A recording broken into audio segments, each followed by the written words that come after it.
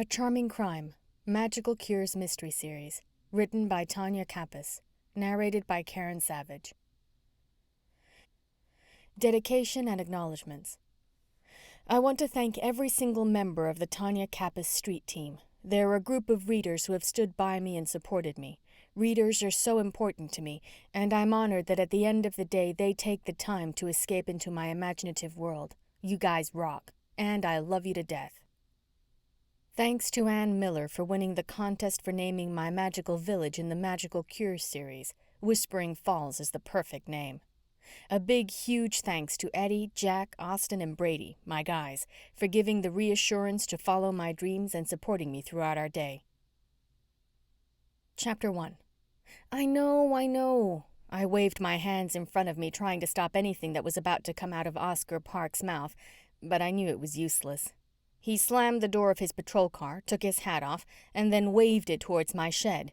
My burning shed. You know what? Truth be told, I didn't know much, but I did know how to handle Oscar Park, especially when it came to personal matters.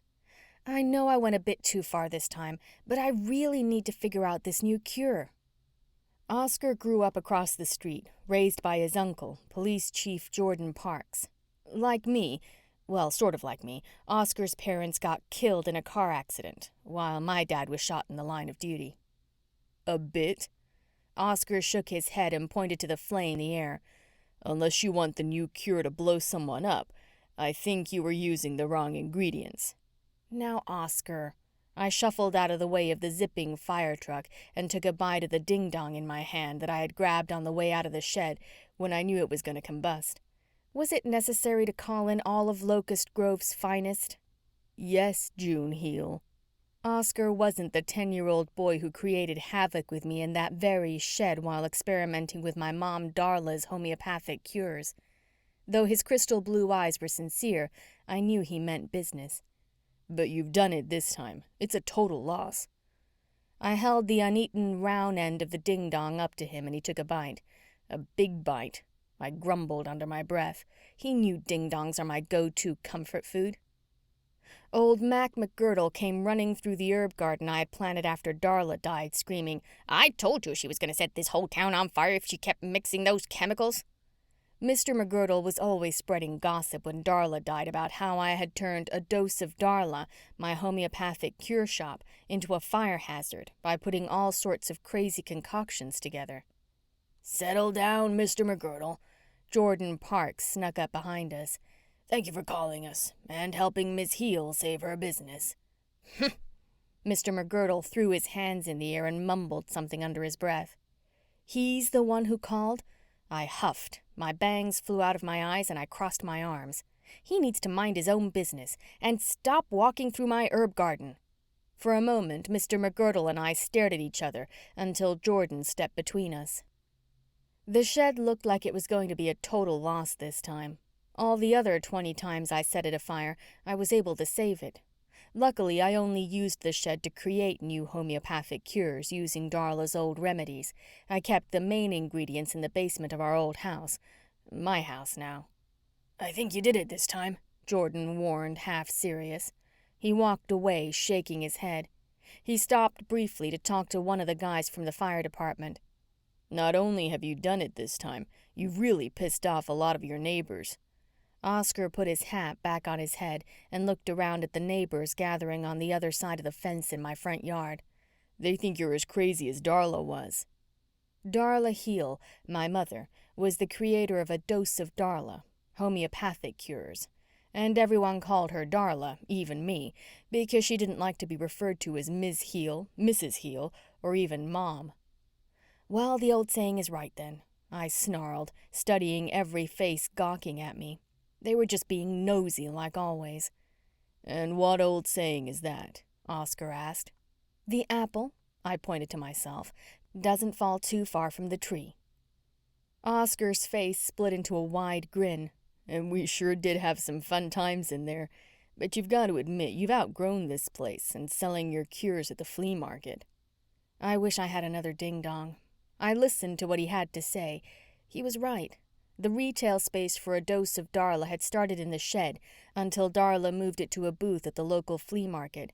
She had all sorts of people coming to get her homeopathic cures, and she'd been good at it. I spent most of my teenage years working Darla's booth at the flea market with Oscar right next to me, and hated every moment of it. I always swore I'd never take over Darla's business. As they say never. When Darla died from an apparent heart attack, I did the only thing I could to take care of myself. I took over a Dose of Darla and began to experiment. Most of the remedies needed to be updated, and since I'd always been good in chemistry, I knew I could make them better. Making them better meant doing a lot of combinations of different things and not getting them to explode. Unfortunately, today was not a good mix of ingredients. You know I don't want to live in the country with all those scary noises. I knew what Oscar was hinting at. For weeks he'd been begging me to get rid of this old house and move to a farm where I could make a real lab so I could create my remedies the right way, not in a shed. Not in the country. He leaned in a little closer and said words tentatively, as if testing the idea. I stumbled upon a little village about 30 minutes from here when I went to check out a job opening. I have a good feeling about it, but keep it on the down low. I drew back to take in his expression. You can't leave the police department here. I was pretty good at reading him all these years, almost psychic, but the sun cast a shadow on his face, making it hard for me to see if he was serious. Shh. He held his finger up to his lips. I said down low, not out loud. I'll be by tonight to tell you about it, and it really is something you need to consider. He definitely had my wheels turning as I stood in a puddle of water created by the fire department in their efforts to save the shed, only their efforts had been a waste. Jordan informed me that the fire chief had told him the shed was a total loss, as if I needed to be told. All that was left was the cement foundation. Who knew that Thea sinensis mixed with camellia was so flammable? I did now. Thank God, because the cure I'd been making had been for me. I could really see Mr. McGirdle's face if I'd been blown up. I swear I saw Mr. McGirdle smiling all the way from his front yard. Excuse me, excuse me, a woman yelled from the other side of the fence. She waved when she caught my eye. Yes, you, she pointed at me. I was glad to see everyone but she had left. The show was finally over and I could get back to work. Except I couldn't, not without the shed. The lady was someone I didn't recognize. The floral A-line skirt was throwing me off a bit, but the black lace-up booties were definitely awesome. The closer I got, the more she reminded me of a younger version of Meryl Streep. The long blonde hair was long and wavy like Meryl's. Even her nose was small and pointed, only she had hazel eyes and sweeping lashes. Are you Darla from A Dose of Darla? She pointed her laced-gloved fingers towards my home.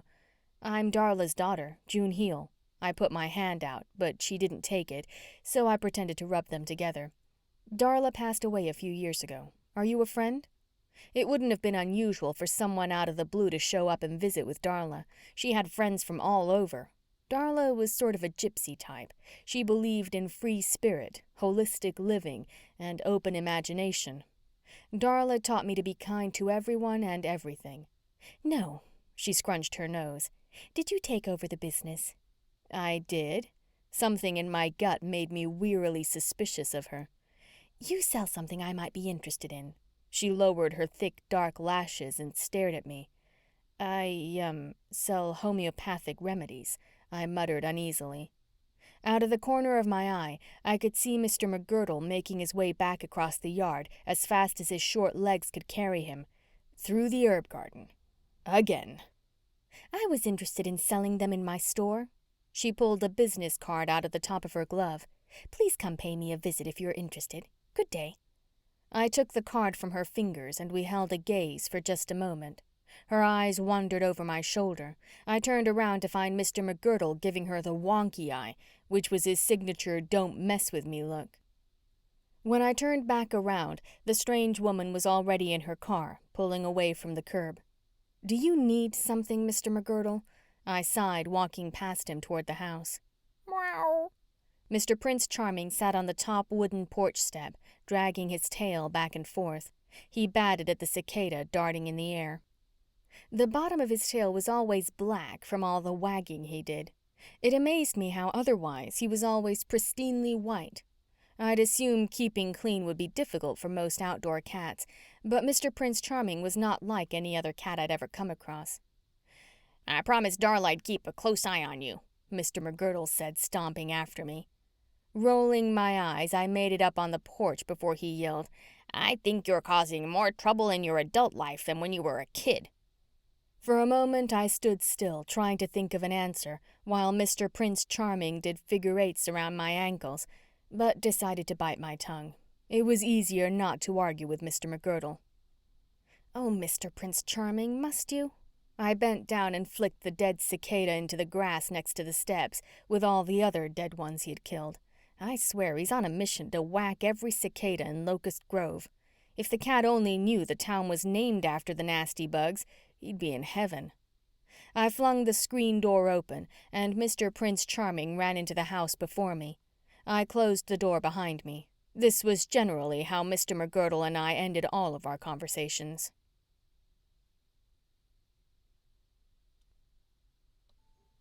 Chapter 2. "You created quite a stir today," said Oscar from the other side of the front porch screen door, with a brown sack of our favorite Chinese food restaurant in his hands. He looked so different without his uniform on. It was hard getting used to seeing Oscar turn from a scrawny, lanky boy into the muscular hunk he'd become. Sometimes it was kind of awkward thinking about how it would feel to run my hands through his close-cut dark hair and squeeze a little bit of those muscles. And then I remember how weird it would be since he was really like a brother more than a friend. Still, he was easy on the eyes and single. I opened the door and took the bag. I could already taste the egg roll.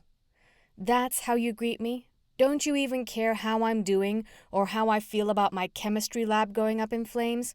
I stuck my nose in the bag and smelled the yummy goodness. "I'm sure you'll be just fine, June." He snatched the bag from underneath my nose and took it into the kitchen. "Tell me, were you careless or tired?" The wooden floors moaned when Mr. Prince Charming jumped off the old radiator that sat just inside the door. He was a sucker for good chicken fried rice. He danced down the hall with his long tail wagging in the air. Neither. Inwardly, I shuddered at the thought of my carelessness. Though I knew he was right, I hadn't been sleeping well. I'm just a tad bit tired. "Are you having nightmares again? Or should I say the dark circles under your eyes tell me you are having nightmares again?" He dropped down on the built-in bench, and the cushion made a swoosh sound when all the air flew from its seams. Mr. Prince Charming took it as his cue to jump up and see what he was going to have for dinner, never mind the full bowl of cat food on the floor. "It's that apparent?" I leaned and looked into my reflection in the microwave. I tapped underneath my eyes to see if it would help blood flow. "Is it the same?" "Yep, the usual." I got a couple of sodas out of the refrigerator, careful for him not to see my face. If I knew Oscar, he was going to study my every move, just like Darla did. As far back as I could remember, I was having the same nightmare of me standing at the edge of a foggy lake, looking down into the green, murky water and seeing hands wrapped around someone's neck. I always wake up before I can make out whether the person was a man or woman, and it was always the back of the person. The hands are never attached to arms, which really freaked me out. No matter how much fairy dust Darla gave me, the nightmare still came in full force. "And what are you going to do about it?" Oscar popped open the can and then pushed Mr. Prince Charming off the sturdy farm table. "Shh." Mr. Prince Charming batted air in front of Oscar. "That is what I was trying to do when I blew up the shed." I snickered as I remembered that I had folded the torn-up paper with Darla's Mr. Sandman sprinkles recipe and stuck it in my pocket right before the explosion. I might have used a little too much aconite. I took the paper out, unfolded it, and ran my hands over top of it to try to get the creases out. Thank goodness I put it in my jeans, or it would have been ashes by now. I glanced over at the counter where Darla kept an old journal with all her remedies written in it, thinking I should probably either memorize them or make another copy just in case. 30 centesimal of aconite, 6 centesimal kaliphosphoricum, 6 centesimal natrum sulfuricum, 3 decimal passiflora. I continued to count the 6 ingredients needed on my fingers before Mr. Prince Charming batted at my egg roll while standing on his hind legs. No, no, I shooed him away. Go eat your food. That was the problem. Since it had always been the 2 of us and it was hard to cook for one person, I had always included Mr. Prince Charming. How old is he anyway? Oscar scowled. Good question. I thought back to the first time I'd ever laid eyes on Mr. Prince Charming. Actually, it was a long time ago. It was on my 10th birthday. We didn't have a lot of money, and Darla had gotten me a birthday cake that read Happy Retirement, Stu. She didn't even bother scraping Stu's message off. She was good at pretending it wasn't even there, nor the fact that there was a manager's special sticker on it. All the same, it was a treat, because Darla never let me eat any type of sweets growing up. Anyways, Mr. Prince Charming was unlike any other stray cat in our neighborhood, in which there was a lot of stray cats. He had on a faded collar with a tiny turtle charm dangling off it. The turtle had 1 green emerald stone for an eye and the other one missing.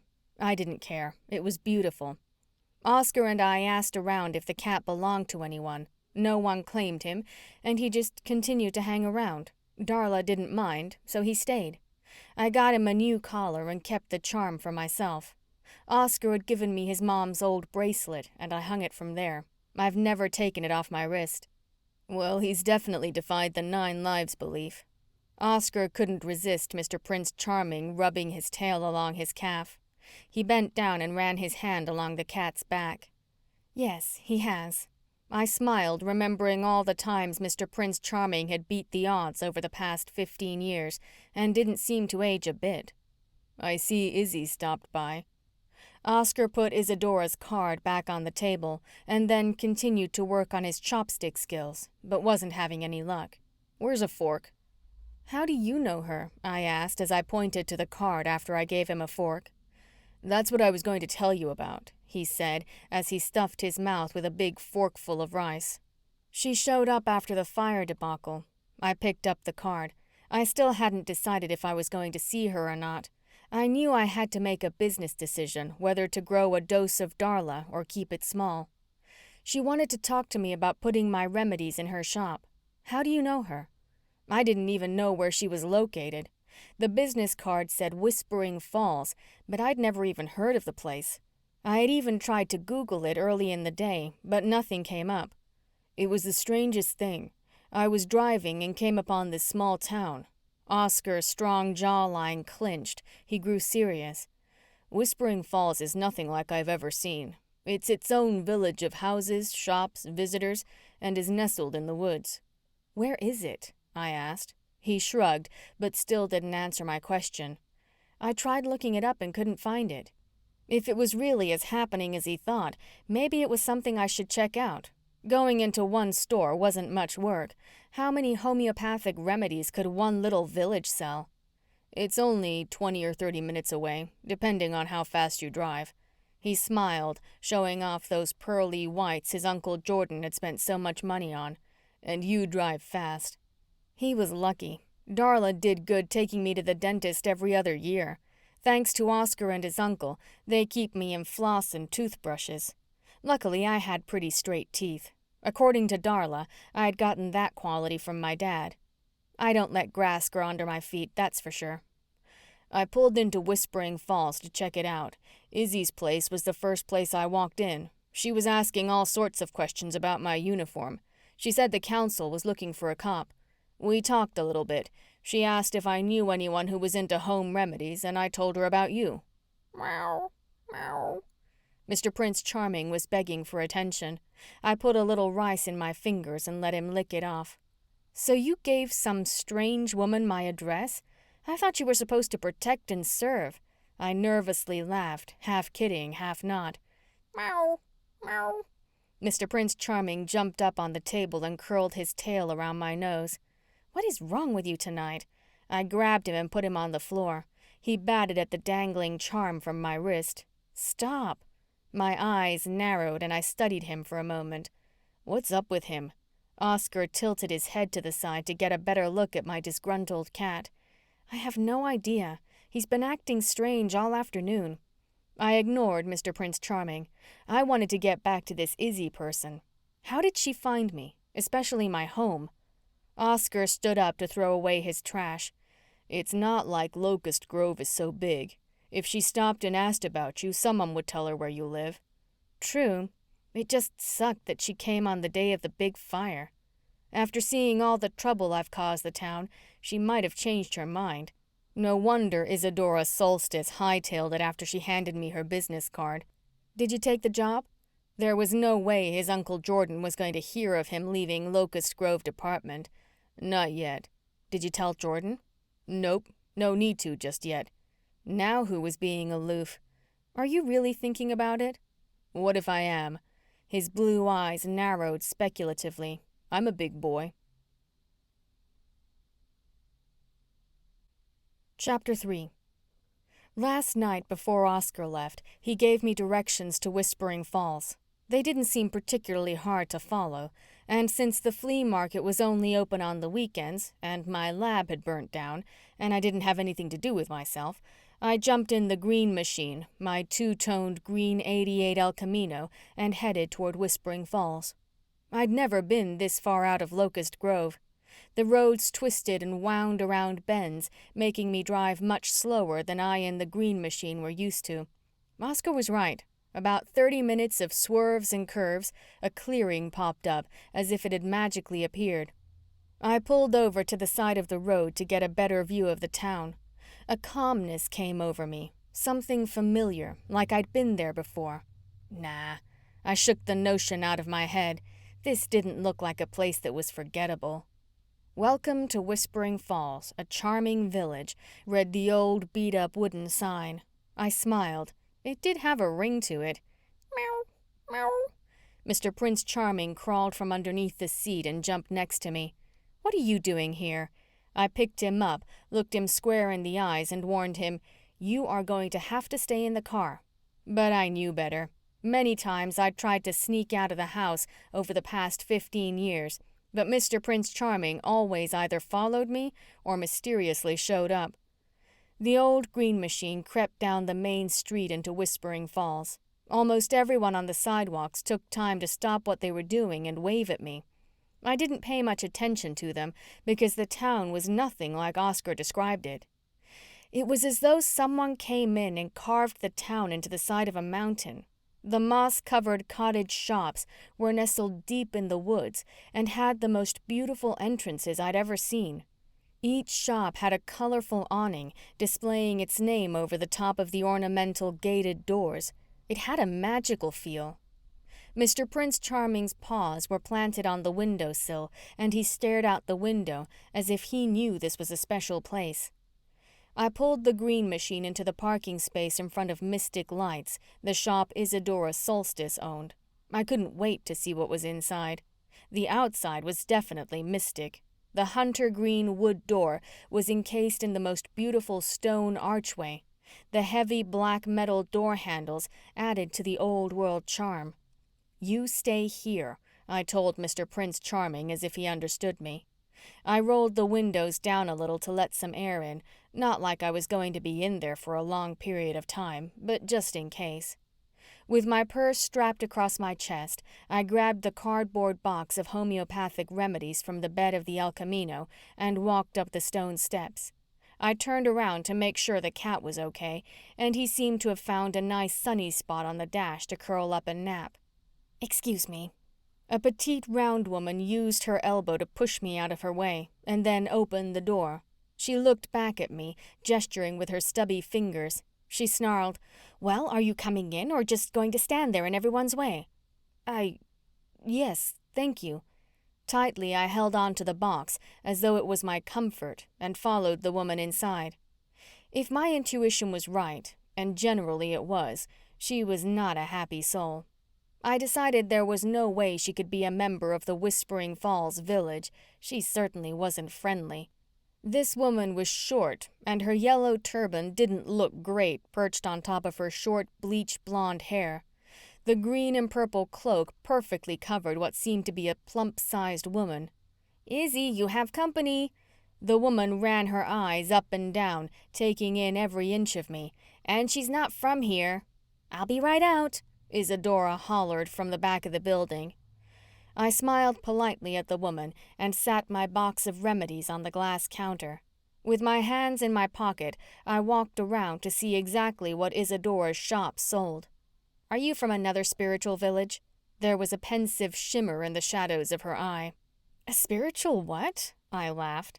The only spiritual anything I ever got was going to church with Oscar and Uncle Jordan, and from Darla's little tidbits of karma wisdom.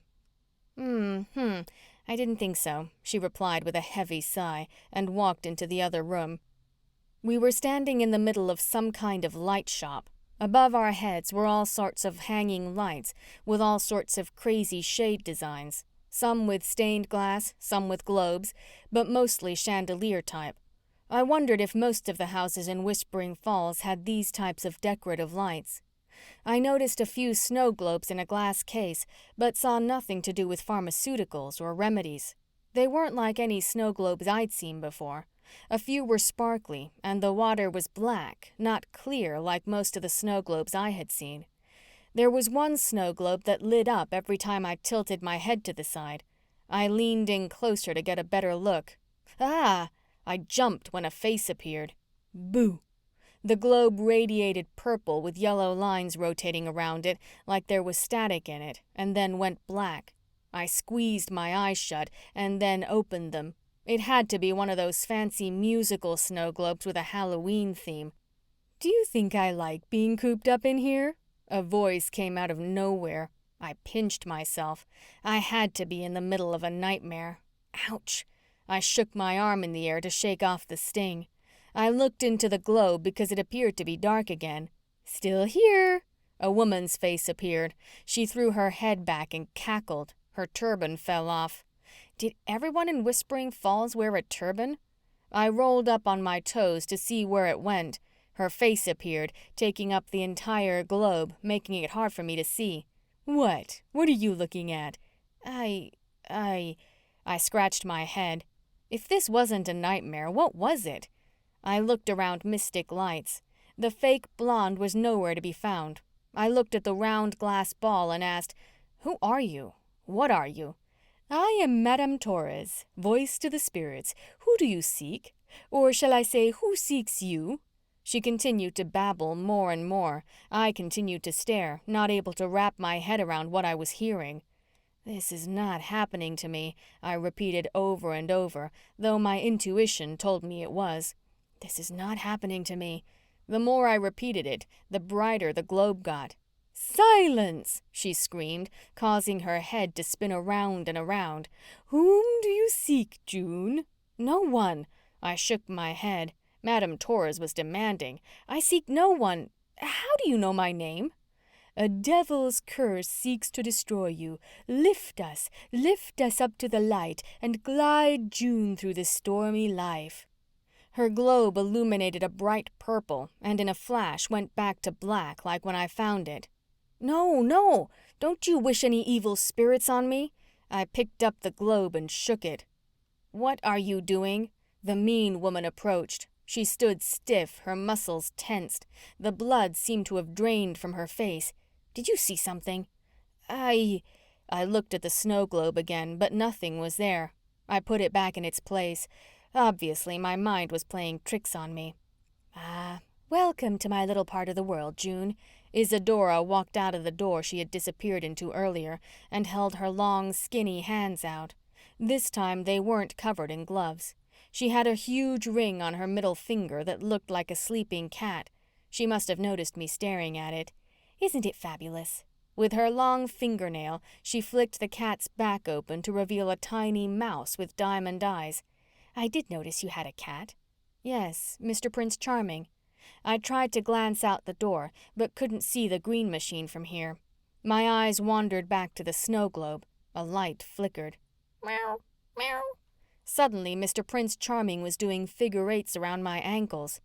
"You brought him with you." Isadora clasped her hands together, bent down, and picked him up. "Oh, no, you don't want to do that," I warned her. "He doesn't like to be picked up by anyone but me." And apparently her. He was purring so loud, I was sure the woman in the snow globe could hear him. I'm so sorry. I left him in the car. I took him from her, and he bounced out of my arms. Mr. Prince Charming, how did you get out? He's fine. We love cats, don't we, Anne? Isadora looked over at the other woman. Anne was bent over, rubbing her back. You do, Anne snarled. She made her way behind the counter. She sat down on a stool and continued to knead her back with a fist. Isadora turned to me and tried to disguise her annoyance. Were you looking at my crystal, snow globes? She pointed to the glass case. I was. I have never seen snow globes like that. The one that I had seen the face in was glowing. They sure do make them fancy now, sort of like those crazy 8-balls. Well, they are special. They work off of people's, energy. She chose her words carefully. Now then, let's go in the back and take a look at your homeopathic cures. Anne, do you think you can do your job and watch the shop? Anne's eyes narrowed and she snipped, Of course I can. I took the box off the counter. Isadora spun on her black, laced-up, pointy-toed, high-heeled boots and walked to the back of the shop. Mr. Prince Charming and I followed her. Her wavy blonde hair swung side to side along her shoulder blades in step with her long, black A-line skirt. Don't mind her. Isadora pointed toward the front of the shop, referring to Anne. She only works here as a favor. She couldn't keep a job in Whispering Falls for the life of her. Now it's my turn to put up with her and her gimpy back. My eyebrows lifted in amusement. I didn't know Anne or Isadora for that matter, and none of it was my business. I think Oscar might have misled you about what I really do. I set the cardboard box on her desk and opened it up. I took out the prettiest bottle I had. Gently, I held the lime green glass bottle with the tiny lizard corked on top. The glass had a hint of swirly gold throughout the bottle. Stunning, Isadora gasped, taking the bottle. She opened it up and smelled the contents. I don't have cures, just homeopathic remedies that might or might not help what ails you, I stuttered. No, not cures. Darla's recipes were never potent. Her long lashes cast a dark shadow on her cheeks. With her eyes still closed, she wrapped her long, thin hands around the delicate bottle and drew in a long, deep breath. She smiled. We would love for you to open a shop here. Her eyes popped open and she sat the bottle on the desk. She walked around the desk and sat down. Slowly, she opened the drawer and pulled out a packet of papers. We will need you to fill this application for the council, but don't worry, you were a shoo-in. Mr. Prince Charming jumped into her lap and dragged his tail along her pointy nose and down her chin. I wasn't sure, but he looked like he was grinning. Oh, now I know we have something backwards. Open a shop? Where did that come from? I stood up and put the bottle back in the box. Talking snow globes, a grinning cat, open a shop? Something definitely wasn't right. What? Have I offended you? She stood up after the cat jumped out of her lap. You don't know anything about me. You don't have any idea what I do or even the homeopathic remedies I have and how they help. I wasn't about to agree to anything. I wasn't a doctor or an expert in the field of homeopathic medicine. I relied on my instinct and Darla's book. That was it. If I opened a real shop and gave someone the wrong dosage, I'd be in hot water, and that was something I tried to stay out of. As if she read my mind, she said, Yes, I do know what the berries from a strychnine tree smell like and what they cure. She slowly crossed her arms in front of her, and Mr. Prince Charming did figure eights around her ankles. Traitor. Helps with a sour stomach. She grinned, her snow-white teeth glistening. Damn. I bit the inside corner of my lip. She did get it right. What does belladonna cure? I snapped my finger at her. Belladonna was an ingredient I had never had luck finding. Ah. She planted her elbows on the desk and drummed her fingers together. Are you trying to trick me, June Heel? You're going to have to do a lot better than that. She patted around her eyes with the tips of her fingers. She pulled a container out of her desk drawer. Belladonna is the main ingredient used in my wrinkle creams. She handed me the container, which wasn't nearly as cute as my bottles, and I read the ingredients. Right again. Where did you find this? I had been looking for belladonna for years. The women at the flea market would buy that like crazy. I will buy it from you when you open the shop. She stood up and then patted her fingers around her eyes. It only takes a couple drops on your crow's feet. It only takes a little dose, Darla would say when she squeezed the berry between her finger and thumb, letting the bitter liquid drip on my tongue. Any more than that and it'll kill you. June, are you okay? She asked. She stood over me. We don't have a doctor in Whispering Falls and could use some of your expertise in the homeopathic field. She and Mr. Prince Charming walked towards the front of the store, and I followed them. Listen, I'm not a doctor. I felt I needed to reinforce my non-doctor speech. I'm just a girl from Locust Grove trying to make a living selling stuff at a flea market. As you could tell when you drove into Whispering Falls, we are a little, well, smaller than your average village. She twisted her arms and hands in the air, ignoring anything I had to say. We rely on Earth, nature, the universe to guide us. Let us say that we are more on the spiritual side. For a moment, I felt like I was talking to Darla again. She used to feed me that line of bull when I was a kid. Even though I thought it was bull then, I had really grown a dose of Darla since I took over. Somehow, the remedies I had come up with really did work. Can I ask what remedy you were working on when you blew up your shed? She stood still, but Anne's stool creaked as she leaned a little closer. I have issues with nightmares. I'm trying to come up with a cure to help me, I whispered, a little embarrassed to admit I was a grown woman who suffers from nightmares. Ah, Anne gasped, throwing her hand over her mouth. Torres said nightmares. Did she say Torres? I looked at the snow globe. Anne, can you please go to the back? Isadora's eyes suddenly darkened, and she sent Anne away. She suffers from nightmares too. You could be such a help to us. Your friend Oscar said you were looking to expand. I guarantee you will not regret moving to Whispering Falls. She held the papers out for me to take. Move?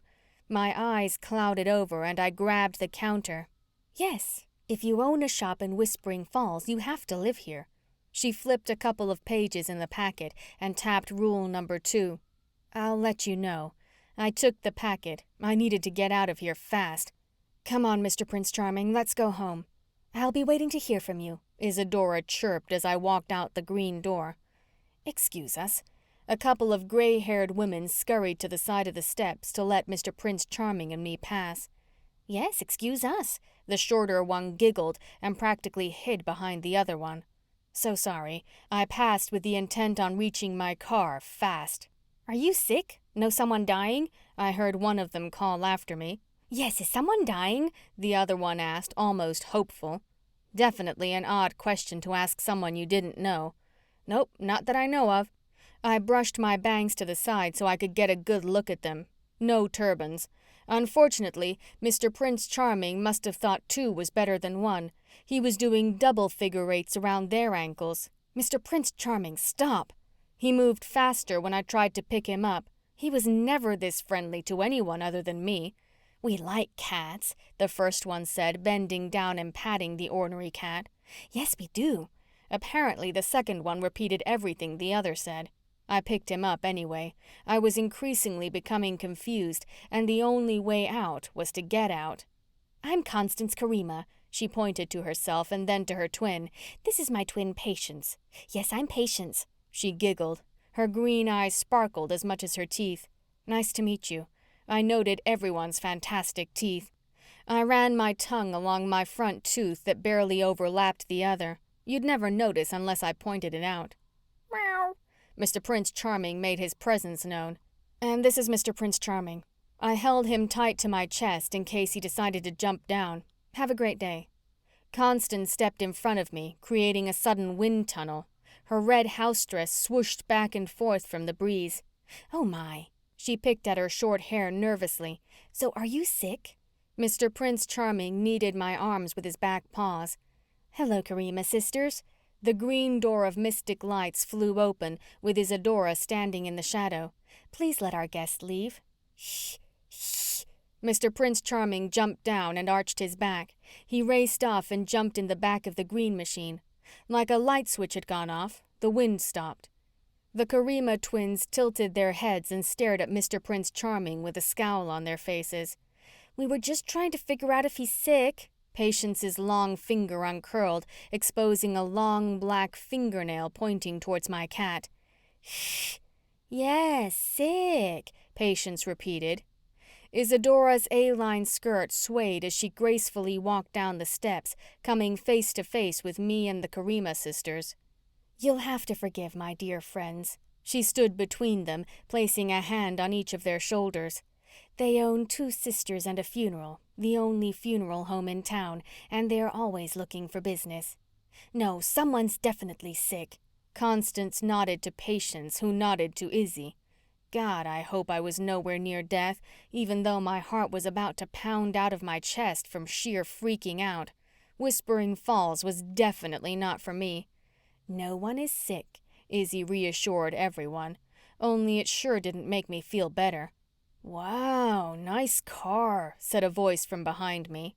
I spun around to find an older gentleman with black coattails and a top hat checking out the green machine. "I haven't seen one of these since the 80s. He ran his gloved hand down the side of it and then stopped when he reached Mr. Prince Charming, who was hovering in the bed of the green machine. He took off his hat and bowed down. "Good day, sir." "Meow, meow." I winked at Mr. Prince Charming. I had had enough too. It was time to go home and get back our real life. As a matter of fact, I couldn't wait to get my hands on Oscar Park and give him a piece of my mind. When I turned back around, everyone was looking at Mr. Prince Charming as if he was the first cat they'd ever seen. "I guess we'd better go." I finger waved, trying not to be rude. "Very nice." The man reached out and touched the turtle charm dangling from my wrist. "Turtles mean protection, and your cat seems to know it." Slowly, I pulled my wrist away from his fingers, causing the charm to slip out of his grasp. "I guess you could say that."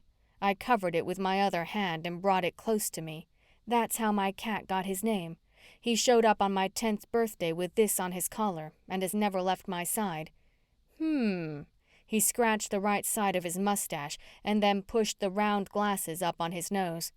"I'm Gerald Regula. I own the Gathering Grove. You should stop in and have a cup. And bring your friend." He glanced over my shoulder, looking at Mr. Prince Charming, who had jumped up on the green machine's roof and began to clean himself. "Thank you." There wasn't any more time for me to spare. I had already wasted the few minutes I had been in Whispering Falls when I should have been in Locust Grove working on Darla's Mr. Sandman's sprinkle. "And if I might add, you should stop in at Bellatrix Baubles." He gestured down the road. "She has some amazing charms to add to your collection." I followed Gerald's eyes because he wasn't talking to me. He was talking to Mr. Prince Charming, and for a second, I could have sworn I saw Mr. Prince Charming nod. Chapter 4. "Traitor," I scolded Mr. Prince Charming as I drove down the main street. I noticed the dash clock read that I had been in the village for over 3 hours. I drummed my fingers on the steering wheel. It didn't seem that long. Just like when you went to the circus. You were there for a couple of hours, but you were so entertained that it only felt like 15 minutes. Mr. Prince Charming stared at me like he knew exactly what I was saying. "You were the life of the party." Reaching under the driver's seat, I pulled out a ding-dong I had stashed in case of an emergency. Hearing an evil spirit was after me definitely qualified as an emergency. The foil crinkled as I unwrapped it, and Mr. Prince Charming knew what was coming next. I tore off a piece of chocolate and fed him. "You weren't the same cat." He wiggled his head under my hand and took the chocolatey treat. We passed a few more of the cottage shops. When someone rushed in front of the green machine, I slammed on the brakes. "Meow!" Mr. Prince Charming's claws dug in the vinyl dashboard where he caught himself. "Sorry, buddy." Ducking my head around his hanging body to see if I saw anyone on the street. There hadn't been a thud, so I knew I hadn't hit someone, but I swore I saw someone. Creak, creak. A wooden sign hanging from its hinges caught my eye. I gasped, threw the El Camino in park, and jumped out, leaving Mr. Prince Charming in the car. The sign looked awfully familiar. Scraping the moss off the rotted sign, I gaped in wonder. A Dose of Darla? No, it couldn't be. There was no way Darla had a shop here or any place other than the flea market, or I'd have known about it. Though it was vaguely familiar, kind of like déjà vu. I couldn't comprehend what was going on. Dizzy, everything spun around me. I held on to the gate to keep from falling. The sign hung in front of a small cottage. 2 little windows were covered in moss, and the rest of the outside was covered in the most beautiful wisteria vine. The purple and white flowers grew up and around the front door. Cautiously, I opened the front gate and moved in for a closer look. Wiping my hands across the window, I took a quick peek inside, only it was too dark to see. "Can I help you?" Someone's voice startled me, causing me to jump around, landing in my best karate position. Whoa, I'm only wanting to help. The woman's wonderful low voice was soft and clear. She stood with her hands folded in front of her. She wore a turban like Anne, but she was all smiles instead of snarls. "Did you see someone out here?" I did a 360-degree turn, keeping my hands in the air, just in case I had to chop someone. I'd seen a man, not a woman with a turban on, run out in front of me. I was sure of it. Man? No. If you are looking for a man, you've come to the wrong village. She tapped her temple. Though I do think there is a romance village with a matchmaker, this is not that village. She giggled. If you are looking for answers you seek while getting those horrid fingernails of yours manicured, you've come to the right place. She gestured toward the little pink cottage and put her hand out. I thought she was going to shake it, but she flipped it over, palm up, and drew on her reader glasses that hung around her neck to the bridge of her nose. "I'm Chandra Shango. I own the shop next door." A flash of humor crossed her face when she dropped my hand and then looked at her store. "Cleansing Spirit Spa." I sure could use a good massage right now. I could feel my shoulders knotting up from confusion. My nerves were fried. Where had the man gone? I noticed 2 large window boxes held a few of the herb plants I had been looking for. Drowsy daisies and moonflowers. My mouth dropped open when I saw the flowers perked up, standing at attention. All this time, I had been searching the internet to find the ingredients in Darla's recipe book when I could have traveled 20 minutes south of Locust Grove. Darla planted those. It hasn't been the same since Darla's been gone. Chandra had perfectly manicured fingernails. They were painted sky blue with a tiny star in the middle of each one. She looked to be around 50, with soft hazel eyes and short raspberry hair. "Did you know Darla Heel?" I stammered. "Did you say Darla Heel?" Dizzy again, I was sure I was going to faint. The tapping of heels caused us to look down the street. Isadora was running as fast as she could in her pointed heel boots. Anne was right behind her, her short legs trying to keep up with Isadora, which was virtually impossible. "Yoo-hoo!" Isadora's skirt flew up all over the place, her long blonde hair flowing behind her. Her arms flailed in the air. "Chandra, I see you met June. She's a homeopathic from Locust Grove." Isadora's chest heaved in and out as she tried to catch her breath. She sat down on the bench beneath the tattered sign. "You might just need a pedicure after that run," Chandra cackled, clasping her hands together. Anne finally caught up. Her face contorted like an old cow as she rubbed her lower back. "Leave it to you to spill the beans," Anne snarled at Chandra. "Izzy had it all planned out and you ruin it." "That's enough." Isadora stood up and put her hand out for Anne to be quiet. Her eyes were dark and as powerful as her words. "Chandra did no such thing. You are walking a thin line." Chandra shielded her smile with her hands. There was a state of shock in her expression. "I told you this was going to blow up." Anne threw her hands in the air. "But no, you had to be all secretive and go behind everyone's back trying to find Darla's daughter when Darla didn't want her to be found." "I said enough." Izzy's eyes narrowed. "And the shed." Anne stomped. "Do you know how many ingredients I tried before the darn thing would explode?" I felt the blood drain away from my face. Slowly, I took a seat on the bench, trying to wrap my head around Anne's words. My shed? She blew up my shed? Look at her. She's definitely nothing like Darla. Anne tapped my foot with her shoe. Weak, just like her dad. But she did see something in one of the crystal balls. Crystal balls? I asked. I stood up, keeping one hand on the bench to make sure I was stable enough to balance. This bunch was crazy. Crystal balls were for those psychic types. I walked around in a complete circle, carefully looking at each shop and the people milling around. Sure, there were some strange shops with some very weird names, and some of the people wore turbans, cloaks, pointy-toed shoes, and other weird get-ups, but who was I to pass judgment? "Is Madame Torres in the crystal ball?" I asked. "Yes," Anne said. "You've said enough." Isadora slapped Anne across the face, just as a clap of thunder was heard in the bright blue sky. Anne cowed down. She rubbed her face while she straightened her turban. Her eyes pierced my soul. "Who blew up my shed?" The question flooded my head and drained out my mouth. My eyes darted back and forth between them. Are evil spirits really after me? "I'm sorry, so sorry." Chandra fumbled with her words, worry evident in her eyes. "I had no clue. I really shouldn't have mentioned your mother." Flashbacks of the old wooden door came flooding back. Faint memories of what lurked inside the cottage began to emerge from deep in my mind. The richness of Darla's bottles that held her homeopathic remedies glistened inside the shop so long ago. The smell of cinnamon, sage, dill, and thyme entangled and wrapped around me as if I were 5 years old again. Darla's laughter filled the inside of my head as though she was standing there helping someone with a bad case of gout. "I've got just the cure for what ails you," she'd say, and then grab a couple of bottles, combining them into one without even looking at a book or her journal. Was I expecting to move here and take over Darla's old shop? Was this why I had become so good at making remedies?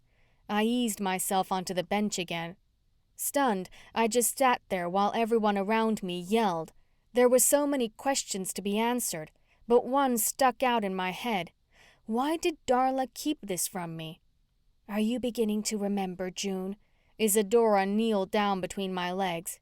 "June, dear." "I told you she was weak." Anne spoke with a voice full of hatred, and her fat finger jabbed at me. "Shut up!" I jumped to my feet and pushed Isadora out of the way. I shoved Anne so hard she fell into the wisteria vine, and the purple petals fell around her. "And you blew up my shed. You could have killed me."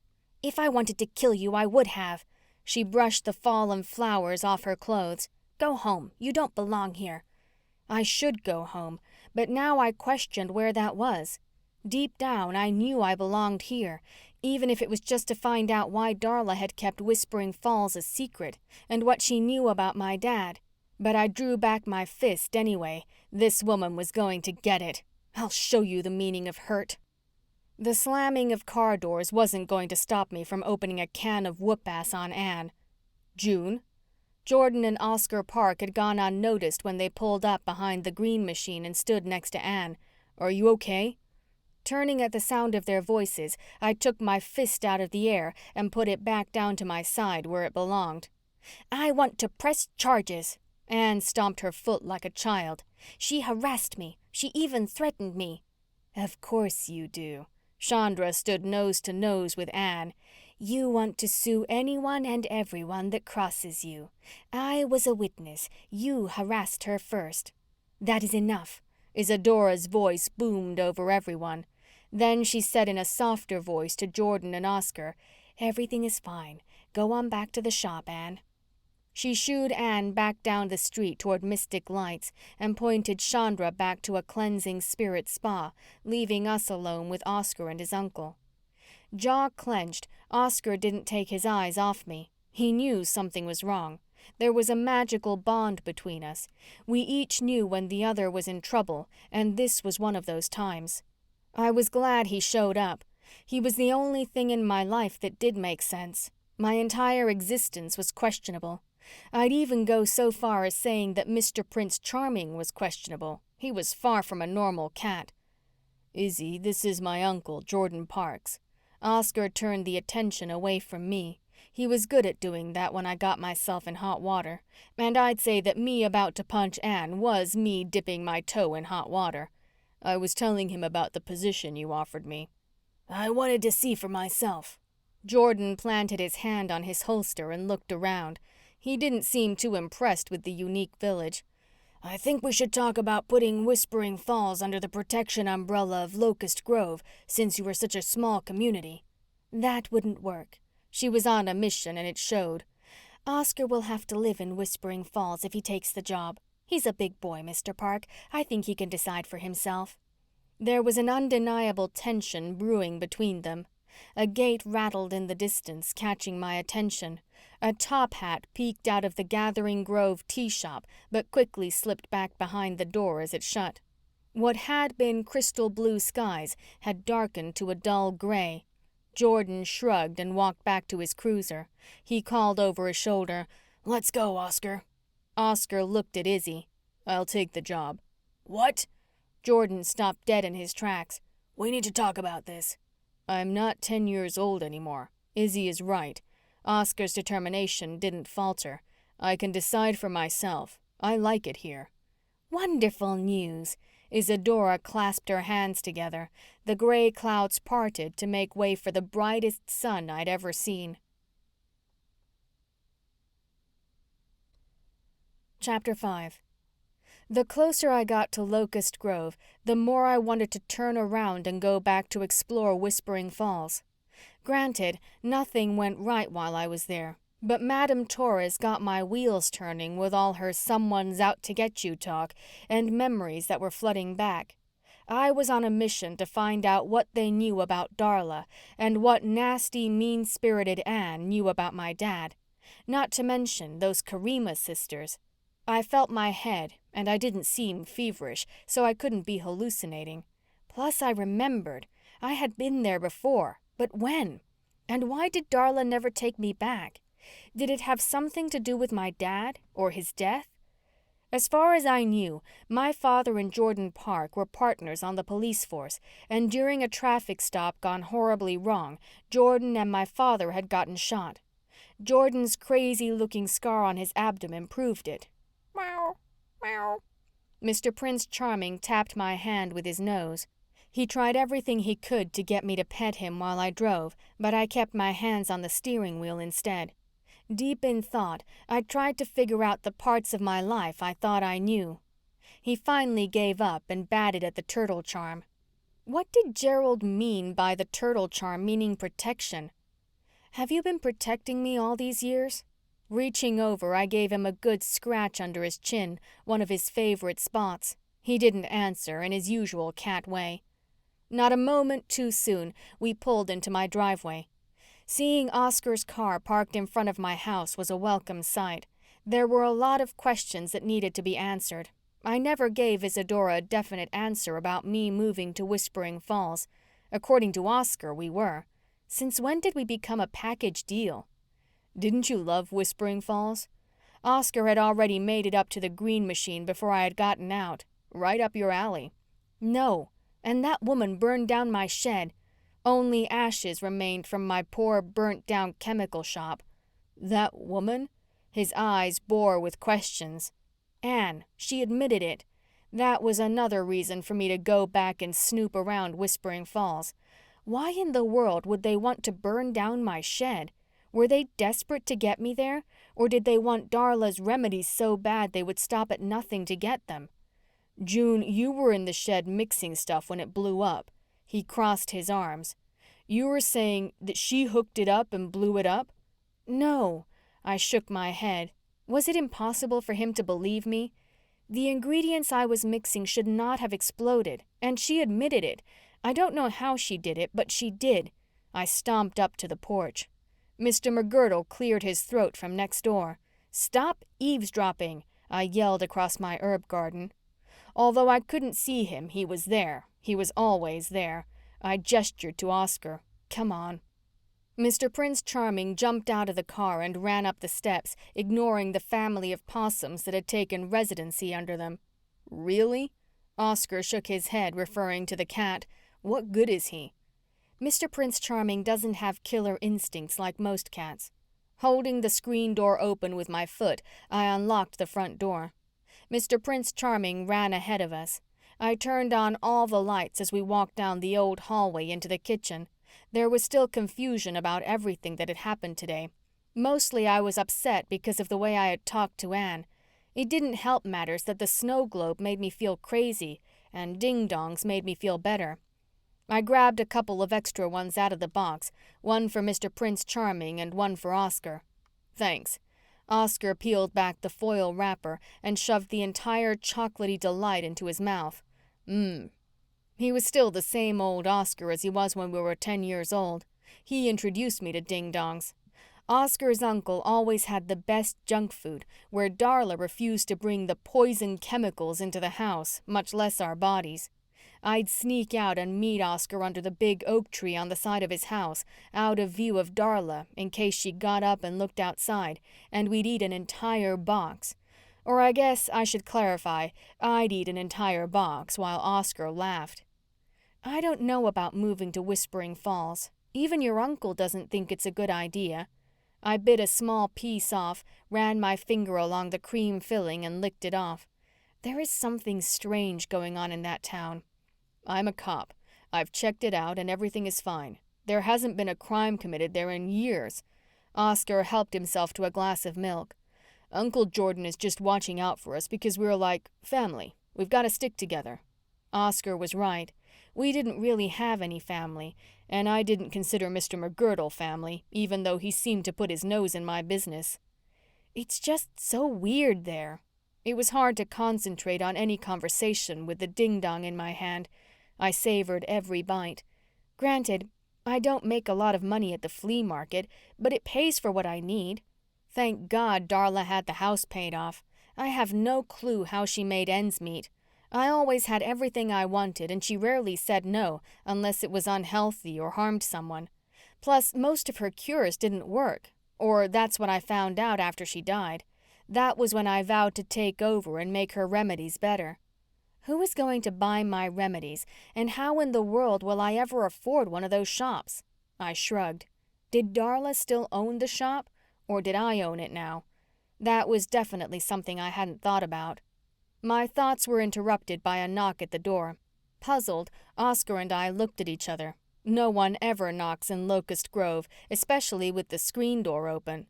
Everyone from Locust Grove knew you yell into the house, not knock. Meow, meow. Mr. Prince Charming greeted the unfamiliar man at the door. His round-brimmed hat shaded his face, but I could tell he meant business by his long black overcoat and the briefcase he clutched. Hello. Can I help you? I asked the gentleman. Oscar stood behind me. Oscar looked funny in his uniform, sort of all grown up.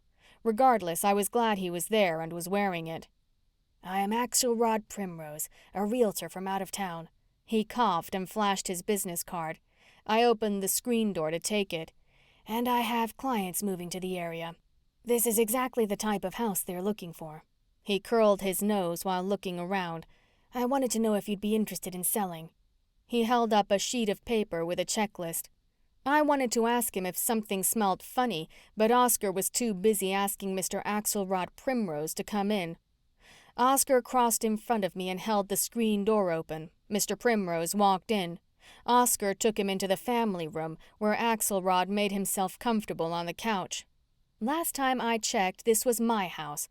I shoved past him. This is your answer. Our answer. He moved in front of me, coming nose to chest, a hard chest.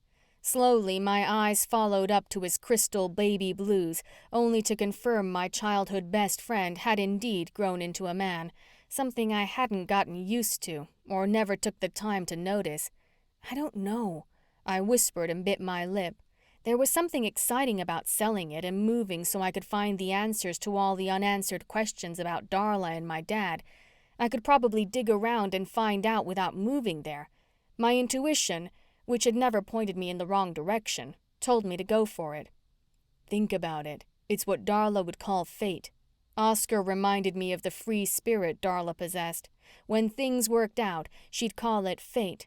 She had a store there, and now you found it. Or they found me. I whispered, thinking back to everything Anne had said about Izzy looking for me. Well, that's what my intuition told me. You know, I paused and then peeked in at Mr. Primrose. You're right. I don't have anything to lose. If I don't like it, I will move back. Just not in this house. Whispering Falls won't know what happened to them. Oscar laughed and pulled out a packet from the inside pocket of his uniform jacket. Nope, they won't know what happened to them when I start snooping around. Izzy told me that we have to fill out a membership form, and it goes before their city council. He shoved the packet toward me. I took the papers. We have to apply to live in Whispering Falls? Quickly, I thumbed through the papers and read a couple of the strange questions. Izzy said it's just a formality and we will be fine. Oscar nudged me toward the family room. Don't keep Mr. Primrose waiting. Before I knew what was happening, I signed on Mr. Primrose's dotted line. Not only did his client's checklist include every single characteristic of my house, it included a real check for far more money than my house and Mr. McGirdle's house were worth combined. Bye, I waved to Mr. Primrose as he left. I turned to look at Oscar, who was still in disbelief with the offer, and I waved the check underneath his nose. Mr. Primrose is my new best friend. He's mine, too. Oscar raised his eyebrows when he saw the number on the check. You don't have to worry about not being able to afford anything for a while. He was right. I could really try to make a go of a Dose of Darla in Whispering Falls. There was even enough money to make a real lab and order new herbs for different cures. That was going to have to wait, because first stop on my list was Mystic Lights. I wanted to get a better look at Madame Torres, maybe buy her with my newfound money. Chapter 6. The next couple days I spent cleaning the house and getting ready for the new chapter in my and Mr. Prince Charming's life. All the crazy things that had happened in Whispering Falls were still fresh in my mind. Several times I resisted jumping into the green machine and heading toward Mystic Lights.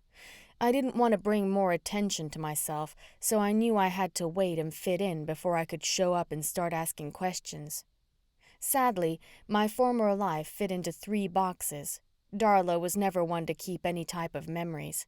She said that even the best memories were the ones stored in your head and heart, not on paper or photographs.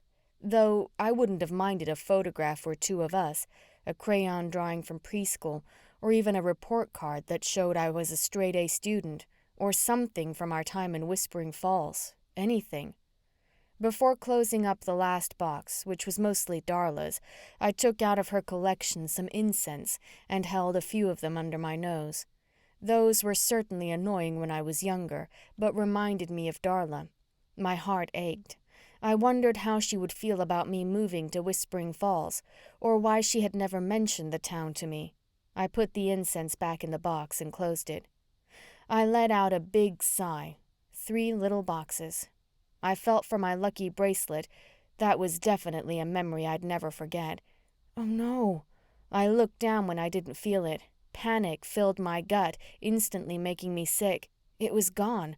Oh no. Frantically, I pushed the 3 boxes along the floor to see if the bracelet had dropped between them while I was packing. Dropping to my knees, I crawled around the house looking for any signs of the bracelet. I had always planned to buy a real charm bracelet that fit, but Oscar was so proud when he had given it to me, it was hard to make good on getting a real one. I tore into each box, dumping the contents all over the family room floor, clothing, a few pairs of shoes, some knickknacks, incense, and cat toys, but no turtle charm or bracelet. "Are you ready?" Oscar hollered through the screen door. We had made a pact to leave Locust Grove together. I didn't answer him. I couldn't. In fact, I opened my mouth, but nothing came out but a god-awful cry. If I didn't know better, I thought my heart had stopped. "I told you to pack your stuff and I'd be by this morning." Oscar shook his head in disbelief. "I can't believe you haven't packed yet, June. What is wrong with you?" Slumping down on the old couch, I buried my head in the cushion. There was no way I was going to be able to leave without finding my bracelet. There was a knot in my gut.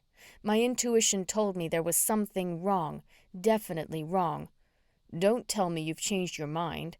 Oscar sat down next to me. He didn't touch me, but for the first time I needed to be comforted. At this point, I'd even let Mr. McGirdle comfort me. "It's going to be good. You sold this house, furniture and all, and you will really get to work on your remedies." As if he knew what I needed, Mr. Prince Charming jumped up and dragged his tail under my nose, causing me to giggle from the tickle. "Meow." His rough tongue licked the tear that ran down my cheek. In that moment, I knew that everything was going to be okay. "What's with him?" Oscar asked. "He's letting me know everything is going to be fine." I dangled my arm in the air. "I lost my bracelet, I'm having nightmares, and Mr. Prince Charming has been getting out of the house at night. The past couple of nights, I've been waking up and finding him on the porch, like he was keeping guard, which was nothing like him. I was sure I had put him in bed with me, but my nightmares were getting more and more graphic." "Same nightmare?" His blue eyes dripped with worry. "Drowning or something?" "Yeah, something like that. I really tried to see the face of the person who was being strangled under the water, but I'd wake up just as the body would turn. I will leave a note for Mr. Primrose to tell the new owners to look out for my bracelet." I put my things back in the boxes and was ready to leave. I paused when we made it to the front porch, and I glanced over at Mr. McGirdle's place. I hadn't seen him since I told him I was leaving. He made it clear he wasn't happy when he said he'd promised Darla he'd watch over me, and my leaving town wasn't in Darla's plan. Plans change. I shrugged him off and gave him what few details I had about Whispering Falls. He'd actually heard of it through Darla and seemed a bit taken aback when I told him that Darla had a shop there and I was going to take it over. Granted, she hadn't been there for years, but I was ready. Izzy, as Isadora liked to be called, had gotten me in touch with Bellatrix Von Loo, the owner of Bella's Baubles, the only jewelry store in Whispering Falls. She had a small house I could rent until I found something to fit my needs. On the way into the village, I motioned out of the green machine's window for Oscar to go ahead. He was going to start his police duties today, and I was going to give Bella my first month's rent. Bella's Baubles was like all the other stores in Whispering Falls.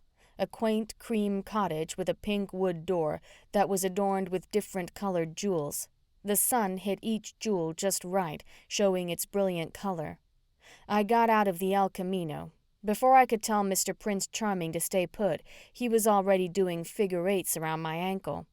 The store hours were painted on the sign that dangled from the stone casing. Morning to night. I was definitely mourning. "Come on," I told him, and walked up to the store. The door was incredibly heavy. I had to push it with both hands. Once inside, there was a small entryway that led to two other doors. One of them had a mailbox on it, and the other had Bella's sign on it. Ding, ding. The bell above the door swayed back and forth. "I'll be right with you." The voice came from the woman who was bent behind the glass counter. I could see her hand working in the case. She laid out pieces of jewelry by color. "I just got some new charms in, and I wanted to get them out before the rush." Charms? Faintly, I remembered the man in the top hat telling me about this place. I had no clue that my landlord was the owner. I hurried over to see her selection, hoping there was a turtle to replace my lost one. Maybe I could get a real charm bracelet that fit. "Your sign said the hours are morning to night. I assume you're open." I craned my neck to get a better view of the charms. She stood up and adjusted her shirt. No turban. Bella's round cheeks balled up through her grin, exposing the small gap between her two front teeth. Her long blonde hair framed her face and cascaded down her small frame. There was no way she was any taller than 5'2". "Get back here!" I yelled for Mr. Prince Charming, who had jumped on the clean glass counter and over to Bella's side. I reached over the counter to get him, but he was already out of my grasp. "I'm so sorry." "You must be June." Her smoky eyes twinkled with laughter. "And I've heard about you, Mr. Prince Charming." Great. I bet the whole town heard about the new girl fighting with Anne. I chalked one up for the new girl. Me. Completely embarrassed, I hid my face when I noticed Mr. Prince Charming had crawled into the jewelry case. He must like the lights. There wasn't any other explanation. He loved to sun himself. I'll get him." Before I got around the counter, he was already out and dropped something out of his mouth on the counter. "It looks like he wants to give you a charm." Bella waved the silver charm in the air. "A square Celtic knot. Good choice, Mr. Prince Charming." "Meow, meow." He tiptoed around in circles, wagging his long white tail from side to side. "I'm sorry, we have a strange relationship." I pulled the rent check out of my pocket. I had to get out of there before the darn cat destroyed the place. "Here's your rent. Thank you so much. I will be looking for a place soon." "Don't worry about it. In fact, the cottage has the most beautiful view. Nothing else in Whispering Falls compares to it." Her fingers worked on a piece of jewelry. "Here you go. Welcome to Whispering Falls." She uncurled her hand. Between her thumb and finger dangled a real charm bracelet with the Celtic knot attached. She shoved it towards me. "He wants you to have it. Celtic knots protect you from evil spirits." Her eyes darkened as she moved it closer. "Take it as a welcome gift." Evil spirits? What was it with this town and evil spirits? I couldn't. I wanted to so bad, and my gut told me to take it. "I can pay for it." "No." She grabbed my wrist and clasped it on before I could object. "It fits you perfectly." She was right. It wasn't like the other bracelet that I had to clasp on a different link in order for it to fit. I let it fall, showing how well it really did fit. I told her about how Mr. Prince Charming had shown up on my 10th birthday with the turtle charm attached to his collar, and how I had lost it today. "Fate," she smiled. "That's something Darla would say." I laughed, but abruptly stopped when we heard a blood-curdling scream coming from outside. We ran out into the street along with everyone else in Whispering Falls to see what the ruckus was about. Constance and Patience were standing by the lake just beyond a Dose of Darla, pointing to something. Patience had her face in a handkerchief, sobbing. "It's Anne!" Patience screamed. Chandra, Gerald, and Izzy ran to see what she was talking about. The sky darkened like the lid of an eye. I reached into my black bag and pulled out my cell phone. I called Oscar's cell phone. "Something's going on. You better get over to my shop." Within seconds, Oscar stood next to Izzy, while the rest of us waited in the distance, wondering what they were looking at. Slowly, Bella and I made our way toward them, as did the rest of the village. There were feet sticking out of the long brush that grew on the banks of the lake. We watched Oscar pull the body out. It was Anne. Quietly, we all waited to see what was going to happen. Oscar bent over her. Had she passed out? Was she sleeping? She wasn't responding to anything Oscar was doing. He stood up, ran his hands through his dark hair. He turned to the crowd that had gathered behind him, me included. "She's dead," he announced, but focused on me. "It appears that she has been strangled underwater." There was a collective gasp. I looked around at everyone's faces. Shock and outburst of cries filled the empty air. "There is a killer among us," Gerald's voice echoed over Whispering Falls, and it hung there like a thick fog. He and Izzy whispered a few words between them before he walked over to me. "We need to talk." He pulled my sleeve toward him. "You need to come to the station." Constance and Patience ran up. "Do we need to collect the body?" "Yes, collect the body," Patience repeated. "Please." Oscar nodded. He pulled his notepad from the pocket of his uniform jacket and wrote some things down. "I will need an autopsy as well." The twins didn't hesitate. They folded their hands in front of them and rushed back to the two sisters and a funeral home to retrieve the items they needed to get Anne's body. "They're the coroners too?" I asked Oscar. I shuddered to think of Patience's repeating everything Constance said during a coroner's Y-cut. In silence, I followed him down to the street. The station was just a little beyond the shop and in walking distance.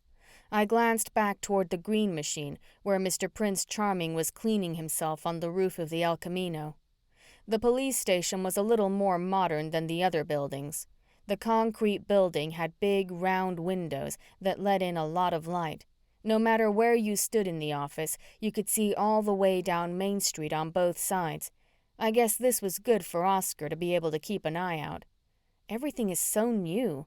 I ran my hand along the gold nameplate with Oscar's title engraved on it.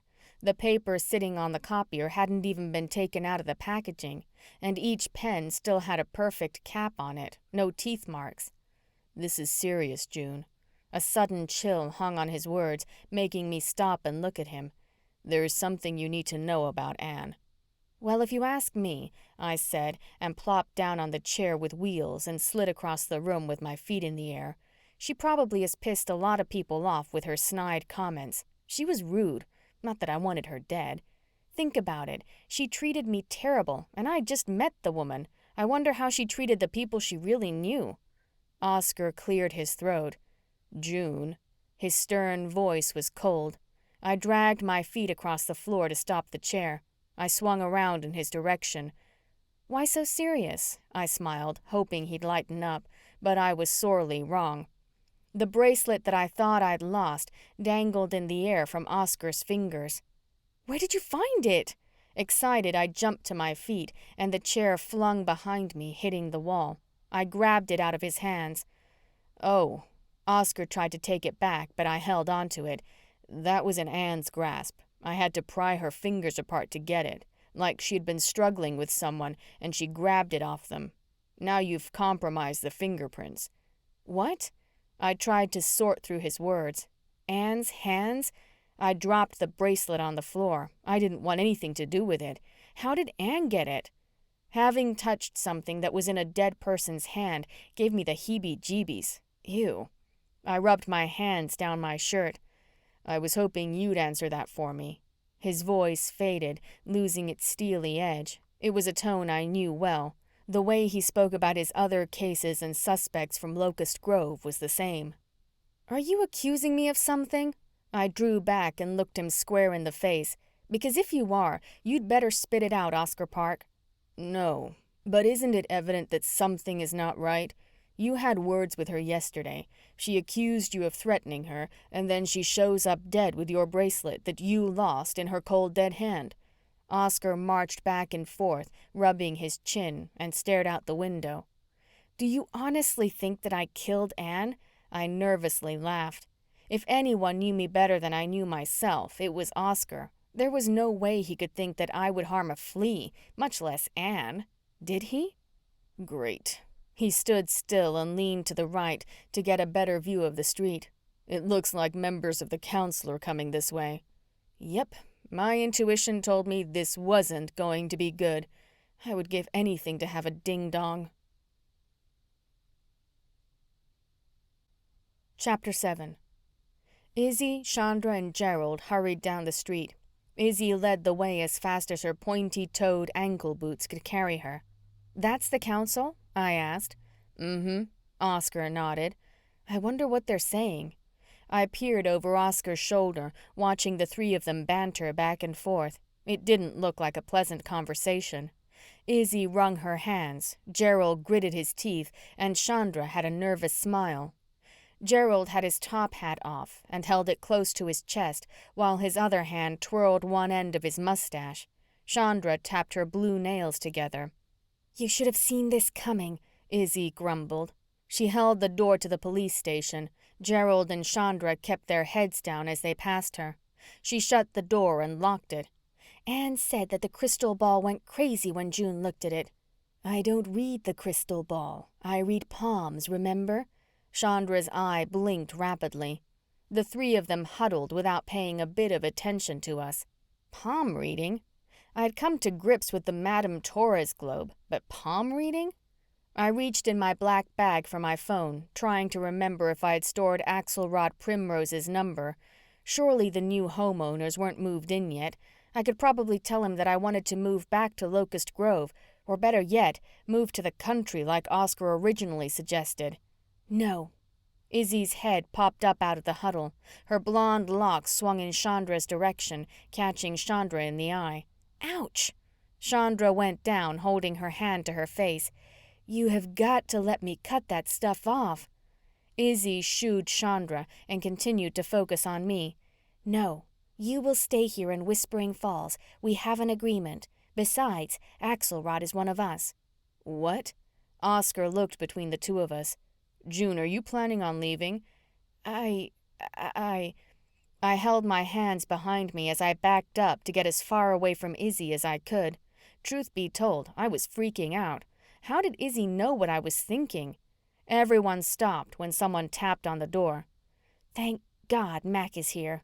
Izzy flung the door open to Mr. McGirdle. Please get in here. We have an issue. What's he doing here? I asked about Mac. Wasn't it enough that I had to put up with this nosy man in Locust Grove? Mr. McGirdle?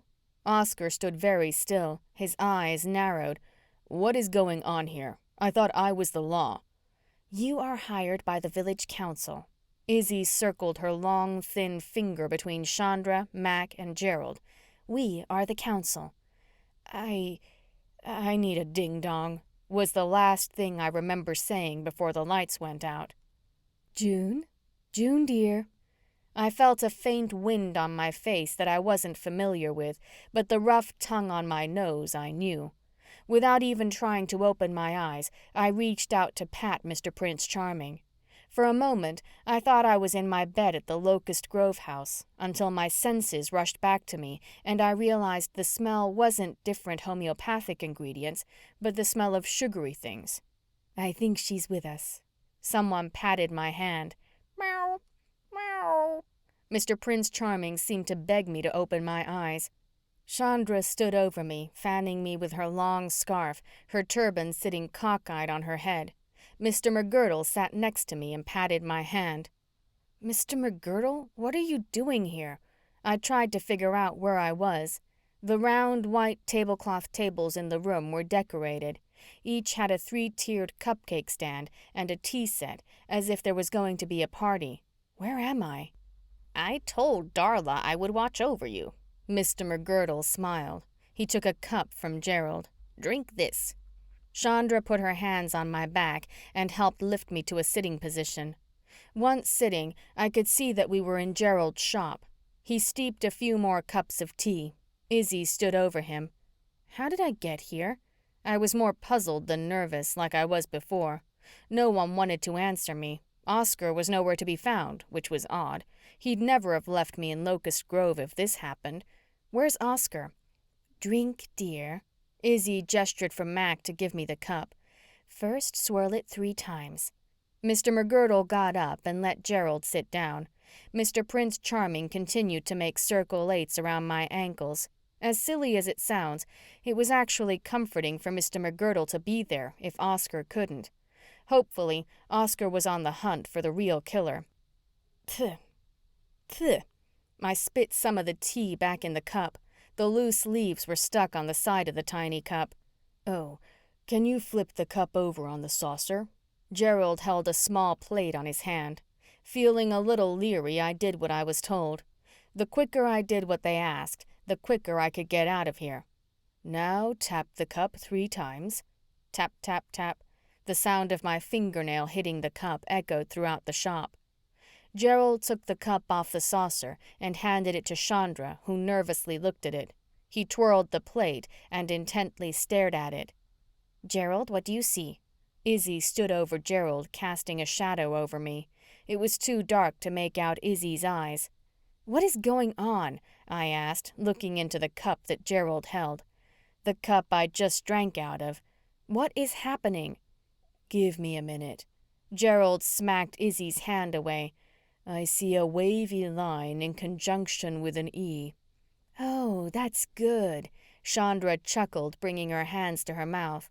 I've quickly figured out that when Chandra was nervous, she giggled. And oh. Shh. Izzy's warning was quick and fast. Keep going. There is an hourglass without a number. There is a lake with hands. Everyone but me gasped. I have nightmares where someone is being strangled by hands, but there is no face and I can't see who's in the dream. I leaned over and looked at the plate. There wasn't anything on it but damp tea leaves. You need to strain your tea better. Izzy pulled back, exposing the light. Fear, stark and vivid, glittered in her eye. He reads tea leaves, dear. Don't worry, I have a call out to Petunia Shrubwood. Chandra put Izzy and Gerald at ease, but didn't make me feel any better. They ignored me like I wasn't even there. Does anyone have a ding-dong? If I didn't get a little comfort from somewhere, I was really going to kill someone. I could see my purse sitting on a different table. Get my purse. There's one in there. Mr. McGirdle scurried to get it and brought it back. Who's Petunia Shrubwood? I didn't even bother savoring my chocolatey treat. I just stuffed it in. I needed instant gratification. There were so many questions floating around in my head that I couldn't help but spurt them out. Petunia will be able to tell us if Anne is back. Chandra giggled. Shh. Izzy took Chandra aside and whispered something that I couldn't understand. Chandra glanced back at me. She smiled. I'm getting out of here. I stood up. Where are you going? Gerald looked up from the cup and then at Izzy. Where is she going? I'm going home. I grabbed my purse, and by home I mean Locust Grove.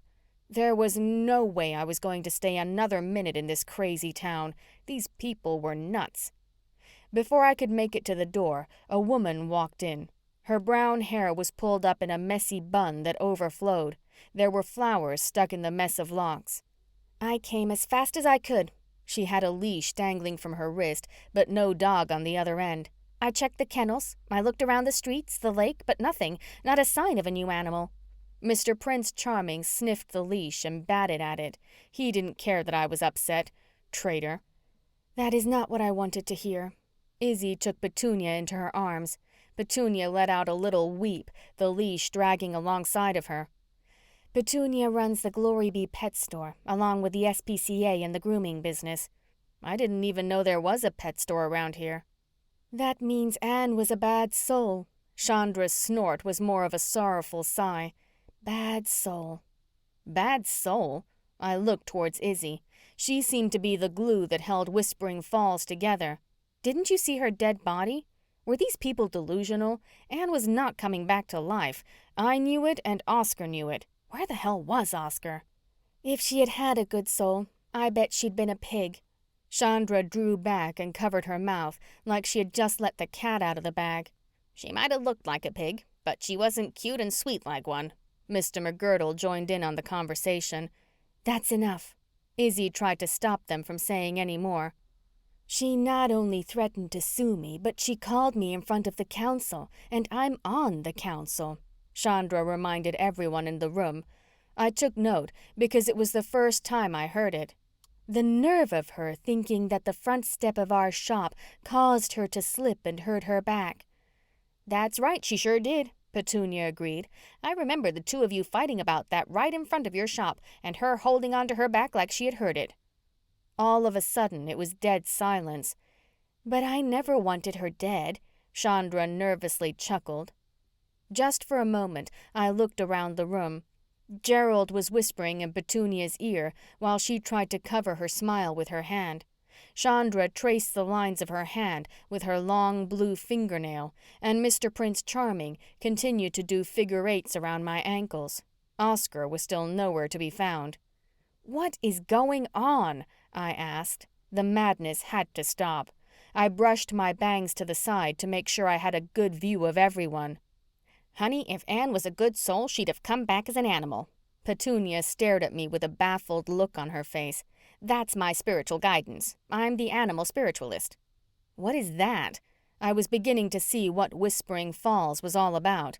Palm reader, crystal ball, tea leaf reader, and now an animal spiritualist? What have I gotten myself into? She shrugged like I knew what she was talking about, and I wasn't going to stand around any longer.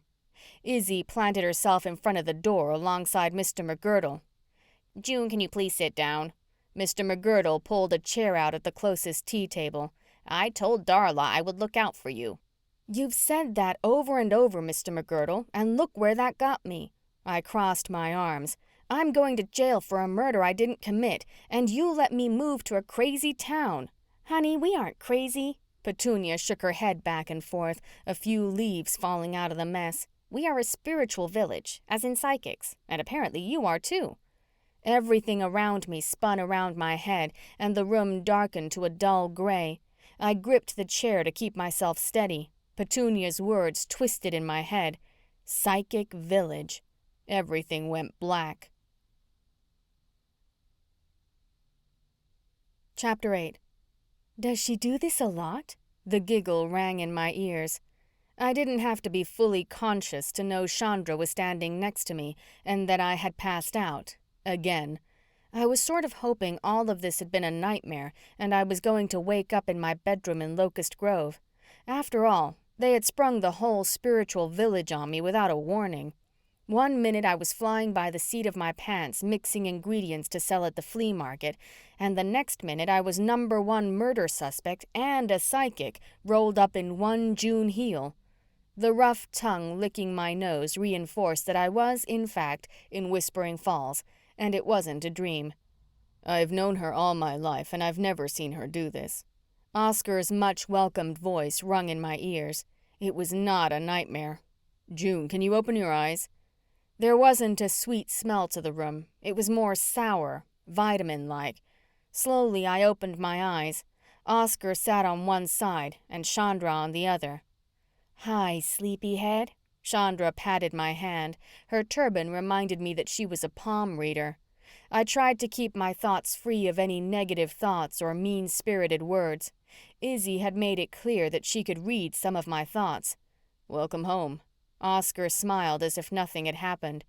Are you kidding me? I whispered. Firstly, someone is framing me for murder, and secondly, I find out that this is a psychic town. Third, I held up 3 fingers, Mr. McGirdle is involved, and I'm a psychic. What's next, you? We need to talk. Izzy came out of a different room with another cup of whatever concoction they gave me at the Gathering Grove. No, thank you. I pushed the cup aside. I like my tea without the leaves and tons of sugar. All the lights in the room came into focus. The little family room had all the comforts of home. The natural wood walls accented the vibrant orange fabric on the chairs and couches. I sat up, taking in my new home. I wanted to go back to my little Cape Cod in Locust Grove. I shook my head when the last few hours of memories crept back into my head. Mr. Primrose is a psychic? I recalled how strange it was that he would just show up at my house with an offer I couldn't refuse. Why do you want me to live here so badly?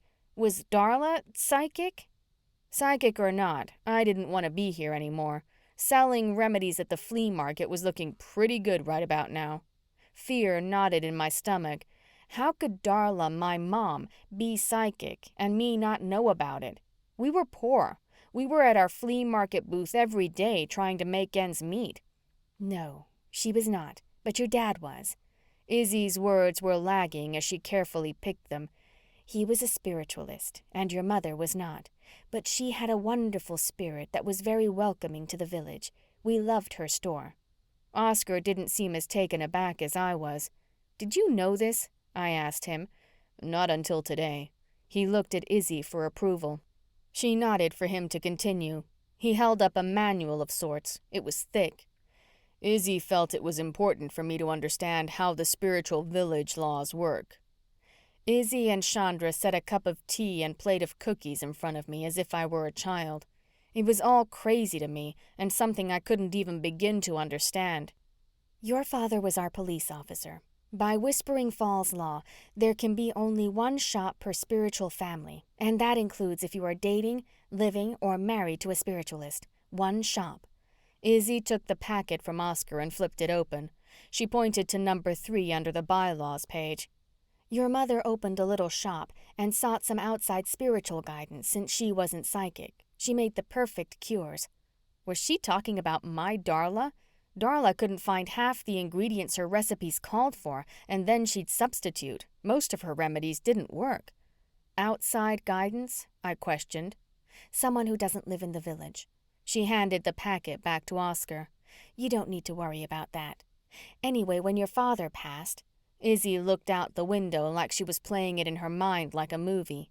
Darla, your mother, tried to keep up the shop, but it was hard with the toddler. You were so cute. Chandra adjusted her turban.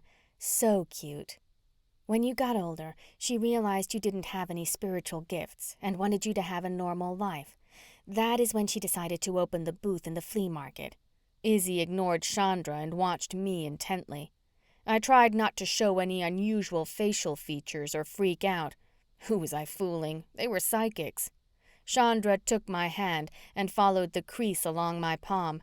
She closed her eyes and inhaled deeply. Joy bubbled in her laugh and shone on her face. We thought you didn't have any spiritual gifts, but your palm says differently. I pulled my hand away and tucked it under me. You have the gift of homeopathic remedies, like your father. The pleasure was apparent in Izzy's smile. Have you noticed how your remedies really work much better than Darla's?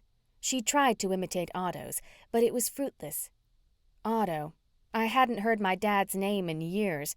Darla never talked about him. Now I know why. When Otto died, Darla really wanted to make your life whole, complete. There was a relief in her eyes. She sat down and gently crossed her legs. She left the village and continued to keep the shop open because we all used and relied on her homeopathic remedies. Not that they ever worked. Tee-hee. Chandra paced nervously in the round room. Izzy shot her a look that would make Mr. Prince Charming shudder. Chandra disappeared into another room. Mac told us about you making all these new concoctions and how the flea marketing booth was flourishing. She nodded to Mr. McGirdle. That is when I suspected you might be a spiritualist. Spiritualist? That didn't make sense. Just because I've combined some ingredients makes me a spiritualist? My eyes narrowed with speculation. As you can see, every shop owner is a spiritualist, where their shop name camouflages their gift, since we are open to the public, she said. What about you? I questioned Mr. McGirdle.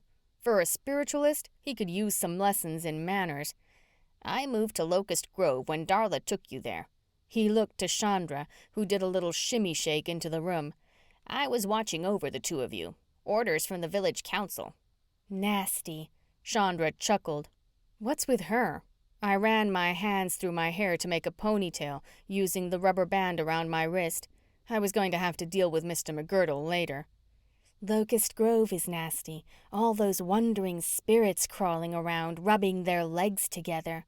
Chandra did an extra shake with a dramatic finish. Eek! Makes me itch thinking about them.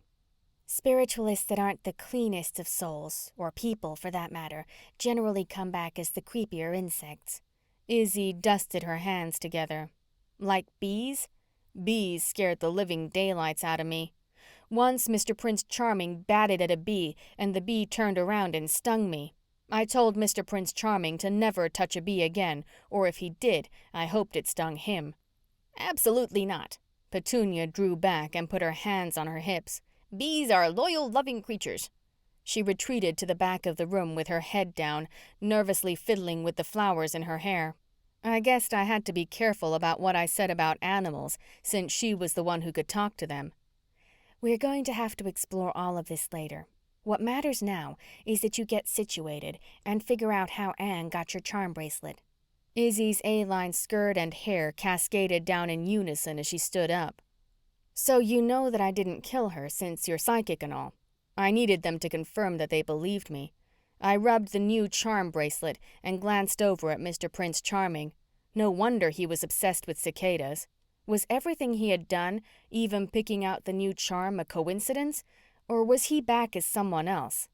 Nah, he was lying back with his hind legs straight up in the air while he licked himself. No self-respecting spiritualist would come back and do that. Would they? Nah. Izzy snapped her fingers, and Oscar handed her the packet again. She flipped it open and pointed to number 2 in the bylaws. Spiritualists can't read other spiritualists. She handed it back to Oscar. Which reminds me. Oscar stood over me with a ding-dong outstretched for me to take. I'm going to have to separate friendship from professionalism. Although I don't think you did it, you are the only suspect at this time.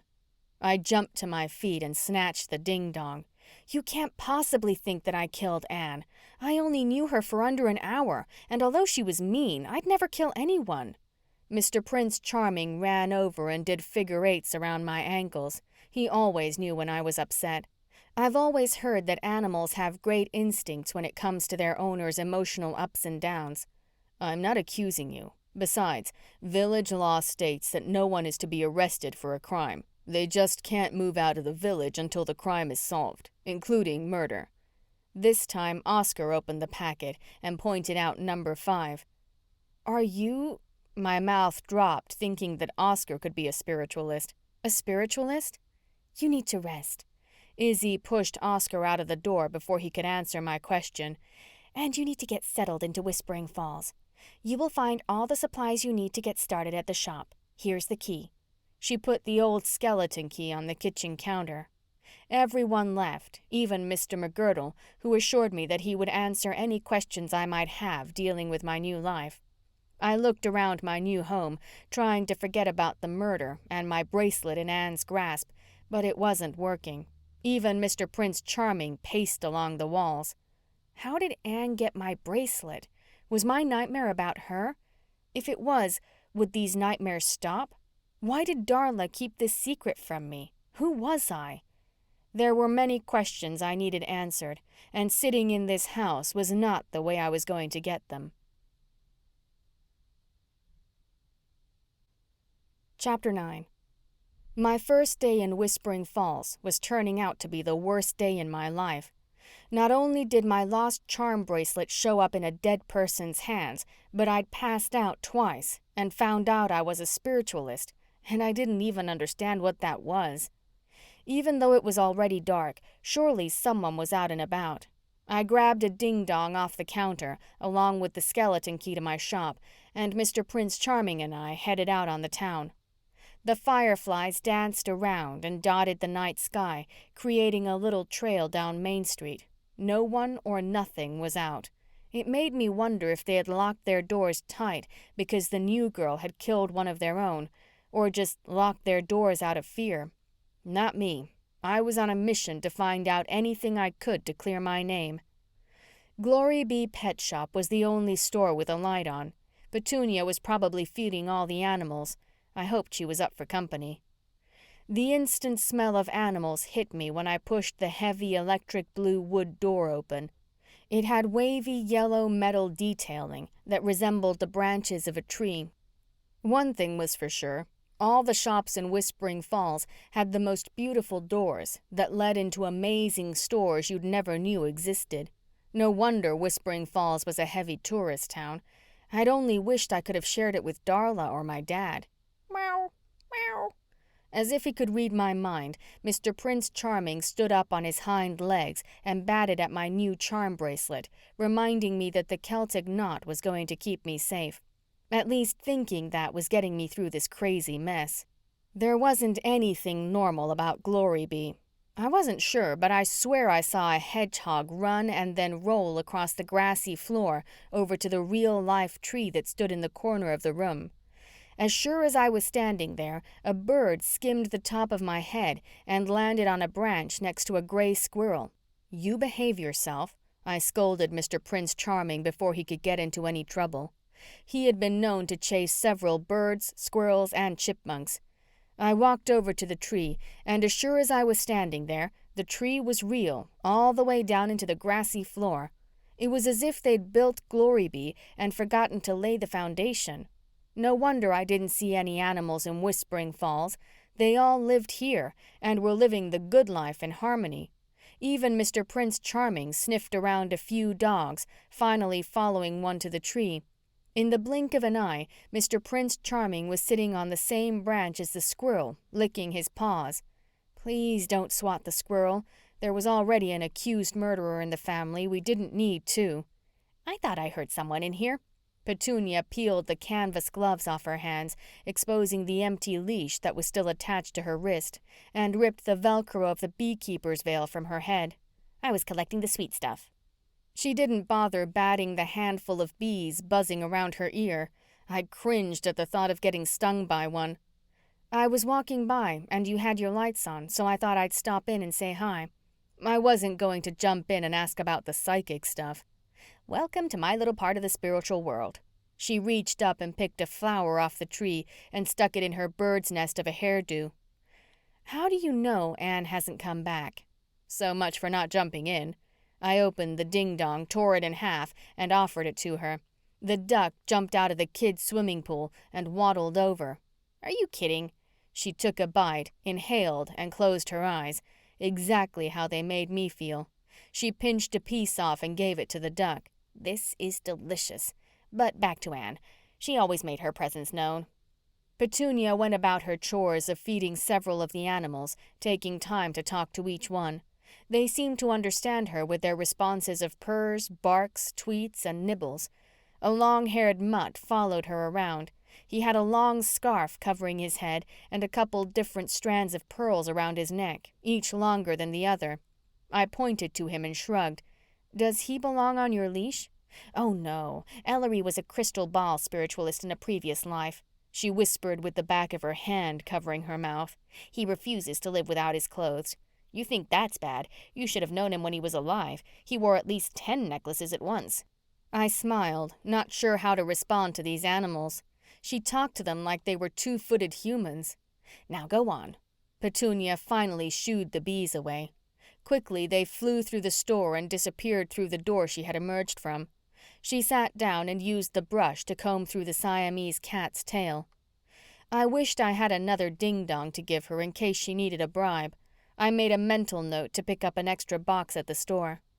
I sat down next to her and picked up the extra brush near her knee. Several dogs ran over to me and formed a line. The Great Dane was first in line. Gently, I ran the brush down his back and over his back paws. Petunia brushed a few more before she seemed to remember I was there. Poor Anne. No one deserves to die. At least she doesn't have to deal with allergies anymore. She motioned for the next animal in line, the hedgehog. With every brush, it shivered and shook until it finally curled up and rolled away. It would be a shame to be allergic to honey. She was allergic to honey?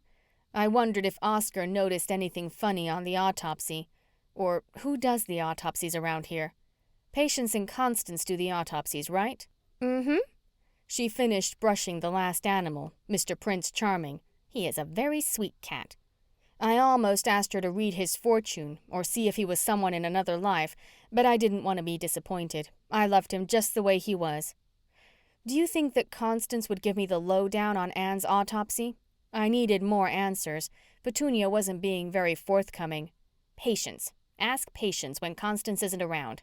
Petunia's hazel eyes had specks of gold that seemed to glow when she concentrated on something. She stared at me intently. Patience knows everything going on around here. Petunia picked a weed next to her leg. She was in her own little world as she crawled around the grassy floor, leaving little piles of crabgrass along the way. A goat trotted behind her, gobbling them up.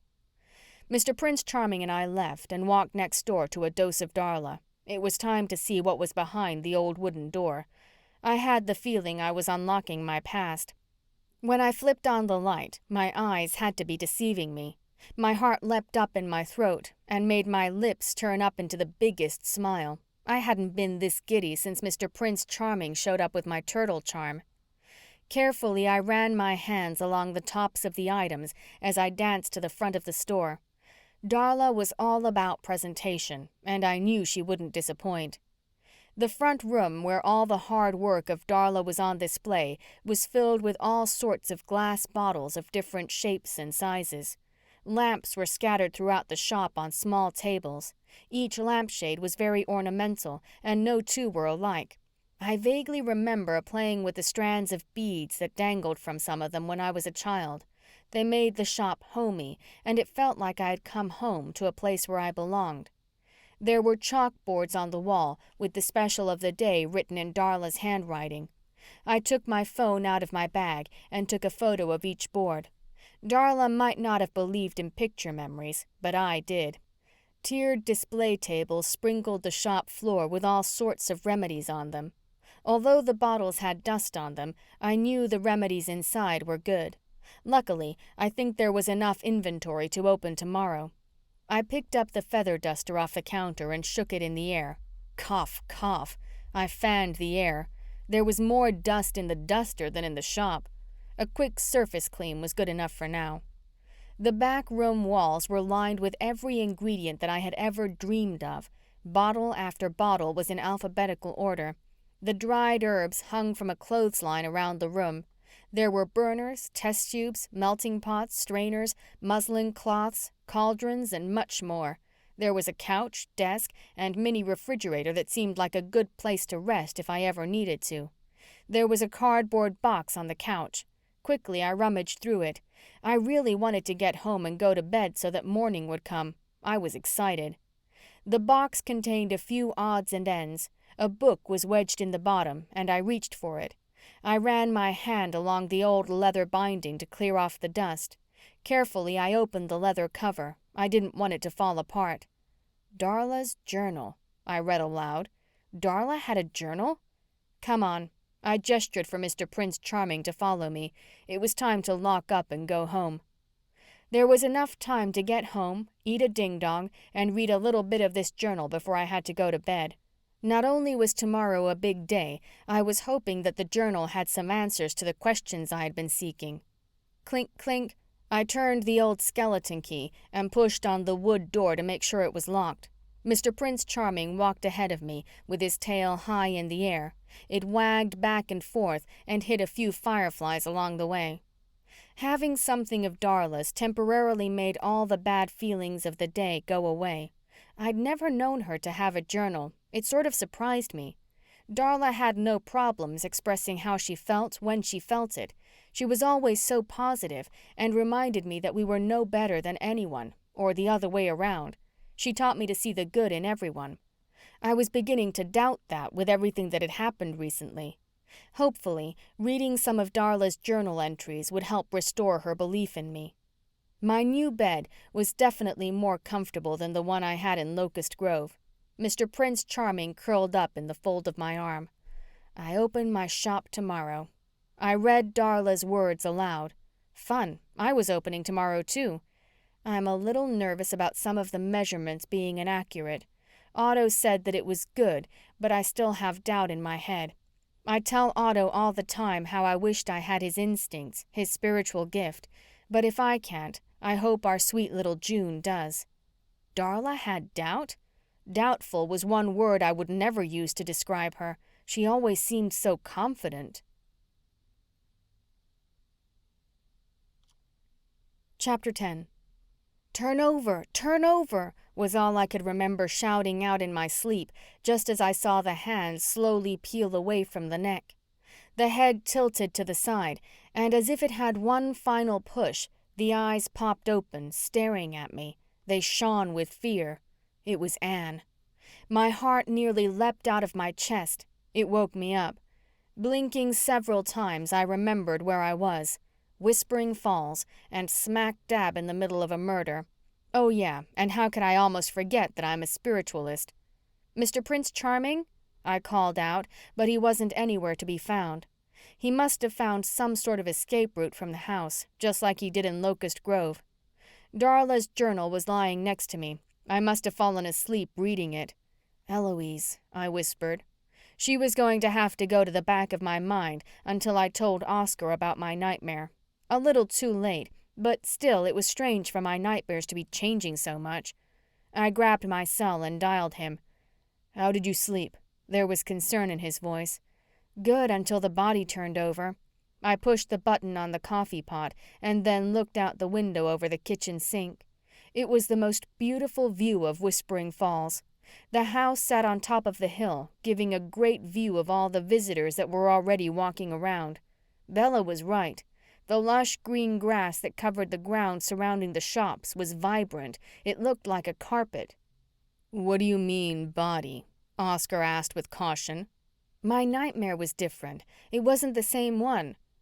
Out the window in the distance, I could see a little white fur ball galloping toward the house, and it looked like there was something in his mouth. The hands let go and the body turned over. It was Anne. Don't tell me any more until you get an attorney, he pleaded. An attorney? Why in the world? Oh no. My throat hit the bottom of my stomach. Are you saying there aren't any other suspects? Only me? I'm just saying that no one else had any issues with Anne that I can find. You and she had a public fight. Oscar was to the point. Fine. I wasn't going to argue with him. I knew I didn't do it. Just because everyone around here had all sorts of psychic abilities, I'm sure they were still human and had fights. I did feel a little tension between Chandra and Anne, as well as Izzy and Anne. Hell, Anne had tried to sue Chandra.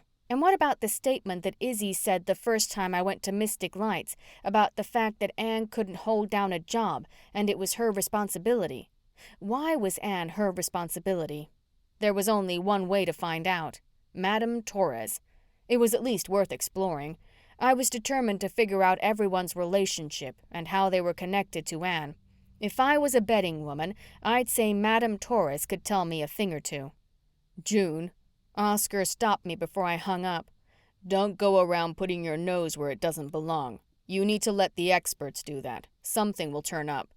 He knew me too well, but not well enough to know that I wasn't going to listen to him. Meow, meow. Mr. Prince Charming dropped something near my foot. I hung the phone up and bent down to pick it up. You are a thief. The dog charm was cute, with the 2 small diamonds for eyes. You are making us look really bad. It's not enough that they think I killed Anne, and you go off and steal a charm. What was it with this cat? I shook my head. There was no time to waste. I had to get my hands on that crystal ball, plus it was opening day for a Dose of Darla. After I got ready, I grabbed a couple of ding-dongs, thinking this could be a stressful day, and walked toward Main Street. I glanced over at Mystic Lights. No thanks to Mr. Prince Charming, Madame Torres was going to have to wait. I had to get this charm back to Bella. Chapter 11. Good morning. Bella greeted us when we walked in. Her store was so crowded. The customers were trying on all sorts of jewelry. How did you sleep? New place and all. I shrugged. Did she really think I slept well?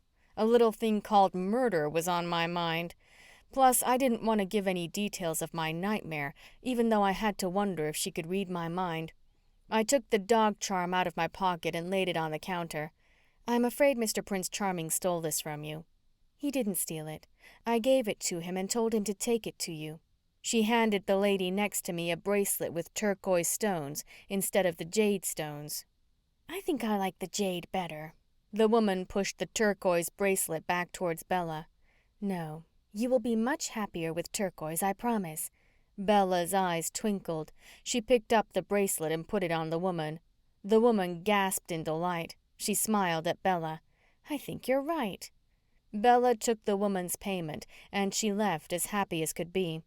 How did you do that? I asked in amazement. How did you know she'd like the turquoise one better? It's in her stars. Bella smiled, leaned over and whispered, I'm the astrologer of the village. You know, horoscope and crystal reader. Ah, I nodded. Whispering Falls definitely had a lot of secrets for me to explore. Back to the charm. You told him to bring it to me? Yes. She picked up a cleaning cloth and cleaned the jade bracelet before replacing it back in the jewelry case. I wanted you to have it. Dog charms help prevent evil spirits from attacking the living, especially a spiritualist, and I have a feeling someone evil is out to get you. First off, that didn't make me feel good at all, even though I'd been ignoring my intuition that something evil was lurking. Secondly, Bella's words weren't much different than Madame Torres. Out to get me? I felt a little like Patience repeating Constance. And what do my stars say? She was a supposed spiritualist. She should be able to tell me my future or if someone was out to get me. Rules of the village. No spiritualist can read for another spiritualist. You must figure your own path. She floated her hands around in the air. I planted my elbows on the case and put my chin in my hands. I want my future to be normal like 2 days ago. That is what I want. That might not be in your cards. She smiled before she went on to the next customer. She pointed over my shoulder out the door. I think you have a line at the door of your shop. She was right. A Dose of Darla had customers. Mr. Prince Charming and I hurried out and down the street. There was money to be made. I slipped into the back door to get familiar with the shop before I opened it up to the crowd outside.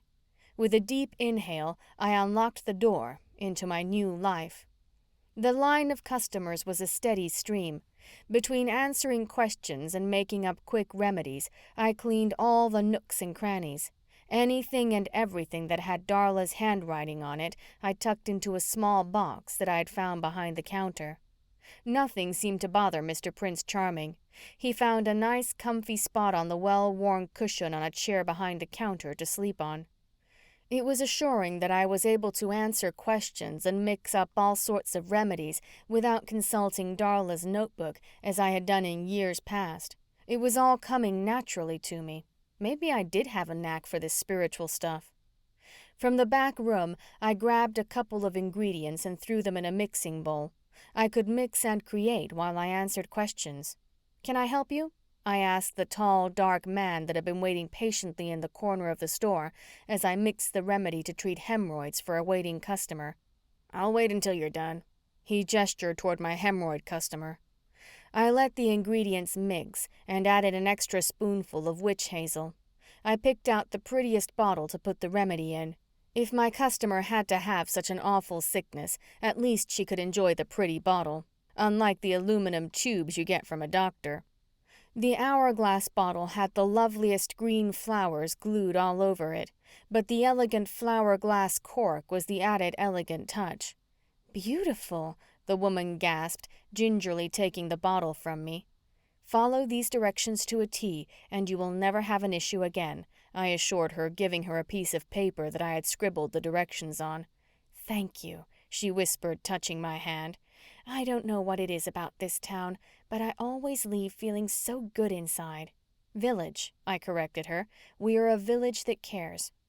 The mysterious gentleman stepped aside to make room for her to leave, and then stepped forward. He glanced around the room before laying a brown package on the counter. "I'm sorry you waited so long. What is that?" I asked.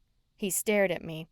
I closed my eyes, hoping some type of homeopathic cure would come to me, like it had all day long. Nothing. I don't know what happened. I wondered if my spiritual abilities had been zapped. "What is it?" I looked into his deep, dark eyes for an answer.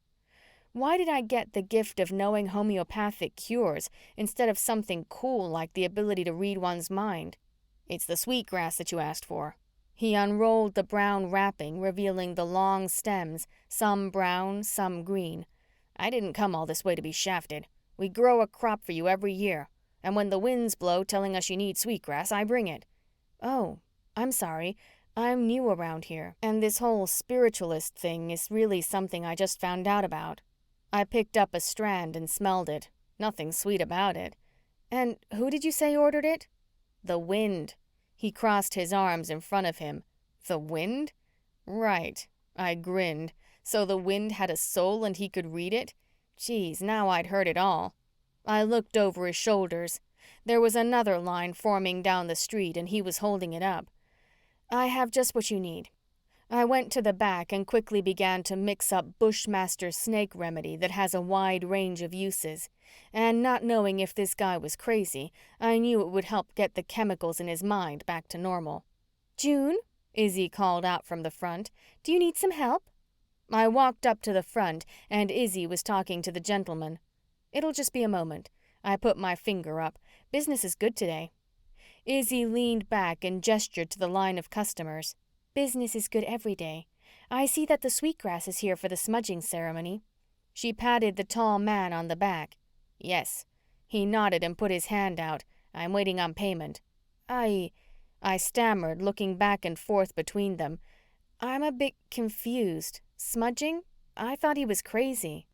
Izzy threw her long blonde head back and laughed so loud it made Mr. Prince Charming wake up from his nap. He stretched and arched his back in the air before he ran out the door. The tall man also threw his head back, his long black hair falling behind his shoulder, exposing several feathers that were braided into it. Instantly, I knew he was Native American and delivering herbs for this smudging thing, whatever that was. "I'm so sorry." I took a couple $100 out of the register and handed it to him. He was obviously the contact for the village on all things we need from the Native American village. This was a plus. There were many times I needed something for a remedy in Locust Grove and couldn't get it because no one sold it. If I wanted it, I was going to have to find a Native American to give it to me. Now I had that contact. He grabbed the money, put it in his pocket, and left. "I'm so sorry. I had no idea." I apologized to Izzy. She took this village very seriously. "No problem." She looked around. I'm glad you have put your gifts to work today and not wasted them at the flea market. Izzy, I stopped her before she left. I looked around the store and made sure no one was around us. I'd like to buy that snow globe from you. Her eyes shot through me. We can talk about that later. Her words were quick and sharp. There was one in particular. I was going to tell her about Madame Torres, but she cut me off. Have a wonderful day. She turned on her heeled, pointy-toed, laced-up black boots, the A-frame skirt twirled, and she walked out. I was going to get my hands on Madame Torres with or without Izzy's permission, but I had to focus on this smudging ceremony. I could see the top of Chandra's turban weaving in and out of the crowd. I wanted to pop in with a quick hello while I had a person in the mud bath. She chuckled and then shivered. A woman came in for a manicure. Of course, I read her palm without her knowing and talked her into a mud bath. She's going to need a lot more pampering with the stress she's going to have in her life. She tapped her long blue nails on the cash register. Looks like business has been good. I can't complain. Truth be told, I couldn't wait to see how much I'd sold today. I was sure I'd made more today than I'd made last year at the flea market. I was glad to see Chandra. It gave me an opportunity to ask her a few questions about Anne while the customers picked up the retail bottles and read the homeopathic ingredients that were going to cure them. You could tell by my palm that I didn't kill Anne, right? I was talking about how she had looked at my hand yesterday after I'd passed out. Oh dear, she giggled. It's not my place to judge. According to Petunia, Anne hasn't come back, and we all know what that means. I assumed she was talking about the whole good soul, bad soul thing, and I didn't even understand all of that. You and Anne got along, right? I leaned over the counter a bit more, pulled my hair behind my shoulder so I could hear her. Even after she tried to sue you? No one got along with Anne. She tapped her temple. Gerald did. Once I caught him in here looking through the honey homeopathic cures. Did he ask you about honey cures? I wished Chandra would stay on the subject, but she was flighty and always nervous. By her constant laughter, I could tell talking about Anne had made her uncomfortable. Plus, she never answered my question about her relationship with Anne. I must go. Many customers need their nails done. She smiled. And a few little life questions answered for them without asking is a nice touch to keep them coming back. I waved goodbye and helped the next customer. I wondered if everyone in the village gave their customers little tidbits about their life using their spiritual gifts. Bella did it with the bracelet, and Chandra practiced on her customers. No wonder people came back to Whispering Falls. I pulled a ding-dong out from behind the counter and savored every single morsel while recalling what Chandra had said about honey. Why didn't Gerald get fresh honey from Petunia? Why would he break into a Dose of Darla? A light bulb went off in my head. Did Petunia say that Anne was allergic to honey? Only one way to find out. Patience Karima. I had to get her alone, away from Constance. After all the customers were gone, I restocked the shelves exactly the way Darla always had. I had one thing and one thing only on my mind. Patience Karima and that autopsy report. I locked the wooded door behind us, and Mr. Prince Charming and I proceeded to walk down Main Street. Some of the shops were still open, especially Golly Bee Pet Store. I'd imagine her store was the last one closed every day. Who couldn't resist a look at some great animals that cohabit, not to mention the live tree? I popped my head in to say hello. Petunia was sitting on the grass floor while the animals and customers milled about. I waved when she looked up. She waved back. There was a bird sitting on her shoulder. A few days ago, I would have thought it was strange. It seemed normal. My new normal. Yoo-hoo! I looked up and Bella stood on the sidewalk in front of her shop, waving her hands in the air. I've got your bracelet. I had completely forgotten that I had left my bracelet there this morning so she could put the new dog charm on. At this point, I was going to take all the luck I could get. I hurried down to get it from her. That was fast. My eyes lit up watching her clasp the charm bracelet on my arm. It reminded me of the little turtle charm and how much I longed to have it back. Which reminded me of Anne and the possibility that she was killed by honey. But why would Gerald want her dead? Thank you. I admired the bracelet and then glanced down the street towards two sisters and a funeral. The Karima sisters were scurrying down the street. Gerald came out of the gathering grove and locked the door behind him. He tapped his top hat on his head. He was off somewhere fast. He didn't even notice us across the street. "Hello." A whisper grazed my ear. "Hello," I chirped and turned to see who greeted me. No one but Bella was around me. "Where's everyone going?" They all seemed to be heading in the same direction. "It's time for the smudging ceremony. I hope you have the ingredients with you." Bella's brows drew together. She looked confused. "See you there." There was that word again. Smudging. Chapter 12. "Smudging ceremony?" I asked, and watched the entire village shut down, as if everyone knew what was going on but me. Even Mr. Prince Charming had gotten curious and followed everyone that was walking toward the lake. "I don't even know what that is." Bella touched her head. "You need to go back to your shop and focus on the smudging ceremony. You'll figure out what you need." This was no time to rely on, "you have a spiritual gift, use it" speech. I was a fact kind of girl. The girl that used Darla's recipes to come up with her own. I needed a starting point. "I will let you in on a little secret. A smudging ceremony takes place in the wooded area behind the lake. There is a large rock that you won't miss. After something, say negative happens in the village, we cleanse the village of any evil spirits." We nodded at passers-by heading to the ceremony. "Since you are the new homeopathic spiritualist of the village, you should know everything we need in order to cleanse the village of the evil spirits. I'm just the astrologer." "But," I was going to protest, but she left without saying goodbye. I looked back at the gathering grove, realizing that Gerald and my questions were going to have to wait. Even the smudging ceremony was going to have to wait a little bit longer. I tugged on the big wooden door of Mystic Lights just in case it was unlocked, and if it was, did that constitute breaking and entering?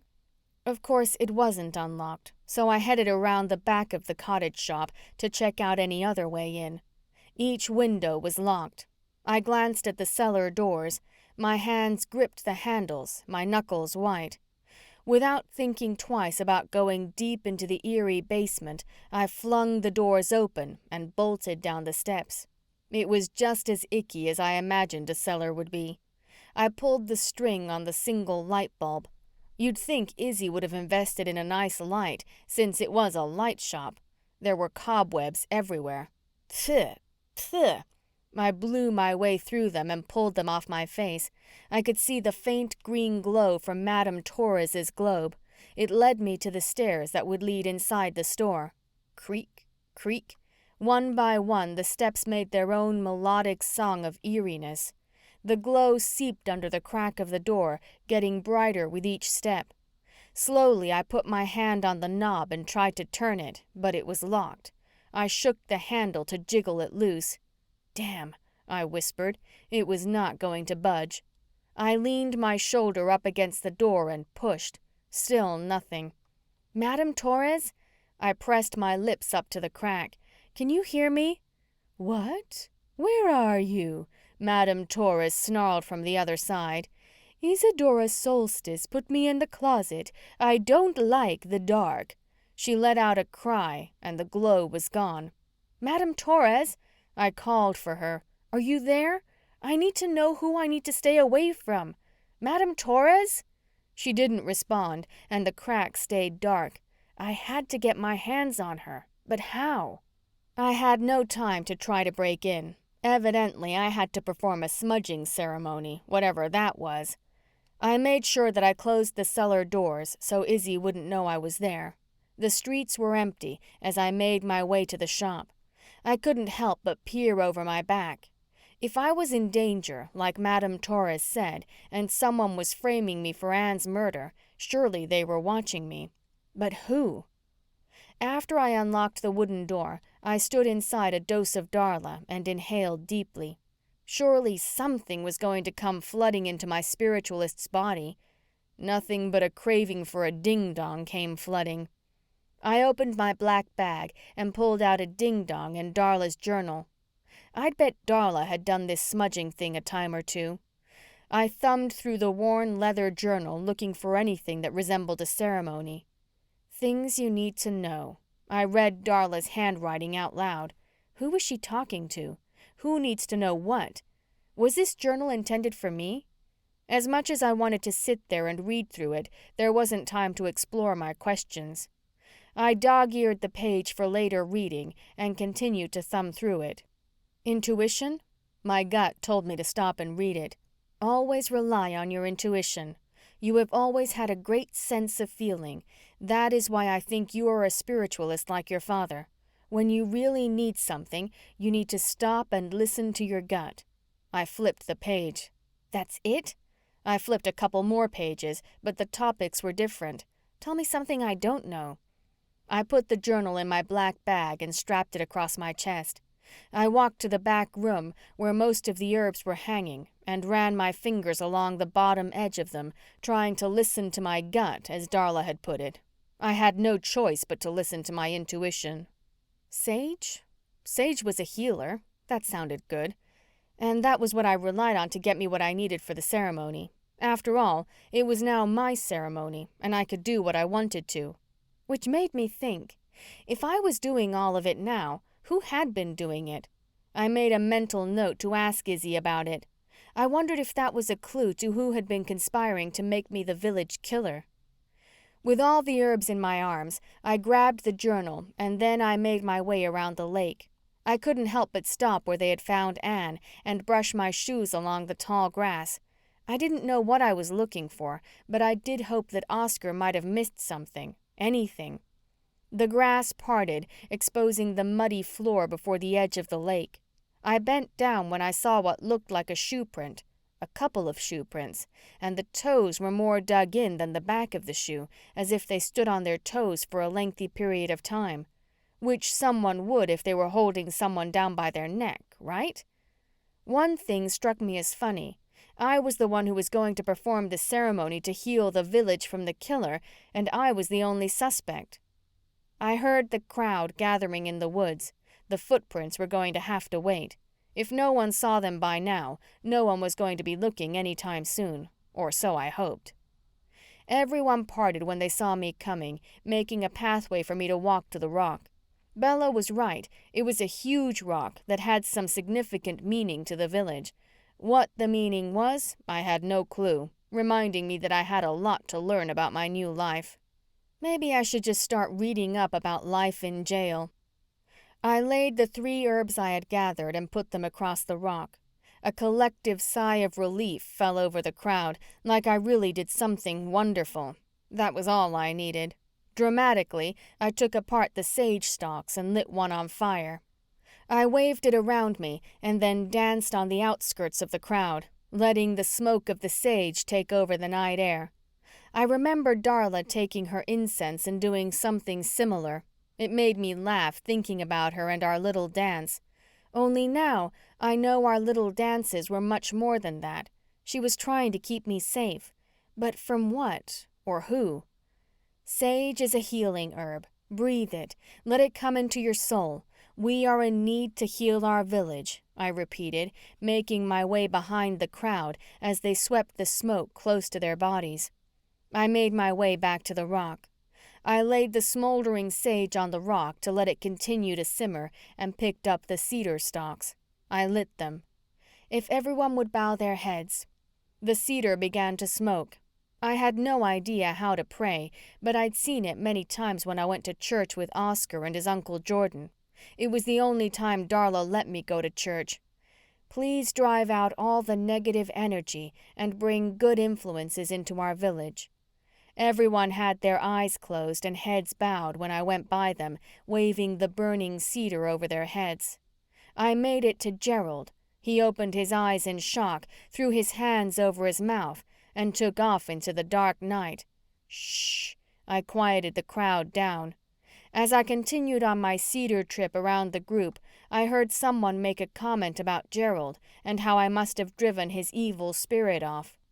Without hesitation, I repeated the ritual of putting the smoldering cedar on the rock next to the sage and picked up the sweetgrass, lighting it on fire. Everyone, my voice boomed into the darkness, lift up your heads, pray into the smoke. Sweetgrass carries your words in the smoke up to the gods. As if the gods had really spoken, all the four-legged creatures and fireflies gathered into the circle, all their heads to the sky. Remembering they might be good souls that have come back, I made them part of my speech. All creatures are welcome.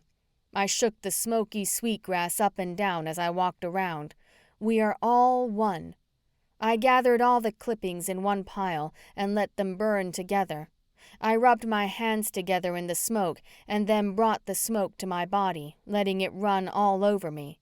I especially brought the smoke up to my head to cleanse any nightmares I might have. With the smoke billowing above me, I lifted my hands and closed my eyes. We are entering into the unseen powers of the plants and with the spirits of the ceremony. Where in the hell did that come from? I opened one eye to see if everyone was watching. They weren't. They were taking it all in. As all good relationships, there has to be honor and respect if this relationship is going to work. I fell across the rock for a dramatic ending. I waited for a few seconds before I got back up so everyone had an opportunity to open their eyes and see me. Good night. I bowed my head, waiting for everyone to leave the circle. Good night. With my head bowed toward my feet, I watched Mr. Prince Charming make his figure eight around my ankles and purring as if he was letting me know that I did a good job. Wee bit of a drama queen? Oscar clapped his hands together. Where were you? I asked, keeping my voice down because not everyone had left. I looked for you. I was standing by one of the trees in the woods. I didn't want to knock you off your game. He laughed. Besides, I don't have a spiritual gift and was not invited to the party. But I thought you had to in order to live in the village. That didn't make sense to me. I could have sworn I heard Izzy tell me that. There was so much that had been thrown at me, maybe I'd gotten it all mixed up. I don't know about that. He pulled a ding-dong from the pocket of his jacket. Want company? I grabbed it and split it in half. I'm always up for your company. We walked in silence past the lake and up the hill to my rental, savoring every single delicious bite. Chapter 13. The cleansing must have worked. I didn't have a nightmare and slept like a baby for the first time in years. Even Mr. Prince Charming was curled up next to me when I woke up. Glad to see you didn't steal any more charms.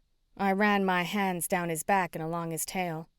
A bit of happiness was in my soul. There were things I had to do, like get a lawyer, figure out how to get a mold of those footprints at the lake, and talk to Gerald. The sun hit the side table and illuminated Darla's journal. I was going to try to read a little bit of it before bed last night, but the smudging ceremony mentally exhausted me, and before I knew it, my head hit the pillow and I was out. Luckily, I didn't have another nightmare, so maybe the smudging thing should happen every night. I rubbed my finger over the gold lettering on the old cover. I couldn't help but wonder if she had deliberately left it for me, just in case I did find my way back to Whispering Falls and discovered that I was like my father, a spiritualist. Mr. Prince Charming curled up on the pillow next to my head when he realized it was going to be one of those mornings. Lazy. I turned the cover. Mildew and dust tickled my nose. The pages were crisp, almost fragile, as if they were dry-rotted. Eloise and I made our pact today. The only other person I told was Izzy. There was no way I was going to tell Otto. He's so professional, and if he knew I was talking to Eloise, he'd throw a fit. I wish I knew what Eloise did to get banned from the village, but Izzy won't tell me, and I can't let anyone else know that I found her. She really could be a lot of help around here in making a Dose of Darla a real potion shop. I'm just glad I can help her use her gifts. Plus, June loves her.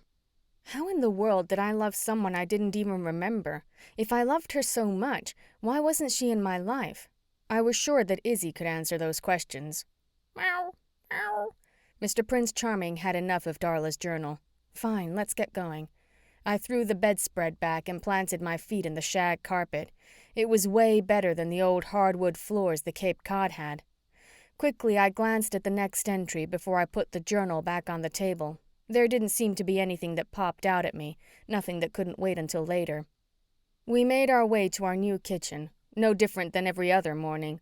I made my coffee and threw a scoop of cat food in Mr. Prince Charming's bowl. I had no idea why I bothered. He ends up eating my leftovers, or I just make double. Out of the corner of my eye, I saw someone walking down the empty street of Whispering Falls. It was still early, and the streets wouldn't be filled for a couple of more hours. I could see a woman with short red hair and a long cloak. She was mumbling something and swinging a long chain. What in the world? I squinted to confirm that she was swinging smoke out of a ball at the other end of the chain. Izzy came into the light, wearing a different A-line skirt, a purple choice today, and the same pointy-toed ankle boots. She gestured towards my house. I ducked in case they saw me spying on them. Who are you, and why are you looking up here? This was a feeling I didn't like. After all, I was still the only suspect in Anne's death. It wasn't me they should be looking at. I can't say my smudging ceremony technique was a gift or more of bull on my part, but I did know that Gerald got sick and left. According to smudging rules, if someone gets sick during the ceremony, they have evil souls. I took a sip of my coffee and looked at Mr. Prince Charming. I can drink tea in the morning instead of this. I set the mug down and went back into my bedroom to get ready. I had plenty of time to grab a cup of tea before work and ask Gerald a few questions, plus find out who that woman was. By the time we had gotten out of the house, the streets were already beginning to fill up with visitors, and lines had formed in front of many of the shops. Of course, there was a line at the Gathering Grove. It seemed to be the big hangout for everyone in the village, plus it was the only place in Whispering Falls to eat. "Hi, June." Chandra's hands were filled with a sack of goodies. "I love to have these sitting out when clients come in. It's all about pampering the soul, and it helps to pamper the stomach. I'm surprised to see you here. I thought I'd try out what I hear is the best cup of tea in town." I held the door for her. "And see if Gerald is an evil soul?" She chuckled. "No, why would I think he was evil? He did run off during the smudging ceremony, which may have meant a couple of things. One, that he was a bad soul, or two, that he was hiding something. I picked number 2, and that was exactly why I was here."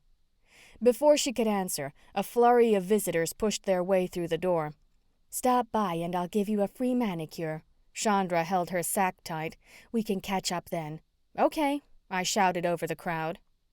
I got mixed up in the group and continued to make my way to the register to order my drink. There wasn't going to be any time to question Gerald because the long line in front of me was going to take up any free time I would have before I needed to open the shop. I looked around but couldn't see over everyone's head. Gerald was nowhere to be found, nor his top hat. Mr. Primrose, the realtor, was standing a couple of people in front of me in the line. "Mr. Primrose, how did the new owners like my old house?" I was curious to see how they were getting along. June dear, that was bought by the village. We need you here, so you can visit any time you'd like." His face turned red. "I'm not good at lying. I'm sure it would be fine with the council if I told you the truth." If they didn't sell my house, then maybe there were some clues to what happened to my bracelet. I had the bracelet on when I went to bed on my last night there. I didn't have it on when I was packing the boxes. "Hello, June," Bella shouted from behind the counter once I got to the front of the line. "That bracelet was meant for you." I lifted my hand up and admired it with her. It was a perfect fit, but I still missed my turtle, though I wasn't sure if I wanted it back because it had been in the clutches of a dead hand. "What are you doing here?" I asked. There had to be a reasonable explanation. "Where's Gerald?" She looked around before she answered. She leaned over the counter and whispered, "He's ill, but hopefully we'll be back tomorrow. Quite frankly, I'm surprised to see you here." That was now the second person to tell me that in less than 10 minutes. Everyone seems to be surprised to see me. I was beginning to believe there was a rumor going around about me that I should be in jail. "You tried to kill me," Gerald screamed from across the room. He rushed over. His bottom lip quivered, or what was once the outline of his lips. His eyes were swollen so much that all I could see were little slits. With his fists clenched to his side, he growled, You do not belong in this village. You are nothing like Otto or Darla." "I tried to kill you?" My eyes bulged. I was unable to think, and nothing was coming out of my mouth. Everyone stopped drinking their tea and eating their goodies. All eyes were on me. I gasped for air. "I what? Didn't think you'd get caught? Well, I've got a call into that police officer from Locust Grove checking into your background." He shook his fist at me. "You will not be able to practice your spirituality here until you are found not guilty. Order of the council." A collective gasp filled the air. My legs felt like they were filled with lead, unable to move. "Don't do that to her, Gerald." Bella moved from behind the counter and took me into her arms. "She didn't know that you were severely allergic to cedar." Cedar? I quickly recalled my specifically getting into the cedar portion of last night's smudging ceremony.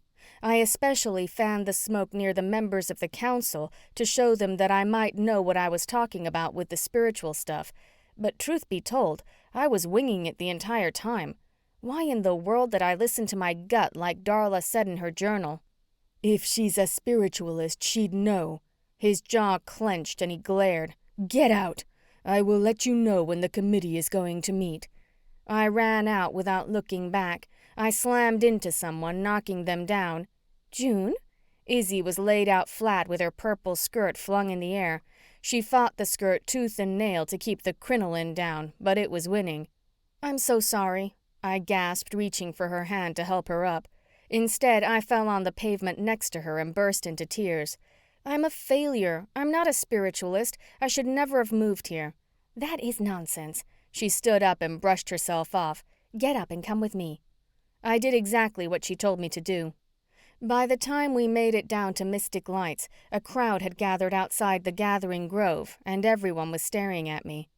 I briefly told Izzy what had happened in the Gathering Grove, including how I picked the herbs out for last night's smudging ceremony. "First off, you didn't try to kill anyone. We rushed you into moving here." She unlocked the gate to Mystic Lights, and once inside, she locked it behind us. "Secondly, that is what a spiritualist does. You are listening to your instincts. The higher powers are telling you what to pick, and it worked. I had Eloise confirm it this morning." "Eloise?" "Yes. She is a spiritualist who uses the power of incense to cleanse or empower the client. She's amazing." Izzy talked in a rush. "She said that everything is going to be fine in the village, just a hiccup or two. Maybe Gerald is one of those hiccups. But as a spiritualist, you know you can't read another spiritualist unless they let you." She tapped the crystal ball sitting on the counter. It wasn't Madame Torres. I wished it were. The face appeared from the dark liquid and didn't take her long-lashed eyes off me. Was the person in the crystal ball wanting to read me? I'd never believed in any of that stuff like Darla, until now. I glanced around Mystic Lights to see if I could find Madame Torres, but the glass globe wasn't anywhere to be found. Focus, focus. I peeled my eyes off of the shadowy face from the other crystal ball. "Can you tell me a little more about Eloise and how to find her?" I asked. The face in the crystal ball continued to watch me and every move I made.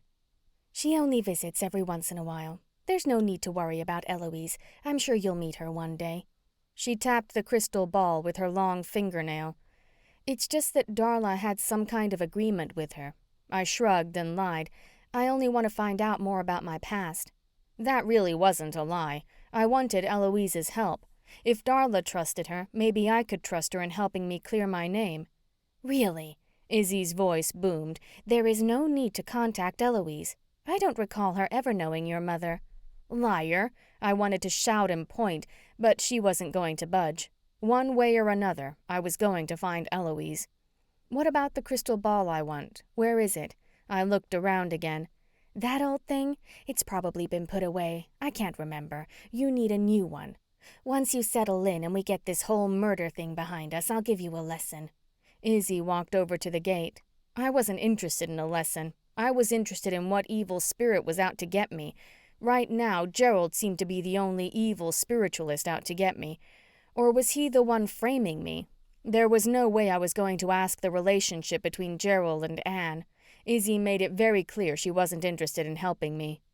"Anyway, Why don't you take the day off and let me talk to Gerald when he calms down? She patted my shoulder and nudged me to the door. I will let you know what happens. Just take some time for yourself today. A customer hurried through the door. Sure you will. I was beginning to realize I couldn't believe a word that came out of Izzy's mouth.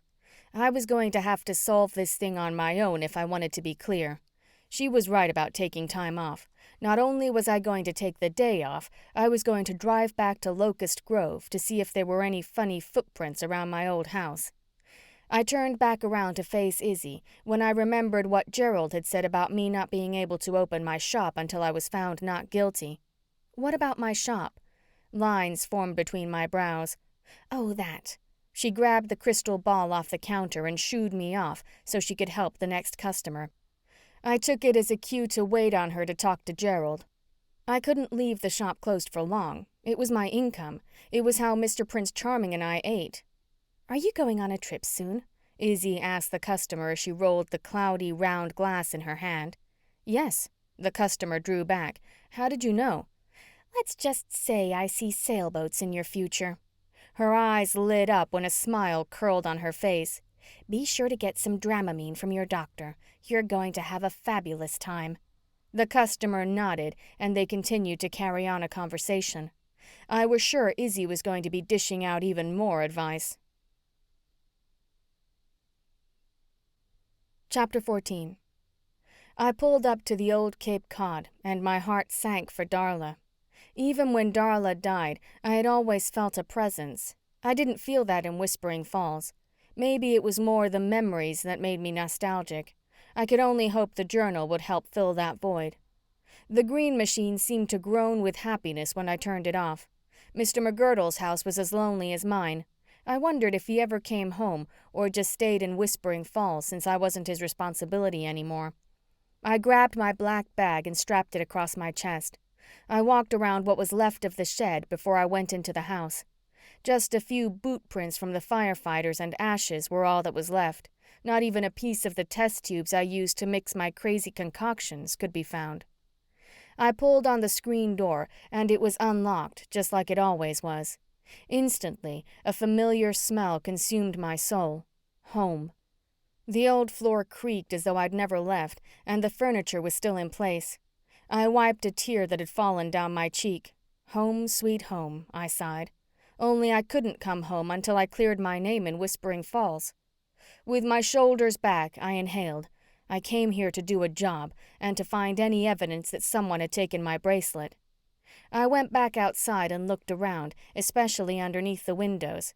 The only way someone could break in at night would be to climb through one. That was exactly how Oscar used to get in.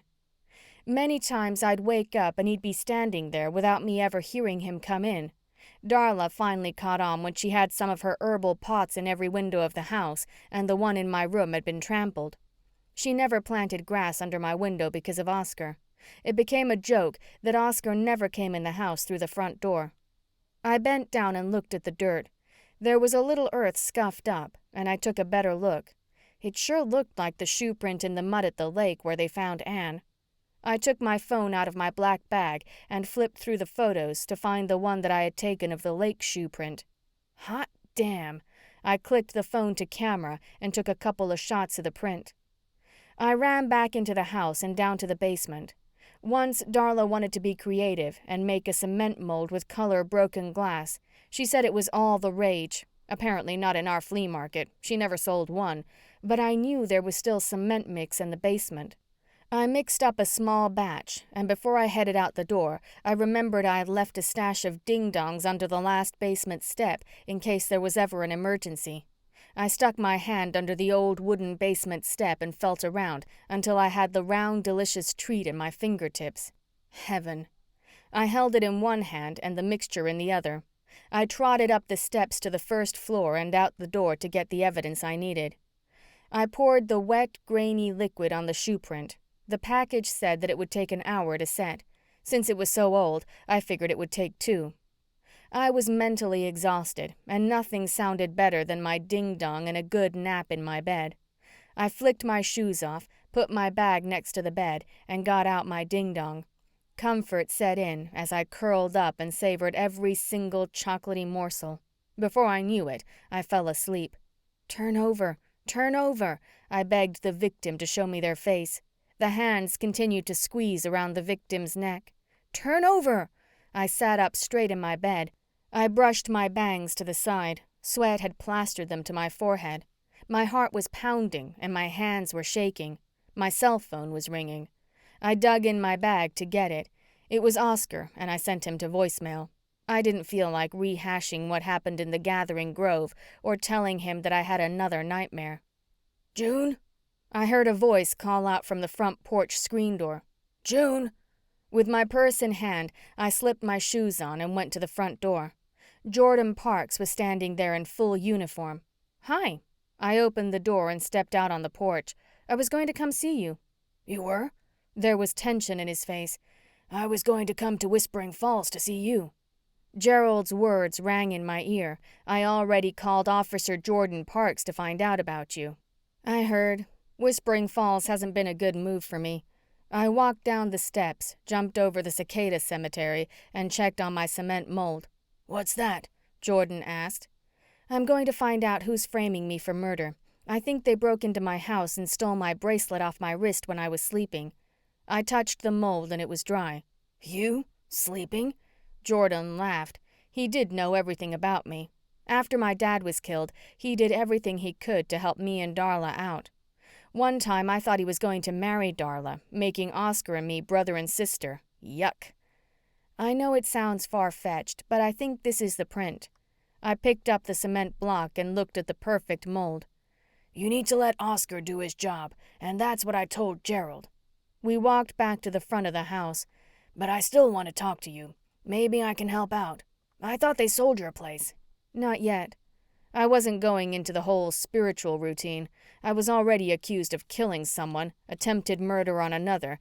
I didn't want to add crazy to the list. "I'll stop by one night." I did need his advice, but I wanted to wait to see what Izzy found out. "How about you make me some of that famous box spaghetti?" "You got it, kid." He waved. I watched him leave and then ran into the house to grab the bag of cement. I was going to make more mix and get the print from the lake. The entire way back, I couldn't get my nightmare out of my head. It was the first time I had the nightmare while napping. Up until now, they'd always taken place at night. It was the same as every other time. There was a head underwater with hands around the neck. Only the head was different this time. The hair was darker and longer, not like Anne's, but the hands were still the same. Before I knew it, I was driving back down the main street of Whispering Falls. I parked the El Camino in the empty space in front of a Dose of Darla. I took the cement bag out of the bed of the green machine. "Where have you been?" Chandra giggled, twisting her hands together. She stood underneath her little pink awning of a cleansing spirit spa. "I heard what happened with Gerald after I left the Gathering Grove this morning." "What's that?" I rested my hand over the word cement on the bag and tucked it close to my chest. "It's an ingredient I need to make a cure." "Oh." She slid a little closer and leaned in to get a better look at what I had. "I'll be by later." I peeled a note off the gate and unlocked it. Once inside, I locked it behind me. "June," I read the note out loud. "Please come by Petunia's and get me. I need you to make me something. Mac McGirdle." I hardly finished the note when there was a knock at the door. On the other side stood Mr. McGirdle and Mr. Prince Charming. When we lived next door to each other, they despised one another. "I saw Mr. Prince Charming hanging around the gate, so I knew you had to be around. Besides, your old beater sticks out like a sore thumb." He gestured to the green machine. "Hey, that's a classic." I always had a special place in my heart for my ride. I held the note up in the air and opened the door wider so he could come in. "I was just reading your note."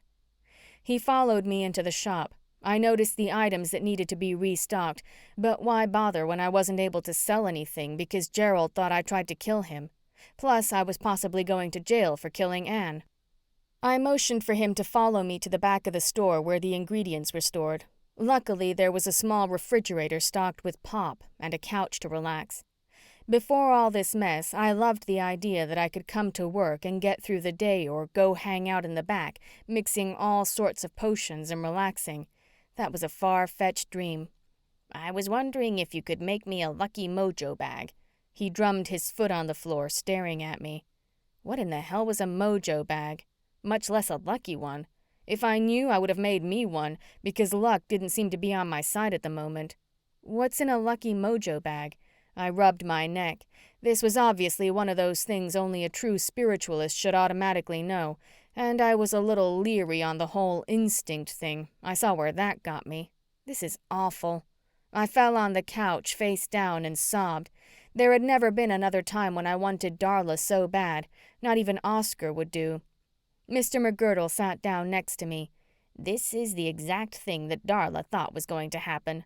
Tell me everything. I rolled over, sat up, and brushed my tears. Darla had confided in him. Maybe he could help me. There isn't much to tell. He stood up and paced. His eyes darted nervously around the room. I'm a spiritualist. I read tarot cards. And I knew your dad and Darla from a long time ago. He paused and looked at me. Kiddo, he pointed between the two of us. You and I used to play together in this shop. We got along great. So when Darla wanted you to have a normal childhood, we knew we couldn't just send you out in the world with a spiritual gift. Why not? I had seen plenty of celebrities endorsing the psychic hotlines on TV. A true spiritualist has to be embraced and live around other spiritualists, especially when they are children. So I agreed to move to Locust Grove and live next door when the council asked me to. Darla was happy until she got sick. That is when she made me promise to watch over you. But you were grown and doing great, so I kept my distance. He cleared his throat. Grown? I was barely out of high school. I know you have the gift, but you put up a wall. You can't accept the fact that you are a spiritualist, and that is causing the blockage. You have to learn to accept who you are. Darla wasn't sure if you had it or not. What makes you so sure I'm a spiritualist? I crossed my arms in front of me. Do you remember when I had the indigestion issue and I asked you for a remedy? He asked. I nodded. I remembered looking at Darla's recipe and knowing that something was off, so I added my own touch, albeit oyster shell clippings crushed and mixed in, and it worked. You whipped up that mixture without even thinking about it.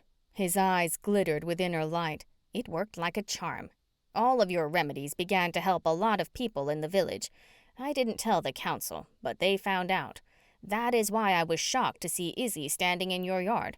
They never contacted me to let me know they were coming for you. Coming for me? I drew back. They would never make you come, but they have a great way of persuading you. He laughed. And this whole thing with Anne is a mess. They aren't even looking into Gerald. Everyone wants to overlook that. Overlook what? I was never one for gossip, but if this was going to help me, then I was all ears. Anne has been after Gerald for years. From what I heard, he gave in a few times, and then she wouldn't leave him alone. But with the council taking away her spiritual shop and banning her from using her gifts, he had to be careful, him being on the council and all. I even heard they met at the Gathering Grove the night before she died. But that's just what Petunia had said. He threw his hands up to his mouth, but it was too late. The council banned Anne? What I needed to know was who really didn't see eye to eye with Anne, and if they had reasons to kill her. What in the world did she do to get banned? I've said too much. Just forget everything I said. He wrung his hands together.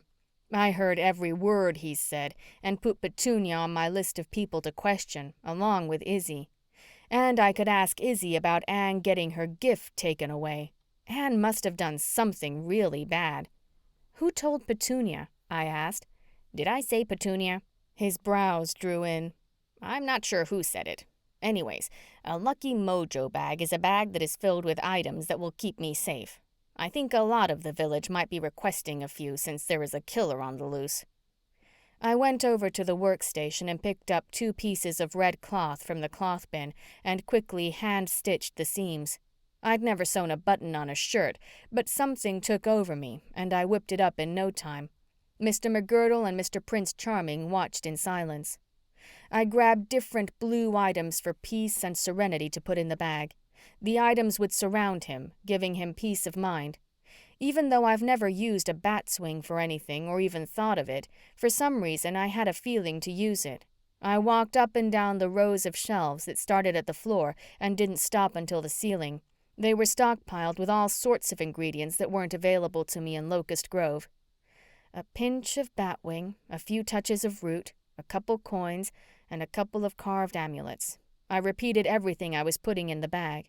I scribbled Mac McGirdle on a piece of paper and stuck it in the bag. I pinned it shut and handed it to him.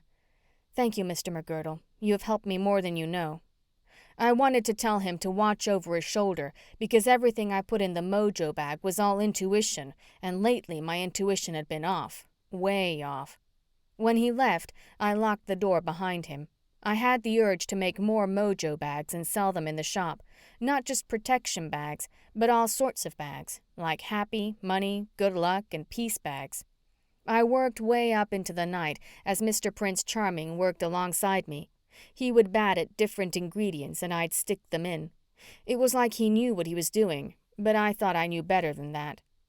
As I created, my mind was free and let me think about why anyone would want to frame me for Anne's murder.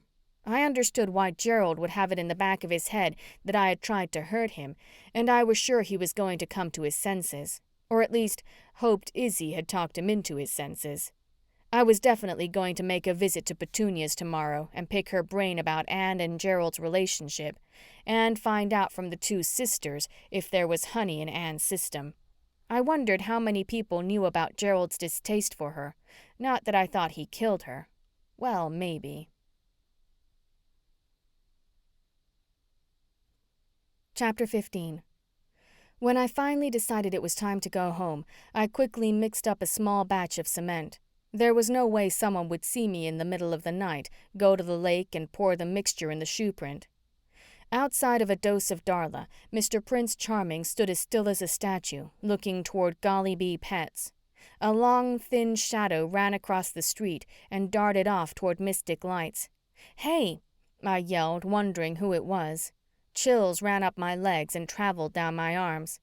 The shadow stopped, briefly turned and looked at me. The glowing teeth were the only thing exposed in the upward grin. Then it was gone. The shadow made me feel the same way I'd felt when I thought I'd hit someone with the green machine the first time I'd come to Whispering Falls. "Let's get out of here." I played with my charm bracelet. Bella said Mr. Prince Charming had picked out protective charms. There was no better time like the present to be protected. Meow. Mr. Prince Charming let out one long, low groan. We watched a shadow move closer to us, but from the opposite direction. The gate was fast, but the night wind had whipped up and was quicker. A top hat flew into the middle of the street. Gerald ran to get it, but not before he looked around to see if anyone saw him. Mr. Prince Charming and I slipped back into the shadow in the entrance of a Dose of Darla so Gerald wouldn't see us. It made me wonder if he was breaking into Golly Bee like Petunia had said he'd broken into a Dose of Darla. I reached in my black bag and grabbed my phone. With a few clicks, I took the pictures I needed for that just-in-case moment.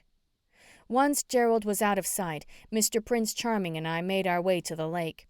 The starry sky lit up the dark night just like a flashlight, reflecting off the lake. I bent down at the edge where I'd seen the print and parted the grass. Meow, meow. Shh, shh. I know, it's creepy out here.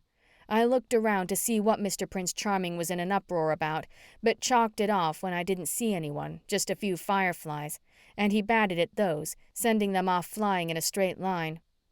I poured the mix into the shoe print. Luckily, the print had hardened, making it a perfect mold. "I don't think we've met this time."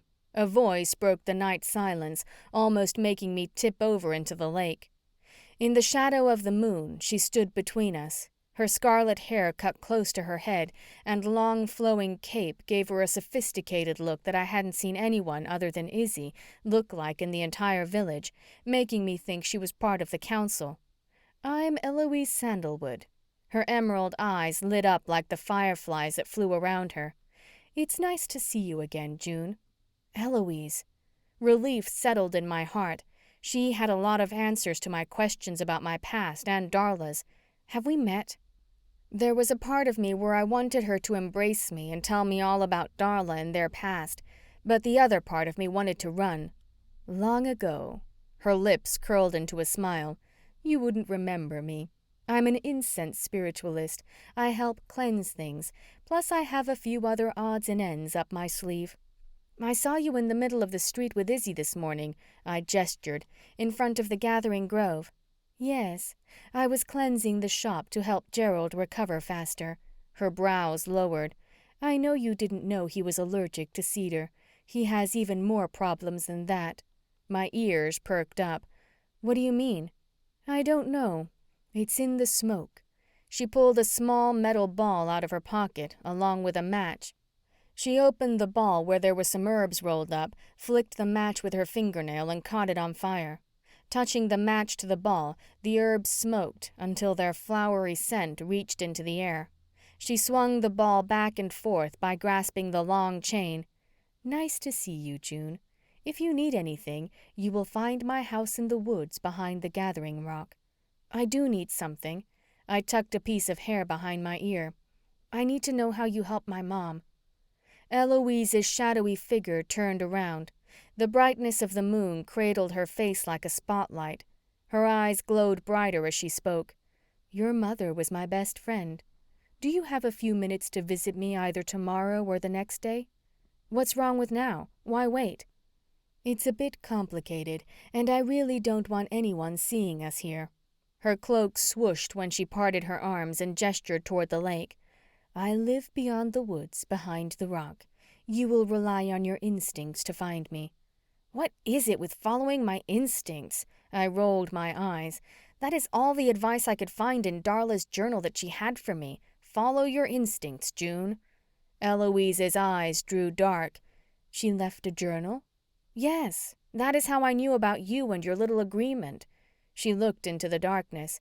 We must not talk about it here. If you want to talk, you must use your instincts to find me.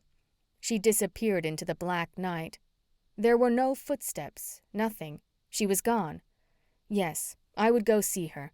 I had to find out the big secret behind the agreement. I didn't bother taking a look at the cement mold. I knew it needed more time to dry. I had nothing but time. First thing in the morning, I was going to make a visit to see Petunia. I'd pick up the mold then. Mr. Prince Charming trotted ahead of me. With every snap of a branch or swish of the grass, I jumped. That was one thing about Whispering Falls. You didn't know who was watching you at any time. Eloise had my mind reeling, making it hard for me to sleep. I grabbed Darla's journal off the table and pulled the covers up to my neck. Mr. Prince Charming nestled underneath the cover in the crook of my arm. Eloise made the funniest potion today, talk serum. We gave some to Izzy and she wouldn't shut up. I had to make her leave before Otto got home, or I was afraid she was going to spill the beans about Eloise. I didn't want him mad, especially now since the council approved a dose of Darla. That was the last thing I remembered reading before I fell asleep. Turn around! Turn around! The hands floated away and the head bobbled side to side. Just a little more to the right. My body shook and I woke up in a dead sweat to a banging on the door. Groggy, I pulled back the sheet from my damp body and noticed the clock read 9 o'clock a.m. I hadn't slept that late since I was a teenager. I jumped out of bed to see who was at my house. Mr. Prince Charming stretched his front legs out in front of him, yawned, and then followed me to the door. I hear you're making new friends right and left. Oscar held up a bag of muffins from the Gathering Grove. I rolled my eyes, moved out of the way, and let him in. Meow, meow. Mr. Prince Charming made his presence known. Not for you. Oscar put the bag up in the air a little more, so Mr. Prince Charming couldn't bat at it. But that didn't help. He was up on the counter before Oscar sat the bag down. Gerald called Uncle Jordan, accusing you of killing Anne and trying to kill him. He's crazy. I shook my head. How was I to know he was allergic to cedar of all things? Not like he knew Anne was allergic to honey. What do you mean? I mean you need to get that autopsy to prove my innocence. When will the Karima sisters have it complete? Not only were Constance and Patience the owners of the funeral home, they were the village coroners. According to Petunia, Anne was highly allergic to honey. And Chandra caught Gerald breaking into a dose of Darla, stealing honey supplements. Why would he steal honey when he could get real honey from Petunia? I paced back and forth, trying to figure out why he'd steal it, when it hit me. Supplements don't show in the bloodstream. I pounded my fists in the air. I knew Gerald was up to something. As a matter of fact, I also heard that Gerald and Anne had something going on, but Anne got on Gerald's nerves and he dumped her. She was chasing him around and he was annoyed with her. That doesn't make him a murderer. No, but he did have tea with her the night before she died, and maybe he gave her the honey supplement. My head was beginning to hurt. Who told you all that? Oscar questioned. People. I shrugged. I've been working on this case for a couple of days and no one wants to talk to me. They don't trust you. That's why Gerald called Jordan. I didn't know if that was true, but it sounded pretty good. Now, what about that autopsy? I should get it back any time now. His brows met in the middle. No, you don't, Juneheel. I know that look on your face. You let me handle this investigation before you get yourself into any more hot water, he threatened me, and I don't take threats lightly. Oscar was crazier than half of this town if he thought I was just going to sit back and let him try to exonerate me. I was on a roll, and Petunia was next in line. Did you hear me? I did, and remembered that someone else was going to die, but who? June, are you okay? All the blood drained from your face. Oscar knew me too well. I worked around my new kitchen, making a fresh pot of coffee to go with the muffins. Spill it. He took me by the shoulders. Even Uncle Jordan said that you were acting funny yesterday. He said he stopped by the Cape Cod when he saw the green machine there. I needed some comfort and you were too busy. That's why I went to the Cape Cod. I didn't want to tell him, but I knew I couldn't keep quiet. I'm having nightmares again. It's a different person. The hair is different, but the killer's hands are the same. Nervously, I bit my nails, a nasty habit I'd broken years ago, but my nerves had gotten the best of me. I had to make an appointment with Chandra to get them painted. I wouldn't bite them if they were painted pretty. Oscar ran his hands through his hair, sat down in one of the kitchen chairs, and propped himself up on his elbows. Do you think this is your gift? Can you see when someone is about to die? That was one gift I did not want. But when I thought about it, most of my nightmares when I was a child did come true in one fashion or another. Once I lost a shoe and had a nightmare about Darla being mad, then another one where I had lost it. I went to the place I saw in my dreams, and it was there. Another time I had a nightmare that I fell off my bike and got stitches, only the next day it happened to Oscar. Darla always said I had an active imagination. Oscar? I gasped, thinking he might be right. One problem is that I don't know the outcome until I dream it, and then it's too late. Or at least it was for Anne. Is there anything else in the nightmares that you can remember besides the head? Can you look around and see if there are any clues in the hands? Markings? Oscar asked some great questions, but how was I going to manipulate my dream? I pushed the muffins aside. I'd suddenly lost my appetite. So now what? I waited to hear my fate. Were they or weren't they going to charge me with murder? We will wait until Gerald gets better and the council can meet to discuss all the evidence. His appetite wasn't affected. He stuffed half of a muffin in his mouth. I did find a journal from Darla in the shop. I hesitated for a moment, wondering if Oscar might want it for evidence, but I continued. There really isn't anything in there but how she moved us to Locust Grove.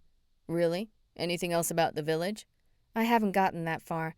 If there is, I'll let you know. But nothing earth-shattering. Even though there weren't any mind-blowing events in the journal, it was still nice to have her journal, which seemed odd because Darla never kept anything. After Oscar left, I went over the clues with Mr. Prince Charming. Chandra and Anne didn't get along because Anne took Chandra before the council to sue her for her back problems. Meow. I paced between the kitchen and the family room. Gerald broke into a Dose of Darla to get a honey supplement. Anne was in love with him and drove him crazy. He had tea with her the night she died, alone. Only in Whispering Falls we are never alone. Meow. And Anne was banned from practicing her spiritual gift. I wondered what her gift was. Plus, she lost her shop. I threw my hand in the air. Oh, don't forget about Gerald slipping into Gollybee last night. The questions about Anne getting banned were for Izzy to answer. Now there were 3 visits on my list. It shouldn't be hard to make a quick visit to each of them, since I couldn't open a dose of Darla until I heard from the council. I had some time on my hands, and I was going to use it to prove my innocence. Funny, the council consisted of 2 of the 3 people I needed to talk to. Mr. Prince Charming couldn't care less. All he wanted to do was bathe himself. Fine, I'm going to get my mold and then stop by Golly Bee Pets to pay Petunia a visit. As soon as he heard Golly Bee, he ran over and did figure 8s around my ankles before we headed out. Chapter 16. I was careful not to be seen when I picked up the mold at the lake on my way to Golly Bee. At a glance, the cement mold resembled the shoe print that I had cast under my bedroom window in Locust Grove. I hid it under my shirt and dropped it off at the shop on my way to the pet store. Mr. Prince Charming didn't wait around for me. I was sure he was already there. "What took you so long?" Petunia was pruning the back limbs on the indoor tree. "How did you know I was coming by?" I handed her a mojo bag that I grabbed from the shop. "Him." She pointed to a very high branch where Mr. Prince Charming was sitting next to a chipmunk. "Oh, I love mojo bags, thanks." "You're welcome." I didn't really have a good way to beat around the bush. I had limited time before Oscar heard from the council or even looked for more clues. "So, tell me about Anne and Gerald having a fling." Petunia's expression completely left her face. "I heard that they were having a fling." I acted as though I couldn't tell that she was surprised that I knew. I reached up and picked a few of the dead leaves off some of the branches, petting a few animals as I went. "I don't know anything about that." There was a slow burn in her voice. "Why would I care about such silly things?" "Oh, I thought you had something going with Gerald." I shrugged it off. I knew I'd gotten her goat. Her face was fire engine red, matching the rosebuds she had decided to stick in her bird's nest of hair. "Why in the world would you think that?" she huffed. I looked around the branch to see her face. "I remember when I was at the police station and he was whispering in your ear. You didn't seem to mind it." She swallowed hard, held her chin up, and pulled her mouth up in a sour grin. "That is ridiculous. Don't go around here spreading rumors, June Heel." "Are you sure?" I gave her another chance to come clean. "Because he was sneaking into your shop last night, or at least that's what I have on my phone." I pulled my phone out of my bag and flipped through the pictures to find Gerald grabbing his hat and then going into Golly Bee. "What do you want from me, June?" Petunia leaned up against the tree and crossed her arms. "We can't tell anyone because you aren't supposed to date other shop owners. You can date people within the village, but you can only own one shop. Anne found out and she threatened to tell, and we couldn't have that." "So you killed Anne?" I gasped. "No." A voice boomed from the back of the store, followed by heavy footsteps. "No, we didn't kill Anne." Gerald peered out of nowhere. If I'd known he was there, I wouldn't have questioned her. This was a time I probably should have left it up to Oscar. "It seems awfully funny that Anne found out about the 2 of you, and the next thing you know she's dead." I started to walk backwards in case I was next. "And she was allergic to honey, not to mention that you broke into a Dose of Darla to steal honey supplements. I even heard that you met with her for tea the night before she died. Did you lace it with honey?" "Don't be ridiculous," his voice rang out. Not only did I squirm, the squirrels ran for cover. "I wouldn't hurt Anne." He walked towards me with Petunia close behind him. I shook my finger at him. "What about a dose of Darla?" "It was before you came to town and wreaked havoc." He did fist pumps in the air. His top hat teetered and tottered. "No one had used those remedies in years. Anne was having some weight issues, and honey helps with weight loss." Like I didn't know that. "I'm a homeopath spiritualist," I reminded him. "Remember?" "She wasn't allergic to the supplement, and she couldn't find anyone to give it to her since she was semi-banned from the village." Gerald stood with his hands on his hips. Banned? Semi-banned? Which was it? Either way, banned wasn't a good thing. Mr. Prince Charming jumped out of the tree and stood between me, Petunia, and Gerald. "We didn't kill her. You have to believe us, June," Petunia pleaded, taking Gerald by the hand. "Anne has a lot of enemies here, not just us." "Yes, but the number 1 reason for murder is jealousy. And if Anne wanted Gerald—" "No, Anne wanted us to lose our shops like she did. Gerald took the supplements to keep her quiet. She'd demand things and we'd get them for her. But we'd had enough, and we told her that." Gerald twirled his mustache. We are planning on telling the council tonight after they discuss your situation. My situation? You mean the fact that you accused me of trying to kill you and being the #1 suspect in Anne's death? That situation? I know you didn't kill Anne. Petunia pulled a rose out of her hair and offered it to me. Besides, whoever killed Anne doesn't live around here. Okay, she had me for a second. How do you know that? I wondered if she was still accusing me since I wasn't from there. The teenagers told me. She was confident, and Gerald nodded. Teenagers? First off, I hadn't seen any teenagers, and secondly, who believed teenagers? The Fireflies. They were a group of teenagers. Duh. She wiggled her hands in the air. They stay up all night and sleep all day. They tell me everything, even about the little meeting between you and Eloise last night. She let out a deep, gratifying sigh. Fireflies? Obviously, she knew that Eloise wasn't supposed to be anywhere near the village. I wonder why Anne could live in the village, but not Eloise. Did Petunia know Eloise and Darla were friends? They said that they didn't recognize the figure. Couldn't tell if it was a man or a woman, but they were positive it was someone they hadn't seen before. A smirk crossed her face. She gestured between her and Gerald. So will you let us talk to the council before you tell anyone about us? I wasn't about to take their plea deal, but held off. This was not a peace offering.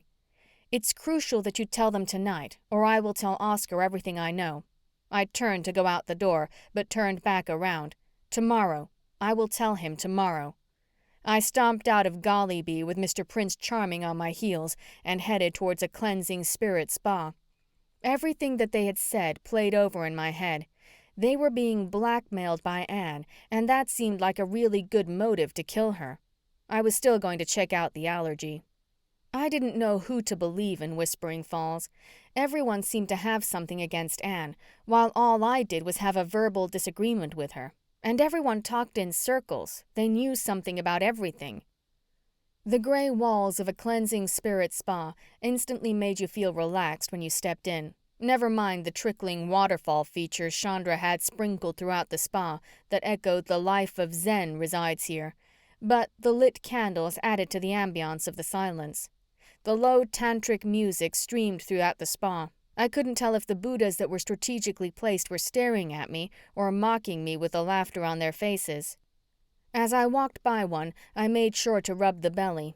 Darla did that every time she would pass one of the many booths at the flea market that sold the plastic statues. June, Chandra giggled. I'm so glad to see you. I wiggled my poor chewed-up nails in front of me. I'm in desperate need of a manicure, or I won't have any nails left. Come on in. She gestured for me to take a seat at the table next to her. Go ahead and take your shoes off and stick your feet in the soapy tub. Since I couldn't open the shop, I had plenty of time on my hands. Chandra adjusted the light over the customer's hands she was working on. She filed away. Every once in a while, I noticed her turn the client's hand over and let out a little, I sat down and slipped off my shoes. The water was nice and warm. I didn't come in for a pedicure, but it looked too inviting to pass up. My toes played with the rocks in the basin. Do you remember the last time I came in to get a manicure? The customer asked, her eyes darting between Chandra's eyes. Chandra nodded. Well, I played the lottery like you told me to, and I won. The woman whispered. A huge grin was on her face. I couldn't believe it. Did you sign a prenuptial agreement before you got married? Chandra didn't acknowledge the woman's comment about the lottery. The woman drew back her hands, leaving Chandra's hands empty. Slowly, she shook her head. You need to see a lawyer, honey. Chandra patted her client. The client slowly got up and collected her things before she walked out the door. Poor girl, Chandra clucked. She's in for a nasty divorce. You could have let her down easy, I suggested. Chandra rolled her chair over to the basin and put a towel on her leg. She patted her knee for me to put my foot up on it. She dried it off and worked away. Sometimes readings don't go the way people want them to go. She took out a file and used it on my heel. I flinched from the pain. How long has it been since you had a pedicure? Years. The last one was at the flea market from another booth owner, and then it was nothing like this. It was in a metal tub with bubble bath. Do you always read your clients? That's why they keep coming back. She winked and finished up the other foot. I followed her over to the manicure table. You sit here and I'll get the manicure system. Chandra hurried off behind a cream-colored partition. There were 2 manicure tables, 2 pedicure chairs, 2 massage tables, 2 of everything, but only 1 of Chandra. The muffins from the Gathering Grove were neatly placed and untouched next to a display of cups, orange juice, and a pot of coffee. "Do you get a lot of customers?" I questioned, because the place didn't look touched. "I do." She reappeared and had a silver tray full of all sorts of tools and different colors of nail polish. "Especially after they had a friend like the last one that came in and I tell them some lucky numbers. I don't know what those numbers mean. The spirit tells me to tell the client the numbers. I do what the spirit says." She took my hand, rubbed some oils on it, focusing more on my palms. When I tried to flip them over, she'd flip them back and run her long blue fingernails down my creases. She rubbed the oil in my cuticles and pushed them back with a pointy thing on the end of a plastic stick. Her turban wobbled back and forth with her every movement. "Never had a manicure?" "No, how can you tell?" I tried to see what she saw. "Your cuticles are a mess, and you're keeping a secret." Her eyes glowed with excitement. "I thought the rule was that we weren't supposed to read other spiritualists unless we gave them permission." "Ah, rules," she cackled. "So many rules. Don't you know that spas are where women gossip? So dish." She looked up at me, but was still busy pushing back my bad cuticles. "Nothing. I'm just trying to figure out who killed Anne so I can clear my name." "I think you are hiding something." She took the file and tried to file any part of a fingernail she could find. "You have got to stop biting your nails." "Bad habit." I winced when she got skin instead of nail. "Do you know Eloise Sandalwood?" She pursed her lips together and continued to file, and then she slapped the file on the table, causing me to jump. "I'm telling you, Anne got what she deserved." She snickered and walked over to the muffins. She picked one up and took a big bite out of it. "I'm not saying she didn't, but I'm trying to figure out how to clear my name." I looked at my palms. "Read my palms." Between a giggle, her lips trembled. "I wish I could. I can't." Her hand shook as she put the muffin back up to her lips. "Why?" I stood up and then took a good look at my palms. "I can't interfere with a crime. It's a rule." I was going to have to go home and dig out that rule book that Izzy had given me. There were too many rules to keep up with, and I was finding out new ones every single minute. I wondered if Darla had known anything about the rules in the journal. Darla never lived by the rules. The front door opened and 2 women came in. Chandra cleaned the crumbs off her mouth and cleared her throat. "Welcome to a cleansing spirit spa. Are you having a nice stay in Whispering Falls?" The women and Chandra continued their conversation. I assumed my manicure was over, and so was my line of questioning. At least I had something I could tell Oscar in the morning. Petunia and Gerald could be a lead. Next on the list was Patience. 2 Sisters and a Funeral was located on the opposite end of Main Street. Mr. Prince Charming trotted ahead and let out a few meows along the way when someone would say hello to him. "Hello there." Izzy stood in the entrance of Mystic Lights. Her usual A-line skirt was replaced with a cropped pair of skinny black pants, which made her look even taller than she already was. "I hear you are making your rounds around Whispering Falls, asking all sorts of questions." I wasn't sure how to answer her. Did she really hear it, or did she do some type of spiritual thingy to see me? No one seemed safe around here, including me. "You can't blame me," I shrugged. "No one else seems to take me being called a murderer seriously." She planted her long, skinny fingers on her hips. "You need to let Oscar do his job. Plus, the council won't be meeting because Gerald is still ill." "That's funny. He seemed fine a few minutes ago." I slapped my hand over my mouth. Dang, I wished my words were muffled from a mouthful of ding-dong, but those were all the way back at my house. Izzy's eyes lowered. I continued to cover up my mistake. "I mean, yesterday, when he accused me of trying to kill him. He didn't look great, swollen and all, but his mouth sure was working." "Mm-hmm," Izzy nodded. There was no way she was buying my lie, but I had made a promise to myself that I would figure out the clues and then take them to the council myself. After all, who was going to take better care of me than me? No one. I better get going. I pointed off into the distance to Mr. Prince Charming. He was already in front of 2 Sisters and a Funeral. "I need to catch up to Mr. Prince Charming. Please let me know what the council says." I waved over my shoulder. I might not be able to read palms or see into the future, but I had a sneaky suspicion that Izzy knew more than she was letting on. "Hello?" I walked into the parlor of the funeral home with Mr. Prince Charming at my feet. One rub against the casket, and he was out the door. I yelled after him, "Scaredy cat." "What can we do for you?" Constance stood a distance away from me with a scared look in her eye, and Patience was peeking around Constance's back. "We are busy." "Busy." Patience nodded in agreement. Constance shrugged Patience off her. Patience took a step backwards, crossed her arms, and scowled at Constance. I pointed to the casket. "Is that Anne?" I wondered if I looked at her body if something might come to me, spiritually speaking, that is. "It is." Constance stood a little taller, and Patience straightened up a bit, though she was still annoyed with Constance. "The funeral won't be for a couple of days. We're trying to find her family from the West Coast Spiritual Village. That is where she was originally from, until she opened the Cleansing Spirit Spa with Chandra." "It is her." Patience's finger made its way around Constance's thick arm and pointed toward the wooden box. "A cleansing spirit? She owned it with Chandra?" I questioned. Why hadn't anyone mentioned that? "She was an amazing palm reader." Patience rolled up on her toes and a giddy smile formed across her face.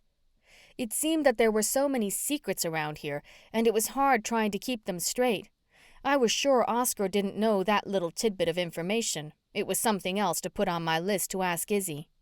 "Patience, go get the delivery." Constance waved her hand in the air. "Delivery." A man walked through the door with a bouquet of flowers.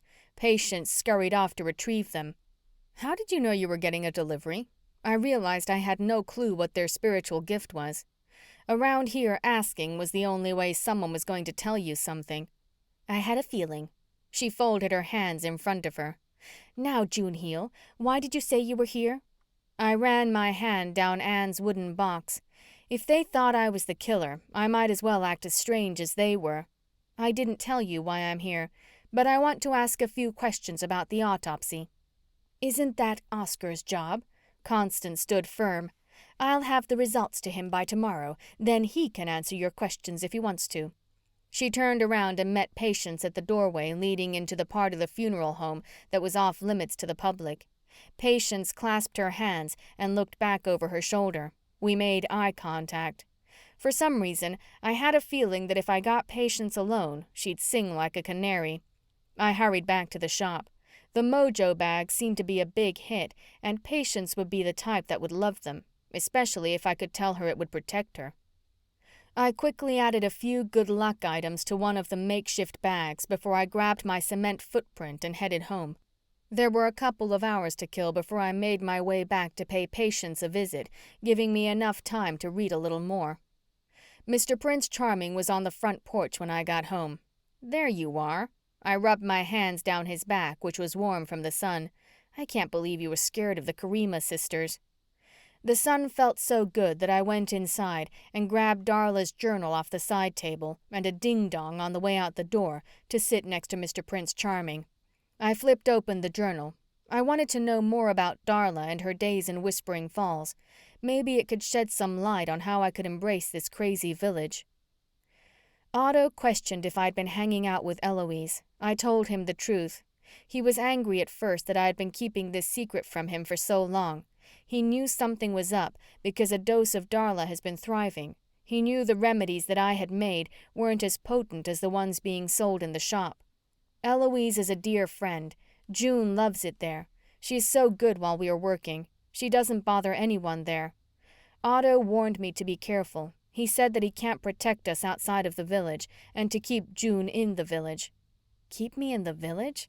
That seemed odd, since she moved me out of the village after my dad died. Plus, my curiosity was up. Who outside of the village did he fear would hurt us? Meow, meow. Mr. Prince Charming batted at the dangling charms when I turned the page. I pushed him away, but he only came back and batted at my fingers for pushing him. Testy little guy. By his purring, I could tell he enjoyed the under-the-chin scratching I was giving him. There was no way I was going to be able to read any more of Darla's diary with his persistence. Stop. I shoved him one last time before I gave up and went into the kitchen to get him a treat. I looked out the window over Whispering Falls. Bella was right. Her house had the best view. From a distance, I could see Constance Karima rushing down the street toward the police station.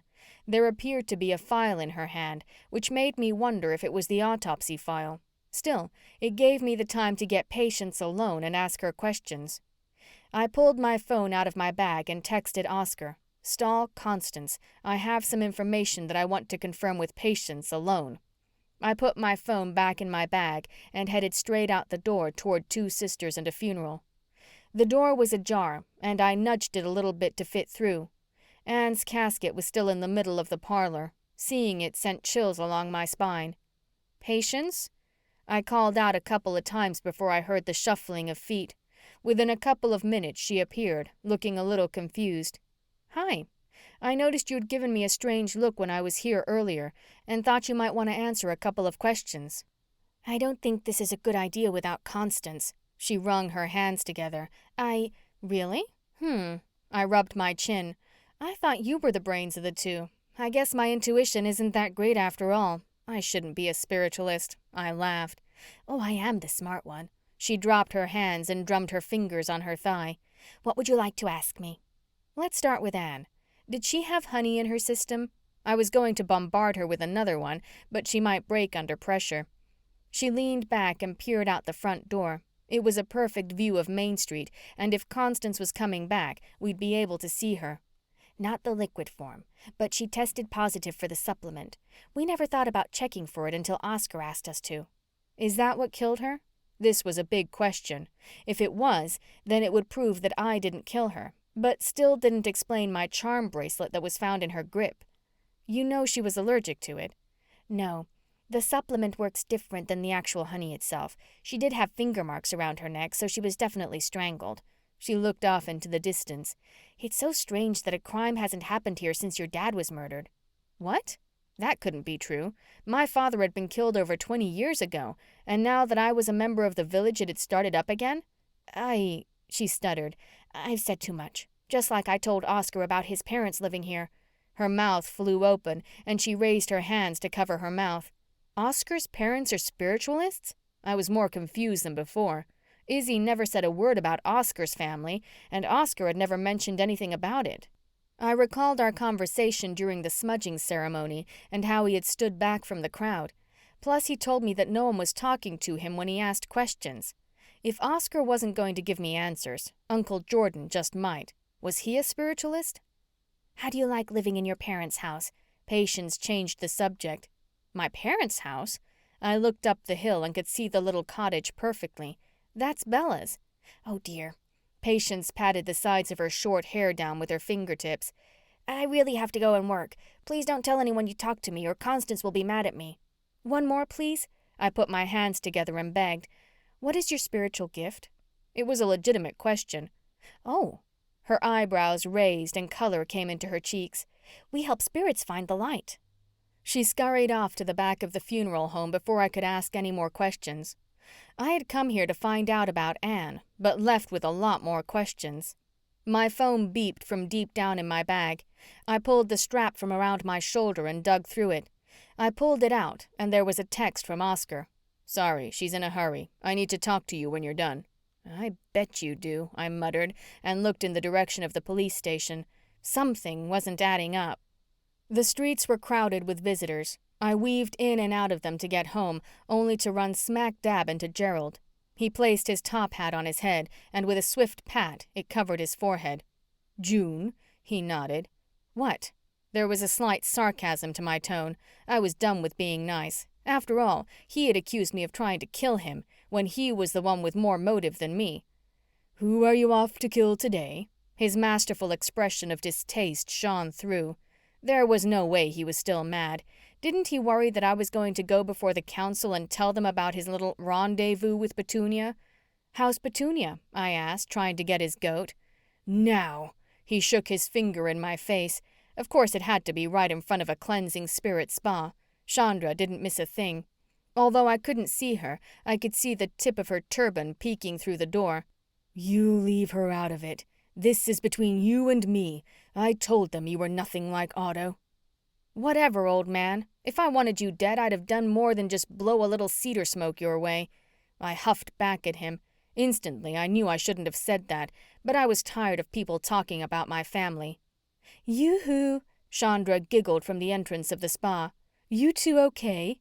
Fine, I said as I stomped down the street toward the police station. There was no time to see Oscar. I wondered how well I did know him. Really, I had no idea what his police duties had ever been, here or in Locust Grove. We just hung out together, which made me wonder if he knew all along that we were spiritualists and for some reason was keeping it from me. Chapter 17. Come on. I called for Mr. Prince Charming after I made it back to the house to get my keys to the green machine. Let's go to Locust Grove. Meow. Mr. Prince Charming was curled up on the sofa where the stream of sunlight warmed it. I sighed. He had become less active since we moved to Whispering Falls. In Locust Grove, he was always on top of me, following me everywhere. I didn't know his real age and wondered if he was getting old.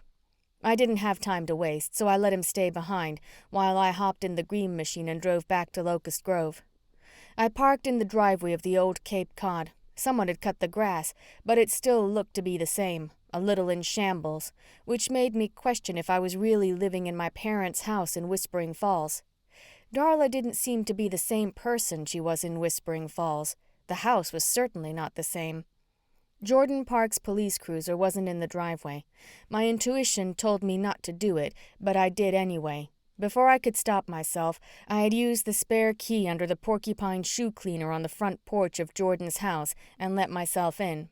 After all, he did say he was going to have me over for lasagna. Even if he did come home, he wouldn't find it odd that I would be sitting on the couch watching TV. Many times he'd come home to find me vegged out while Darla was at the flea market, or if I went to church with them, I'd hang out afterwards. But I was on a mission to find out anything I could about Oscar's family. We really didn't discuss his family much when we were kids. They were already dead when we moved, according to Darla's journal, but I was too young to remember. I couldn't even recall seeing a picture of his parents or him when he was little. The house was like it always was, simple. That was one thing I loved about hanging out with Oscar and his uncle. There were no smells of ingredients. Everything was always picked up and put in its place. Not like home with Darla. There was food all over the kitchen, the house reeked of cures, and clothes were everywhere. I scoured the bookshelves in the family room looking for a photo album. There were books, but no albums. Living spiritually. I pulled the book off the shelf. I flipped the pages to get a glance of what this might be about, and a picture fell out. The black and white photo was old, but I could tell by the clothing and the two little boys standing by tricycles. The man and woman had their arms around each other, which made me believe they were the parents of the two boys. By instinct, I stuck the photo in my pocket and put the book back. There wasn't anything there to help me. I walked back into Oscar's room and found it funny that I had only been in this room one other time. After I'd told Darla that I'd gone in there, she forbade me to ever step foot in a boy's room again, and I listened. It was exactly like I remembered it. The twin bed was made with a baseball comforter, and baseball trophies lined the wall. I'd forgotten all about Oscar's baseball games I went to with him and his uncle. I slid the closet doors open. The balls on the track made a screech like they hadn't been opened in a long time. A few clothing items hung on hangers, and a few boxes of different memorabilia sat on the top shelf, but nothing stood out to me. With my hands planted on my hips, I looked around the room. Had I let my thoughts make me crazy into believing that Oscar could be behind all of this? Not necessarily the murders, but did he know about us being spiritual, and that's why he was my friend, and when given the opportunity suggested we move to Whispering Falls? It was awfully convenient that he, by chance, had driven into Whispering Falls. And it wouldn't be the first time Oscar Park talked me into anything. I snapped my fingers. The bed. I got down on the floor. I used to shove stuff under my bed all the time. It was dark under there. I plunged my hand in my bag and felt around for the phone. I pulled it out, opened it, and used it as a light. There was a small plastic container with a lid far in the back. I swiveled my body on the floor and shimmied under the bed. With the box in my grip, I pulled myself out from underneath and stood up. The entire front of my clothes was covered in dust bunnies. Eek! I screamed, and the box and all its contents flew into the air. Mr. Prince Charming stood on top of the bed as if he was there the entire time. Mr. Prince Charming, you scared me. I continued to brush the dust off myself and wondered how he got there, like I had wondered so many times before. What are you doing here? I picked up the box and sat down on the bed next to the cat. More importantly, how did you get here? One of these days, I was going to have to take a day and follow him around, unless I was in jail. Meow, meow. He nudged my arm with his head like he was asking for forgiveness. I rubbed him. You're so smart. Okay, let's see what's in here. I put the box in my lap and took the lid off. There were a couple different-looking dolls in it. I picked the one with the brown yarn hair up and looked at it. The doll was stuffed with hay, and the fabric of the clothing resembled that of a woman. Its yarn hair was long, and it wore a hat that looked like a makeshift turban. Ow! I dropped the doll when something poked my finger. With my finger stuck in my mouth, I picked the doll up off the floor and turned it over. There were stick pins stuck in the back of the doll. What the hell? Shh, shh. Mr. Prince Charming jumped off the bed. I looked out the window and Jordan was standing in front of the Cape Cod. He looked like he was checking out the green machine. I quickly grabbed the other doll and shoved them in the waist of my jeans and pulled my top down to cover them. I ran into the family room and grabbed the magazine off the table. Mr. Prince Charming was gone. I didn't have to worry about him. He could take care of himself. Hello there. Jordan walked into the door. I was going to walk over to your house. I saw your car over there. I just got here and helped myself to the spare key. I pointed toward the coffee table where I put the key, and just thought I'd wait. And read a Cop's World magazine? His brows dipped. I closed the magazine and looked at the front. Idiot. I don't smell any lasagna. I didn't know you were coming over, but I'm sure I can whip something up. He took his holster off and sat it in the chair. He walked into the kitchen and opened the refrigerator like he was trying to find something to fix. Is Oscar coming? No. I followed him and grabbed a handful of grapes off the vine that was sitting on the kitchen counter. I really came here to ask you a few questions about my dad. Slowly, he shut the refrigerator door. Standing there with his hand on the handle, he just stared at it. I stood behind him, waiting for his answer, but he stood in silence. I mean, everyone told me that he and you were responding to a routine speeding stop and it went wrong. The guy pulled out a gun and fired 2 shots, one at your gut and one at my dad's chest. I recalled everything that Darla had told me. There was never a reason to question it until now. My entire existence had been a lie until a few days ago, and I couldn't help but hear Patience's words about no other crime since my dad died. And if my father died in Whispering Falls, which all of Darla's journal entries say, then how did Jordan know my dad? I see that you've been snooping around. His voice was jittery. No, I've been sitting on your couch. Oh my. Fear knotted inside my stomach. Did he know that I took those funny-looking dolls? Not here, June. Whispering Falls. He placed both hands on the counter and took in a deep breath. I was afraid this was going to happen. He stood up and shook his head. Please tell me. I'm accused of murder, and everything I know up until now has all been a lie, I begged. He pulled up his shirt, and the scar from the gunshot wound was visible. He pointed to it. I did get this from a routine traffic stop, but I didn't know your father. He took his holster out of the chair and sat it on the floor. He sat down. When Darla moved in, I felt sorry for you girls. It was just me and Oscar up until then, so I made sure I kept an eye out on you two. After a while, she started to open up about how you guys lived in a village and that your father had gotten killed. I didn't ask any questions. Did you know it was Whispering Falls? I asked. Tears hung onto the bottom rim of my eyelids. No, not until the other day when I went to visit with Oscar and I saw the sign. Darla told me that she owned an herb shop. He put his hands in his lap. I put 2 and 2 together, like a good cop. The only thing that bothers me is that there are 2 unsolved crimes. Your father's, and now this other woman. Anne. I cringed. The pins from the dolls were beginning to stick me. I made my way to the door. I better go. I think Oscar got the autopsy report back, and I want to see if there's anything that will point the finger at someone else. Jordan followed behind me with the spare key in his hand and opened the door. Oscar has told me a few things, and I'm going to help out as much as I can without getting into trouble. He handed me the key to put back under the porcupine shoe cleaner. You promise you will let me know if I can help you? I put my Girl Scout fingers in the air. I promise. Chapter 18. Nothing made sense. I looked over at the strange dolls in the passenger seat of the green machine. Things were getting more complicated by the minute. Oscar seemed awfully suspicious, but my intuition said no way. I couldn't discount the nagging feeling that Oscar wasn't doing all he could to help solve Anne's murder. Not to mention, he didn't keep Constance busy while I asked Patience a few questions. The Oscar that lived in Locust Grove did everything he could to keep me safe. Unfortunately, I was not feeling so safe. I couldn't forget what Patience had said about Oscar's parents being spiritualists. How convenient it was for Oscar to talk me into moving to Whispering Falls. And now these. I picked one of the dolls up. All sorts of questions formed in my head, but I wasn't sure if I could trust Oscar at this point to even ask him about them.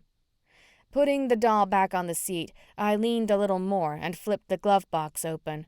I patted around until I found what I was looking for. Ding dong. I pulled it out from my secret stash, and just for a moment, the chocolate goodness made everything feel like it was going to be okay. That went away as soon as I pulled into Whispering Falls, and Oscar was standing on the porch. I slipped the dolls into the glove box and slammed it shut. Seriously, June? Oscar scratched his head. Why can't you leave solving crimes to the professionals? Uncle Jordan called to tell me that you're all worried, and you should be, but I'm doing everything I can, I promise. A little leery, I chose my words carefully. You don't seem to be doing anything to help, so I have to do it myself. I unlocked the door. My eyes narrowed when I saw Mr. Prince Charming sitting in the couch in the sunlight like he never left, but we both knew better. Oscar followed me in. You yourself said that no one is talking to you. We might live among spiritualists, but there are rules that have to be followed like in every other city. He sat down on the couch, and Mr. Prince Charming jumped down. Why does that cat hate me? I shrugged and picked Mr. Prince Charming up, giving him a little love. I was beginning to wonder the same thing. From what I understood, animals had great instincts and could really sense someone that was bad. Mr. Prince Charming didn't think Jordan was bad, did he? Why did you go see Uncle Jordan? I'm the cop here. He had an annoyance in his voice. I wanted him to talk to you about getting this case solved, I lied. There was really no need to tell Oscar about my dad's death. That would open a whole new can of worms. Didn't he tell you why I was there? Just that you were looking around and trying to solve Anne's murder. He stood up and walked back to the door. I got Anne's autopsy back, and I'm going to go over it with the council before I can share anything with you. Fine. I shut the door behind him. I wasn't too worried about the council. I wanted to know why Jordan didn't tell Oscar that I wanted to know about my dad, or that I had found out that my dad wasn't with Jordan when he was shot, and that Jordan met us when we moved to Locust Grove. I took the 2 concrete footprints out of the pantry where I'd stored them. They had the exact same ridges. I drummed my fingers on Darla's journal that was sitting on the kitchen counter. There had to be something there, something concrete for me to go on. Surely there had to be some advice, something more than follow your instincts, because my instincts were proving to be leading me in the wrong direction. I went over the clues about Gerald and Petunia's little secret with Anne, Chandra and Anne's business partnership going up in flames, and Izzy's resentment towards Anne because she had to take her in. Not to mention all the stuff Petunia told me about my family and Oscar's. And then there was Oscar. His lack of gathering clues, not to mention the funny dolls, were adding up to the fact that Oscar knew more about this village before we moved here than he'd let on. I sat on the couch and opened up the journal. I don't like the feeling of always being watched. No matter where I go or what I do, they always tell Otto. I have no friends, only Eloise, and even she is off limits. Turn over, turn over. The hands curled around the neck. No! I searched the scene for any more clues like Oscar had asked me to, but it was difficult to stop from trying to see who the victim was. Focus, June, focus! I didn't care about the victim as much as I wanted a new clue to who this killer was. My heart sank to my stomach as the hands peeled away. The sun trickled into the depths of the water and focused on the space between the thumb and the forefinger. Who is that? The sun got brighter. A mole? Man hands? Quickly, I jumped out of bed. Let's go for a walk. I motioned for the cat. It was time to visit Eloise. She helped Darla. Surely she'd be up for helping me. I grabbed the dolls. For some reason, my intuition told me to take them. Chapter 19. Eloise said it was in the clearing beyond the wood. Mr. Prince Charming was all over going for a walk. He trotted ahead of me, leading me straight toward the big rock, as if he knew exactly where we were going. The smudging bundles were still lying next to the big rock, which I found very odd. If Gerald was accusing me of trying to murder him, I would have thought Oscar would have come up here to get the bundle of the remaining cedar. I set the dolls on the rock and gathered the bundles into a pile next to the rock. In the back of my mind, I couldn't help but think that this was definitely negligence on Oscar's part. This only added to my suspicions that Oscar was somehow involved. I glanced at the dolls. The rock illuminated around them. I grabbed them and pulled away when the heat coming off them was steaming up the air. I picked up the bundle closest to me and took the dolls off the rock. Immediately, the rock went back to being a rock and the bundle smoked. I fanned it to put it out, but only created more smoke. Shh, shh. Mr. Prince Charming ran in the opposite direction. What? I'm trying, I yelled after him, throwing the bundle on the ground and stomping it out with my shoe. I hope that wasn't the cedar one. I looked at the charred remains. The last thing I needed was for Gerald to have another reaction. What was that? Something in the opposite direction of where the cat had run moved behind a tree. Is somebody there? I yelled in the direction, but nothing moved or came forward. I shrugged it off to something else that didn't make sense in Whispering Falls and grabbed the dolls. Meow, meow. The cat sat on the edge of the woods, dragging its tail among the grass. Fine, I'll follow you. I looked at the pile of smudging bundles to make sure nothing else was going to catch fire and made a mental note to grab them on my way back. The further we walked, the foggier it got, and the more I realized that Mr. Prince Charming had no clue where to go, and my instincts weren't giving me any hunches. Just when I was about to turn around, something caught my eye.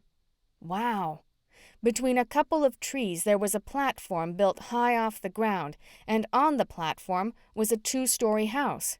The wooden stairs led up to a cozy wrap-around porch. I tried to see if there were any lights on, which I should have seen through the fog, but it didn't appear there was anyone there.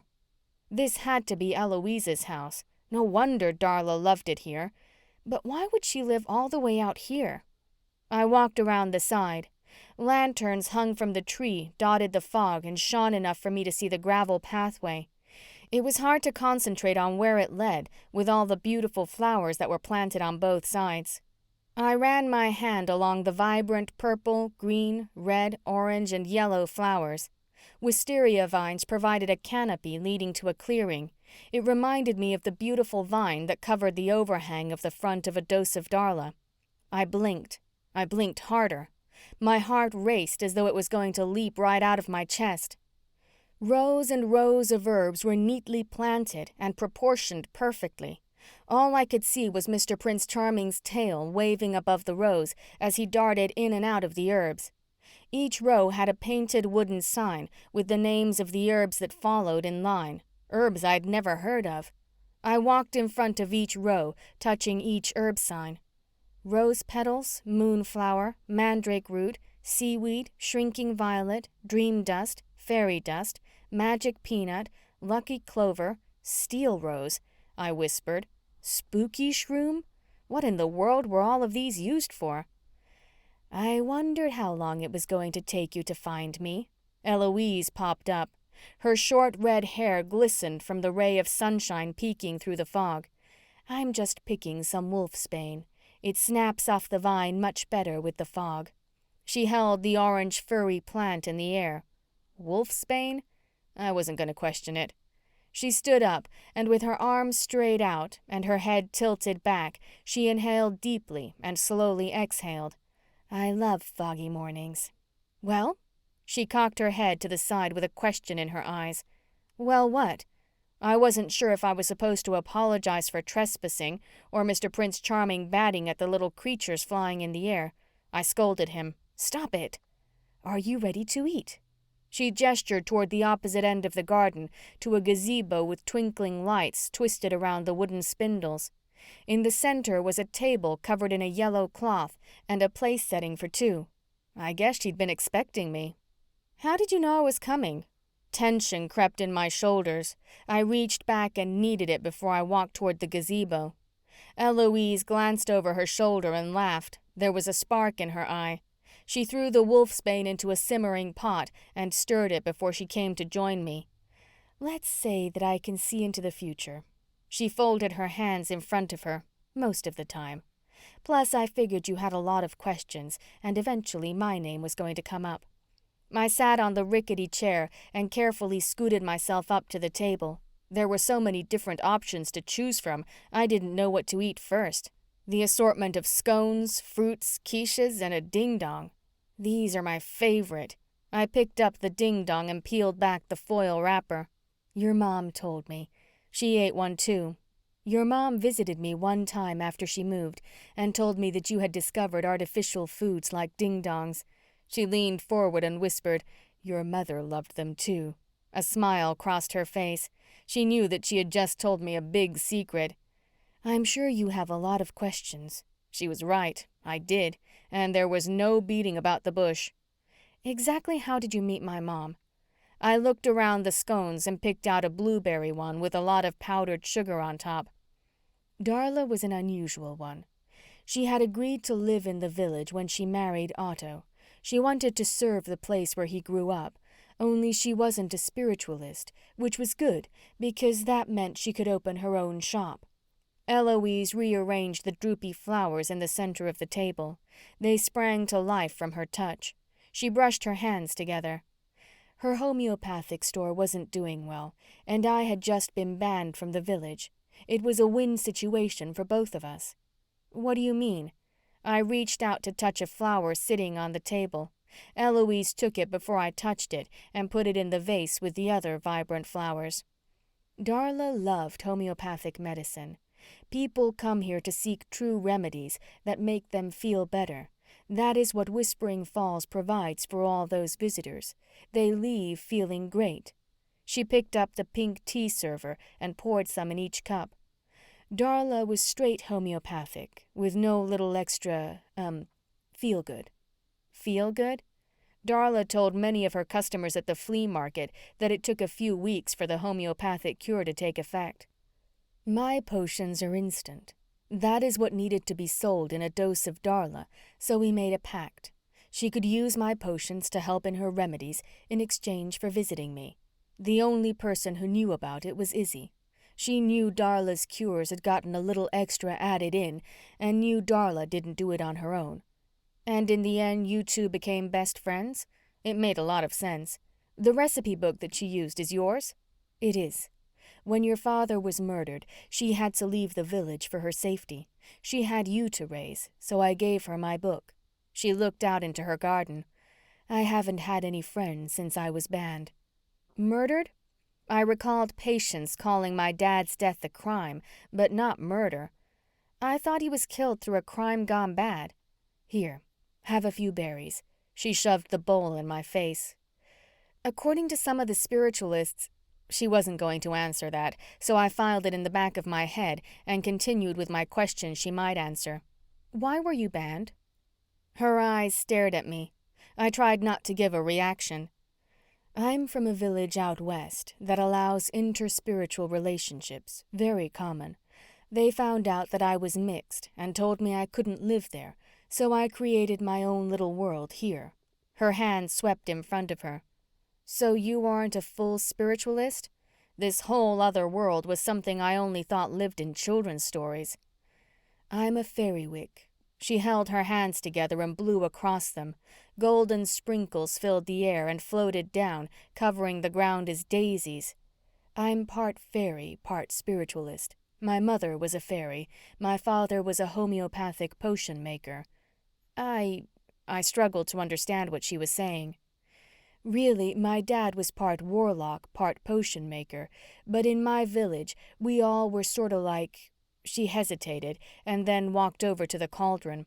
Slowly, she mixed the bubbling mixture with the paddle.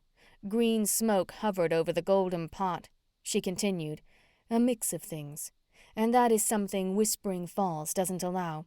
That isn't right. Once I got my name cleared, I was going to go in front of the council and ask them about this. It might not be right, but is anything? She put her hand in the air. A little mound of dust formed on her hand. She tossed it in the cauldron. Her cloak swished as she made her way back to her seat. How did you figure out you have your dad's talent? Talent?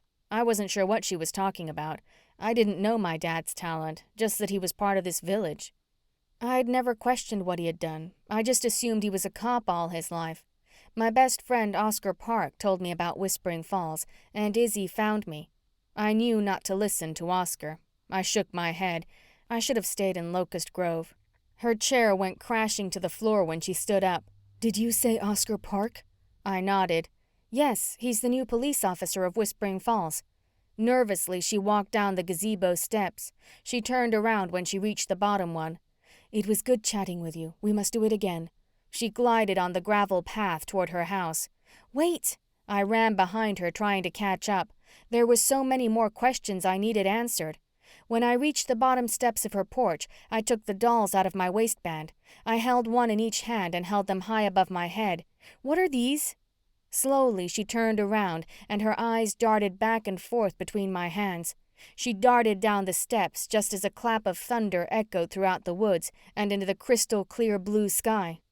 I fell to the ground and laid in fetal position. Please don't kill me, I begged.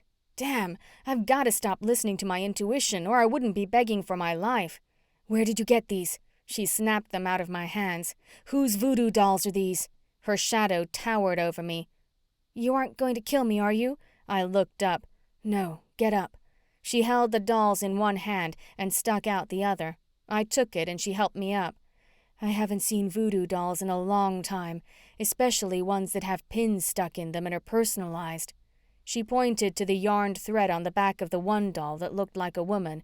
It was a makeshift D. Darla? I questioned, hoping I was wrong. Had Oscar really hated my family that much? I'm afraid so.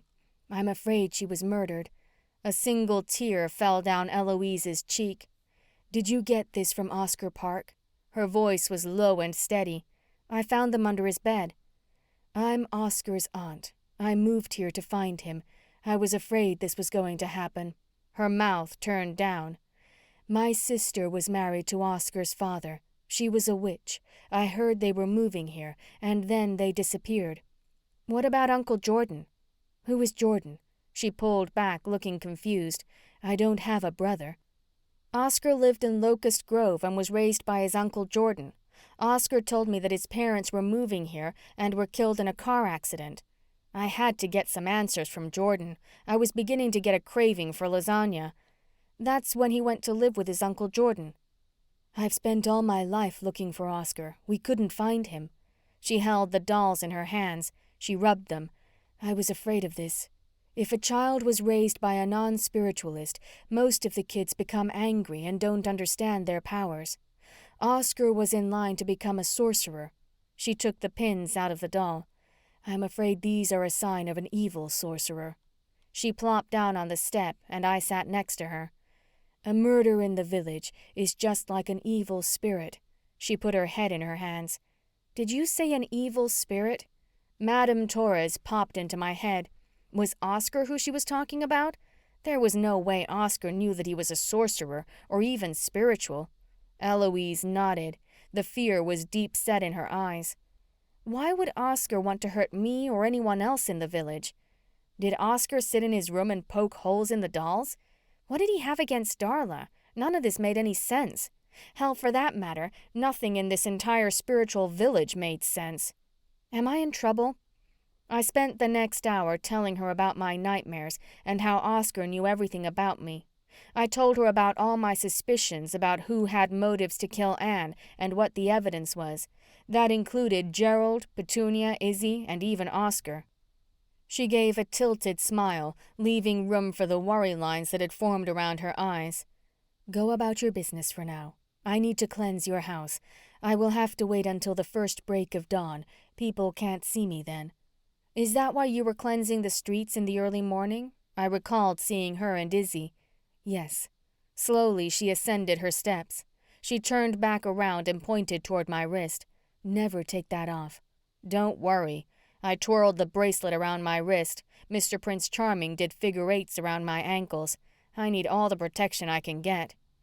It was time for my lasagna dinner. There were questions I needed answered, and I wasn't going to ask Oscar. Chapter 20. I made it out of the woods without getting lost or killed. Mr. Prince Charming was nowhere to be found. I circled around the big rock to pick up the bundles, but they were gone. I could have sworn I left them next to the rock. There was no time to investigate where the bundles had gone. Probably they blew away. Once I reached the house, I called Jordan and told him I'd be there at 6, which gave me plenty of time to go visit Izzy. Mystic Lights was busy, and Izzy waved, motioning me to her office in the back of the shop. She'd be back when she was finished. I sat in the chair in front of her desk. There was a faint glow coming through the crack on the bottom of the door. Squeak, the chair groaned as I leaned back and looked into the shop. The glow was calling me, or so my intuition said, or maybe curiosity, but I wanted to make sure that Izzy was busy and wouldn't notice me snooping around. After all, I had to figure out who killed Anne, because I knew it wasn't me. I tiptoed over to the closet and slowly turned the knob. As the door opened, the glow got brighter, and once my eyes adjusted, the crystal ball illuminated with all yellow, red, orange, and purple lines. The lines parted, and a face appeared. The eyes were gaunt, the lips were rosy red, and the skin was pale. "Hello, June. I've been waiting for you." Madame Torres's green eyes were no longer hollow, and the red Medusa hair flowed beyond the boundaries of the glass ball. The vision made my heart pound and my skin crawl with fright. There was no mistake. She had definitely been looking for me. "Don't be scared, dear. I'm here to help." Her voice lowered, her eyes darkened, showing her power. I fiddled with my charm bracelet. Right now would be a good time for the dog charm to kick in. I knew nothing about crystal balls. There was no time to let evil in my life. "Yes, you are in grave danger." No joke. Tell me something I didn't know or dream about. "Do not take any remedies for nightmares, or it could cost you your life. The village needs you." She spoke softly and swiftly. "You must not trust—" The ball went black. Clink, clink. I knew that sound from Izzy's heels. The shoes filled the silence in the air. I grabbed the crystal ball. "What are you doing?" Madame Torres's voice was demanding. "Put me down." Without a word, I checked all the doors. Damn, closet. I shut the door. Click, click. Izzy was getting closer. "Please help me find a way out," I prayed, opening the last door. The steps to the cellar looked scarier going down than they had that day when I was looking up. "Shh." I held the ball close to my eyes so she knew I meant business. "You're going with me." "You're making me sick with all this rolling around." She wasn't going to be quiet. I put her in my bag with the rest of my stuff, including the voodoo dolls. "Wait!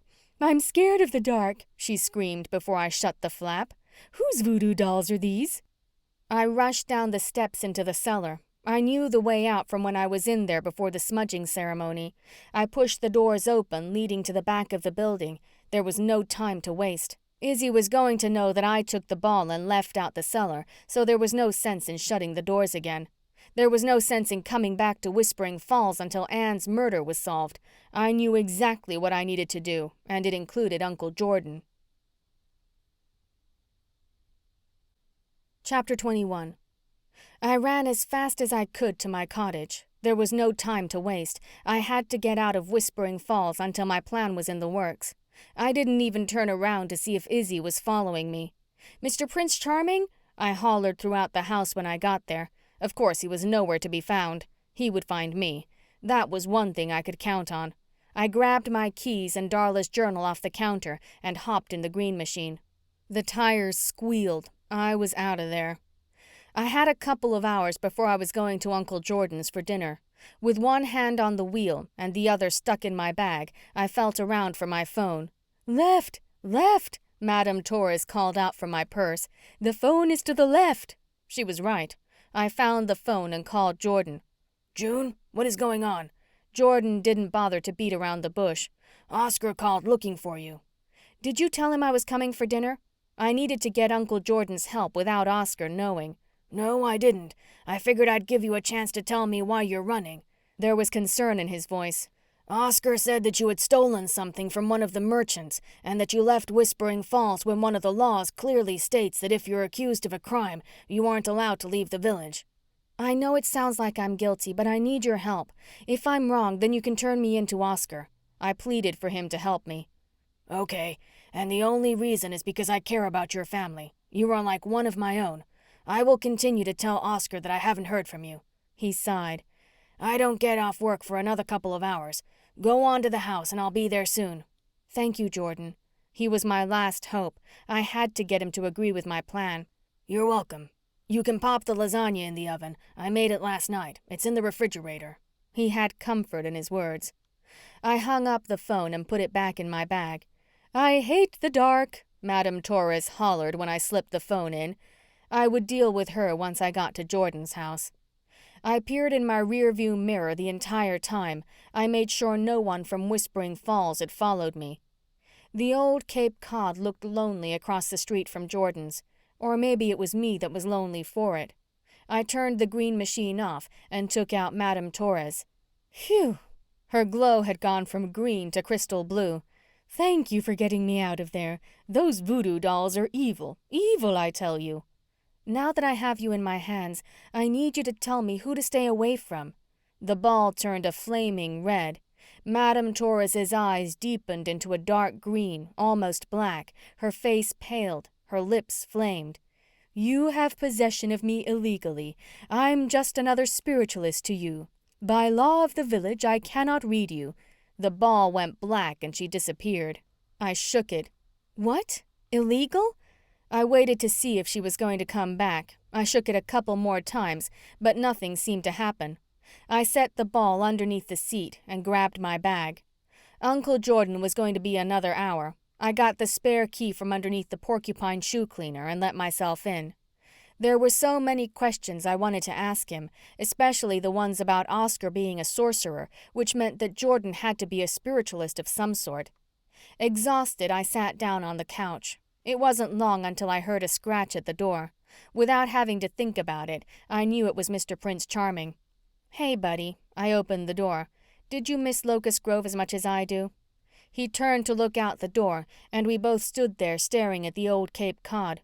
"Come on." I shut the door behind his wagging tail.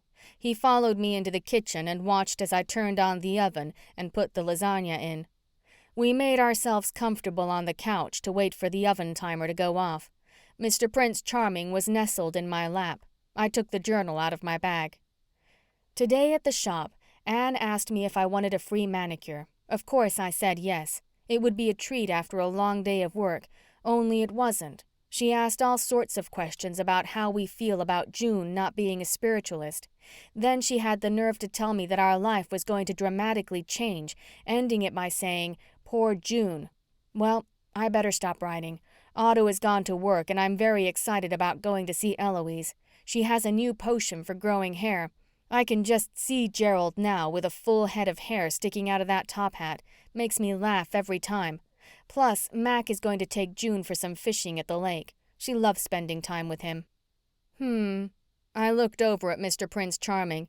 He didn't seem too fazed by Darla's revelation. I read it aloud. Poor June. What did Anne mean? Too bad she was dead, or I'd be able to ask her. Was she referring to the upcoming death of my dad? Was she trying to tell Darla about it? Or was she talking about us moving to Locust Grove? Either way, I was probably never going to know unless Darla wrote it in her journal. Before I knew it, I was fast asleep. Turn over! Turn over! Save yourself! I watched the victim do something that neither Anne nor Gerald did. The victim's hands lifted and struggled with the killer. I watched helplessly as the struggle continued. Then, all of a sudden, I saw it. The dog charm and Celtic knot were flailing around in the water as the victim struggled. No! Me! The victim was me! Fear gripped my insides as I propelled myself out of slumber. I had to do something. This time I was dreaming my own fate, and now my fate was in my hands. The crystal ball was right. There was no way I was going to take a remedy to stop my nightmares. I could smell that lasagna from outside. Jordan unhooked his holster and sat it on the table just inside the door. How do you think we feel? Our mouths have been watering. I hugged him. Mr. Prince Charming didn't bother getting up. Thanks for having me. Steam exploded from the deep dish when he cut into it. I know I put you in a compromising position. I grabbed my plate and took it to the table. I pulled the chair out and sat down without making eye contact. I don't want you to pick between me and Oscar. He's really your family. Plus, you're a cop. But I really need your help. And you need to keep it from Oscar. Oh? Jordan sat across the table and had a curious stare. You two never keep secrets. I know, but I think it's a fine line between murder suspect and friend. I don't like keeping secrets. He patted the badge on his uniform. Part of the job. But I'm listening. You know I have those nightmares. Well, I dreamed about Anne's murder before it had happened, only I didn't know it was her. I left out the fact that I saw a mole on the killer's hand. The dreams are becoming more vivid. So you're a spiritualist? He put his fork on his plate and waited for my answer. My mouth dropped open. So what Eloise had said was true. They were spiritualist. How did you know? At this point, I only wanted him to help me catch Oscar. I didn't want to accuse Oscar of being an evil spirit, or I feared Jordan wouldn't help me. After all, I was going to expose Oscar as the killer, so asking him questions about their family was off limits. Oscar told me to combine our cities, since Whispering Falls is so small. You aren't going to put some spell on me, are you? He was half joking, half serious. I'm not that kind of spiritualist. Supposedly, I know how to mix the right ingredients for cures. I pointed in the direction of my Cape Cod, and we see how that turned out. I left out the little detail about Anne burning down my shed. I let Jordan think I had done it. Are you going to try to combine both communities? I asked. Oscar never mentioned a meeting with his uncle about combining the two. Izzy would never let that happen. Hell, the village didn't let in fairy wicks. They certainly weren't going to allow the mortals. Not anytime soon. They would have to have a vote and change the laws in the place. If you were in Locust Grove and under the suspect umbrella, you'd be out on bond, not just hanging around until they figure it out. He glanced over, but I didn't give a reaction. I knew the law, and yes, it was a little suspicious that each of the victims was holding something that tied them to me. Jordan knew his boundaries. Let's talk about your nightmares. Anyway, I had a nightmare that I was the next victim. I swallowed hard, trying to digest what I had said aloud. It didn't sound good or sit well in my stomach. I was afraid my lasagna was going to come up, but I needed to eat for strength. I wanted to put my plan in place tonight.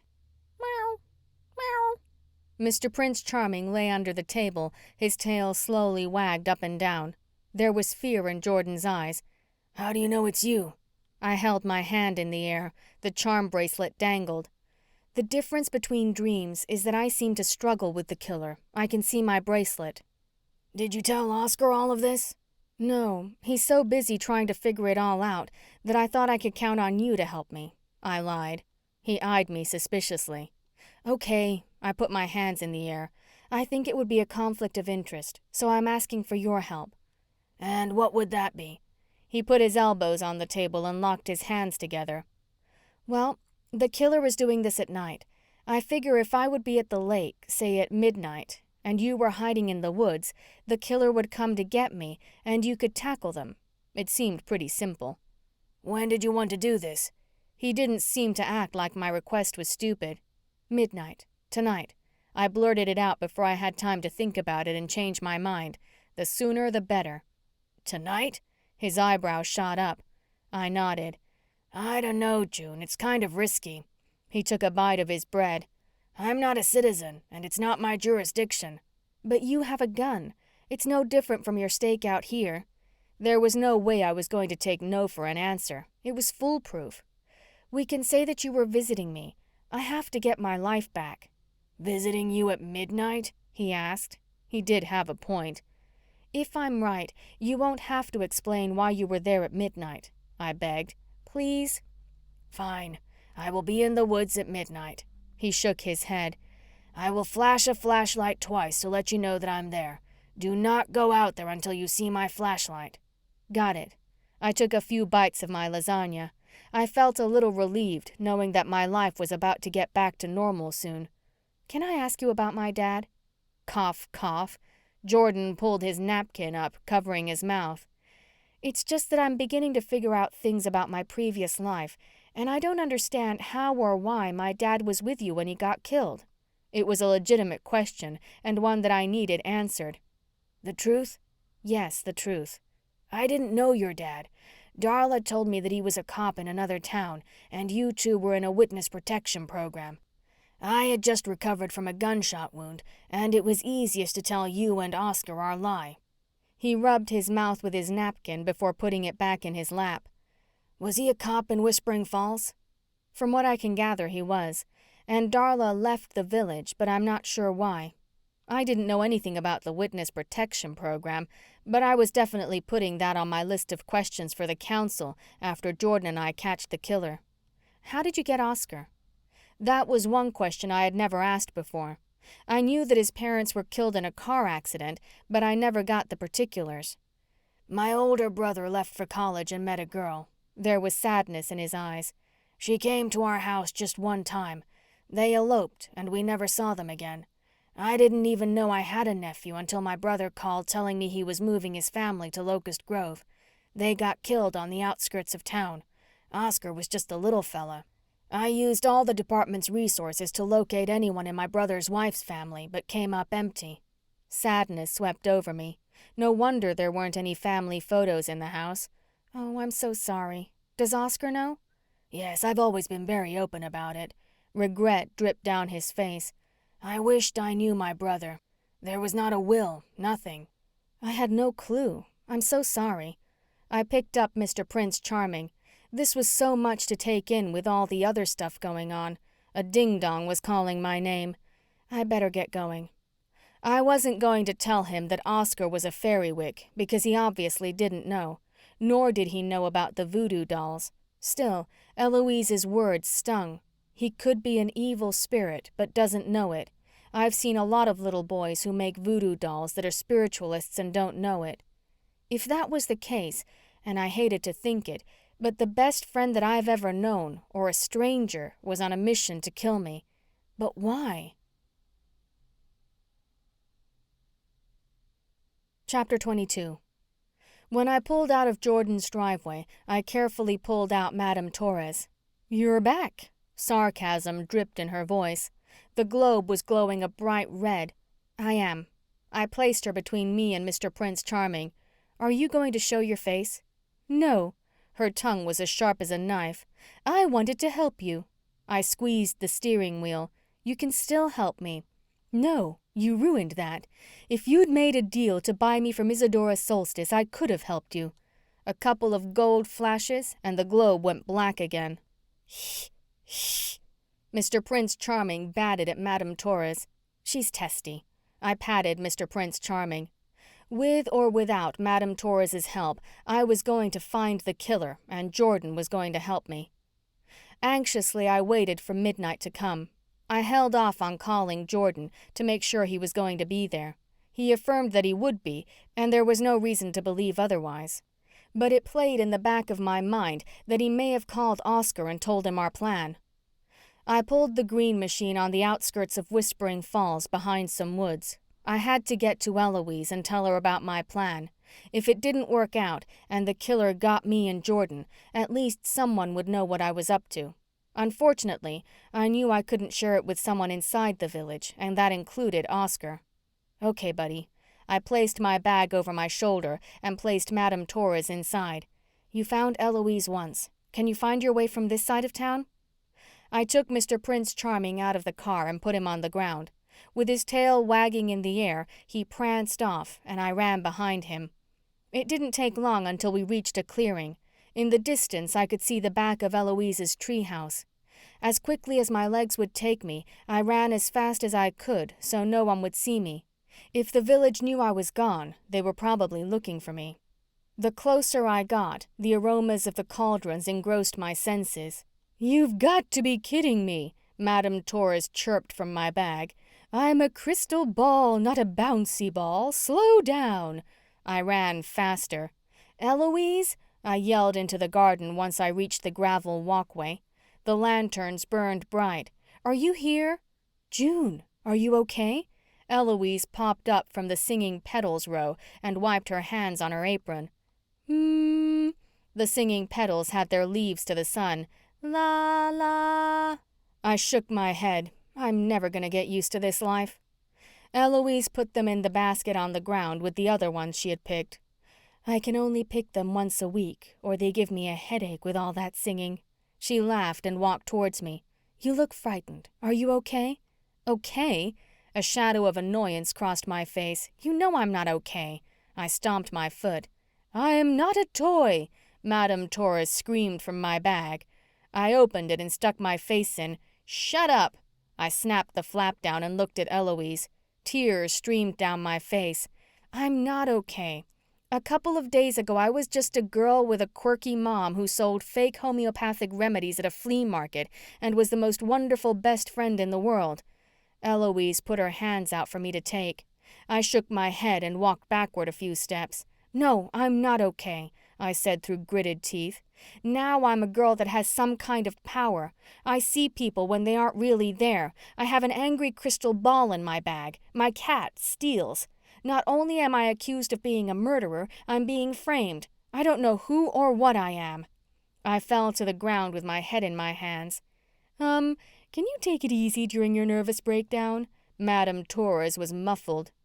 Eloise bent down and held me. She sat there with me while I cried. This entire situation had finally gotten to me. "I shouldn't have run away." I took my purse off my shoulder and pulled Madame Torres out. I held her up to Eloise. "I stole this." Eloise smiled. "Hi, Madame Torres." The ball glowed the normal green. "Well, well, look what June dragged in. Where in the world have you been?" "Banned." Eloise took the ball and then picked up the basket of singing petals. "I hate to break up this little reunion, but I need some help." I stood up and brushed the dirt off my clothes. I picked up my bag and put it back on my shoulder. Eloise had a great idea. "Let's go have a ding-dong." She continued her conversation with Madame Torres as I followed behind to the gazebo. Eloise sat Madame Torres on the table next to the singing petals. They hummed away happily. "Do you mind?" Madame Torres's eyes shot in the direction of the basket. "They give me a headache." I couldn't help but smile as I ate my ding-dong. Madame Torres was a pain in the butt. Thank God she wasn't in human form. "Tell me what is going on." Eloise set the basket on the other side of the gazebo. They still let out a low hum, but nothing like before. "I have a plan that I put into motion with Oscar's Uncle Jordan. I told Eloise how I was going to go to the lake because I had the nightmare about the next victim being me. I wanted to tell you just in case it doesn't work out and the killer kills me and Jordan." Eloise wrung her hands as she paced back and forth. "I don't like this idea." She picked at her short red hair. "I need some of that truth serum that you and Darla gave Izzy that time. If I could give some to the killer, which had to be one of the council members, including Oscar, they'd sing like one of the singing petals and confess to everything." The heavy lashes that shadowed her cheeks flew up. "How did you know about that?" "Darla's journal." I patted my bag. "I don't think that would be a good idea. You never know what someone is going to say." She looked away. Madame Torres's head went from one end of the globe to the other, trying to keep up with our conversation. "Eloise, I need you just like Darla needed you," I pleaded with her. "She was a crucial part to ending this madness. I have to hear them confess to murdering Anne and why. I fear that the answers to the death of my parents relies on the confession." "I don't know." She spread her arms out in front of her and sprinkled hot pink dust into the air. The rows of plants bloomed to their fullest. The colors lit up the garden like a rainbow. I took my phone out of my bag. "It's 11 o'clock. I have 1 hour until I meet Jordan. They are going to have my head if this backfires. She drew her arms in and pointed toward Whispering Falls. They will come after me with burning torches. No, they won't. This was going to work. If I was going to rely on my intuition like Darla told me to, everything was going to work out if everyone did what they were supposed to do. Eloise's cloak swooshed around her as she drew her hands into the air. A clap of thunder rang out, but the stars in the sky were as bright as the day. She rushed through the garden, picking several different plants and flowers. She gathered them in her palm over the top of the cauldron. With one blow from her lips, the flowers turned into a pile of dust. She brushed them into the cauldron and stirred until it bubbled over. "Hand me a bottle." She pointed toward the gazebo windowsill. "Anyone will be fine." I grabbed the purple one with the star cap. It seemed the most appropriate. Eloise took it from my hand and scooped up the overflow of the cauldron. She cast her eyes on me. "Use this with extreme caution. I suggest you take a bottle of water and add a couple of drops. Only a couple of drops." She wiggled her finger back and forth. She repeated, "Only a couple of drops." Carefully, I placed the bottle in my bag and grabbed a bottle of water from the table. "Mr. Prince Charming, you stay here with Eloise and Madame Torres." I didn't want him to see if anything happened to me. I knew that Eloise would take care of him. "Please return Madame Torres if something goes wrong." "No, you won't. I'm not going back in some glass case or dark closet." The ball lit up bright red. Eloise grabbed me by the shoulders and drew me close to her. "Keep safe, sweet, sweet June." I held on to her words as I made my way into the dark night, through the woods and around the rock. I could see the lake as clear as day. Chapter 23. My heartbeat echoed so loudly that I was sure it could be heard all over Whispering Falls. Patiently, I waited in the woods for Jordan's signal. I sat down in the grass and reached into my bag to get Darla's journal and my phone. I used the phone's keypad light to read a page in the journal. I thought Otto's job as a police officer was going to get to him after he told me about the people that have come to visit him. He said someone was sitting next to June, but I didn't see anyone. I told Eloise about it, and she didn't make me feel any better. She believes that Otto is a medium, which means that he's a fairywick. That would be devastating to him. He loves Whispering Falls and couldn't imagine being banned. "Medium?" I whispered. "Wasn't that when people saw dead people? Did my dad die because someone found out he was a fairywick? What about me? Did that mean—" I drew back and threw the journal in my bag. Had the mysterious shadow been a spirit? Was I part medium? Did the killer only want to kill off the fairy-wicks and found out who I was? Fright and sheer agony pierced my soul. I was living someone's life, but not mine, not the one I knew. I grabbed my phone and stood up. It was 10 after midnight, and I hadn't seen Jordan's flashlight signal. Just when I was about to put my phone in my bag, it vibrated. "June, where are you?" The text from Oscar had a big red exclamation on it, as though it was urgent. "We need to talk." Talk? At midnight? Either they had the council meeting and he was going to put me in jail, or he was looking for me because he was the killer. I didn't respond. Either way, he'd find out where I was soon enough. I'd give Jordan another 10 minutes. I unscrewed the cap off the bottle of water. I used the light from my phone so I could see what I was doing. Carefully, I held it between my legs and took out the potion. 1, 2. I counted the drips of the serum as it went into the water. I replaced the cap on the water and shook it up. Off in the distance, I saw a quick 2 flashes. Jordan was here. It was time. I wished I had a few more seconds so I could eat a ding-dong. It might be the last time I tasted the delicious goodness. Instead, I stood up with the water bottle in my hand, and putting one foot carefully in front of the other, I walked towards the lake. The ground became mushy the closer I got to the edge of the water. I couldn't help but wonder if this was how Anne felt before she took her last breath. The lake was still. The water didn't move. It lay like glass. The moonbeam shone off the water into the clearing. The silence rang in my ears, and the only thing I could feel was the beating of my heart. I looked around to see if I could see anything. The fireflies played in the distance. They seemed to chase each other in circles, and then in a straight line.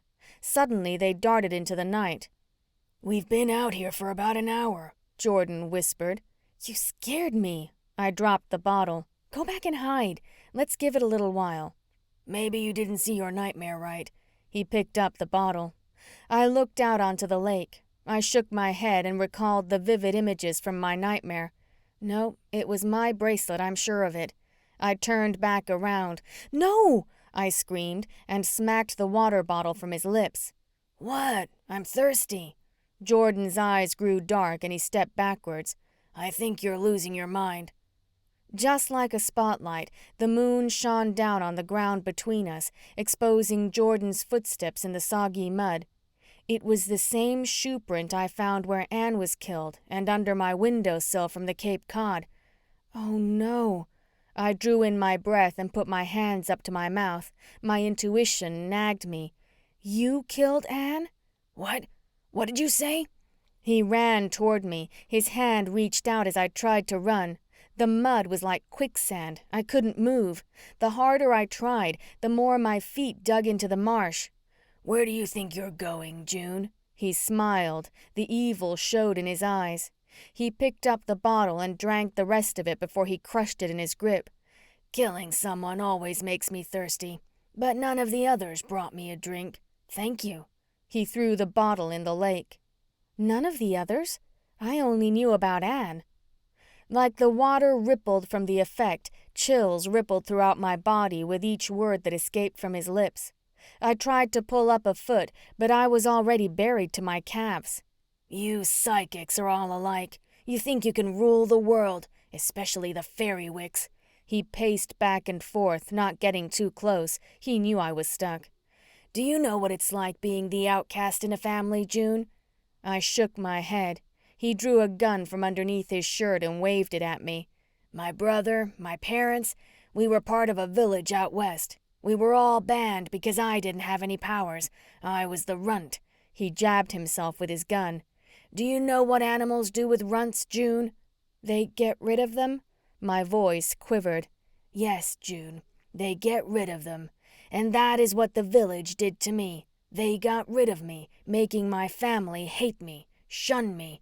He swayed the gun towards Whispering Falls. "And now I'm going to get rid of all of them."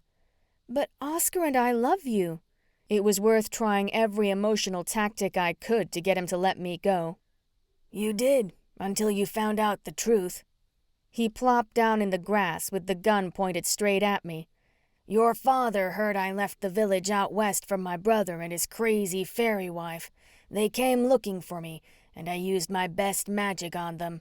He held his gun up and dropped his head between his legs. "This gun is my magic." A tear fell down my cheek. He had killed my father. I reached down while he wasn't looking, dug in the mud and untied my shoes. The truth serum was setting in. He was spilling his guts.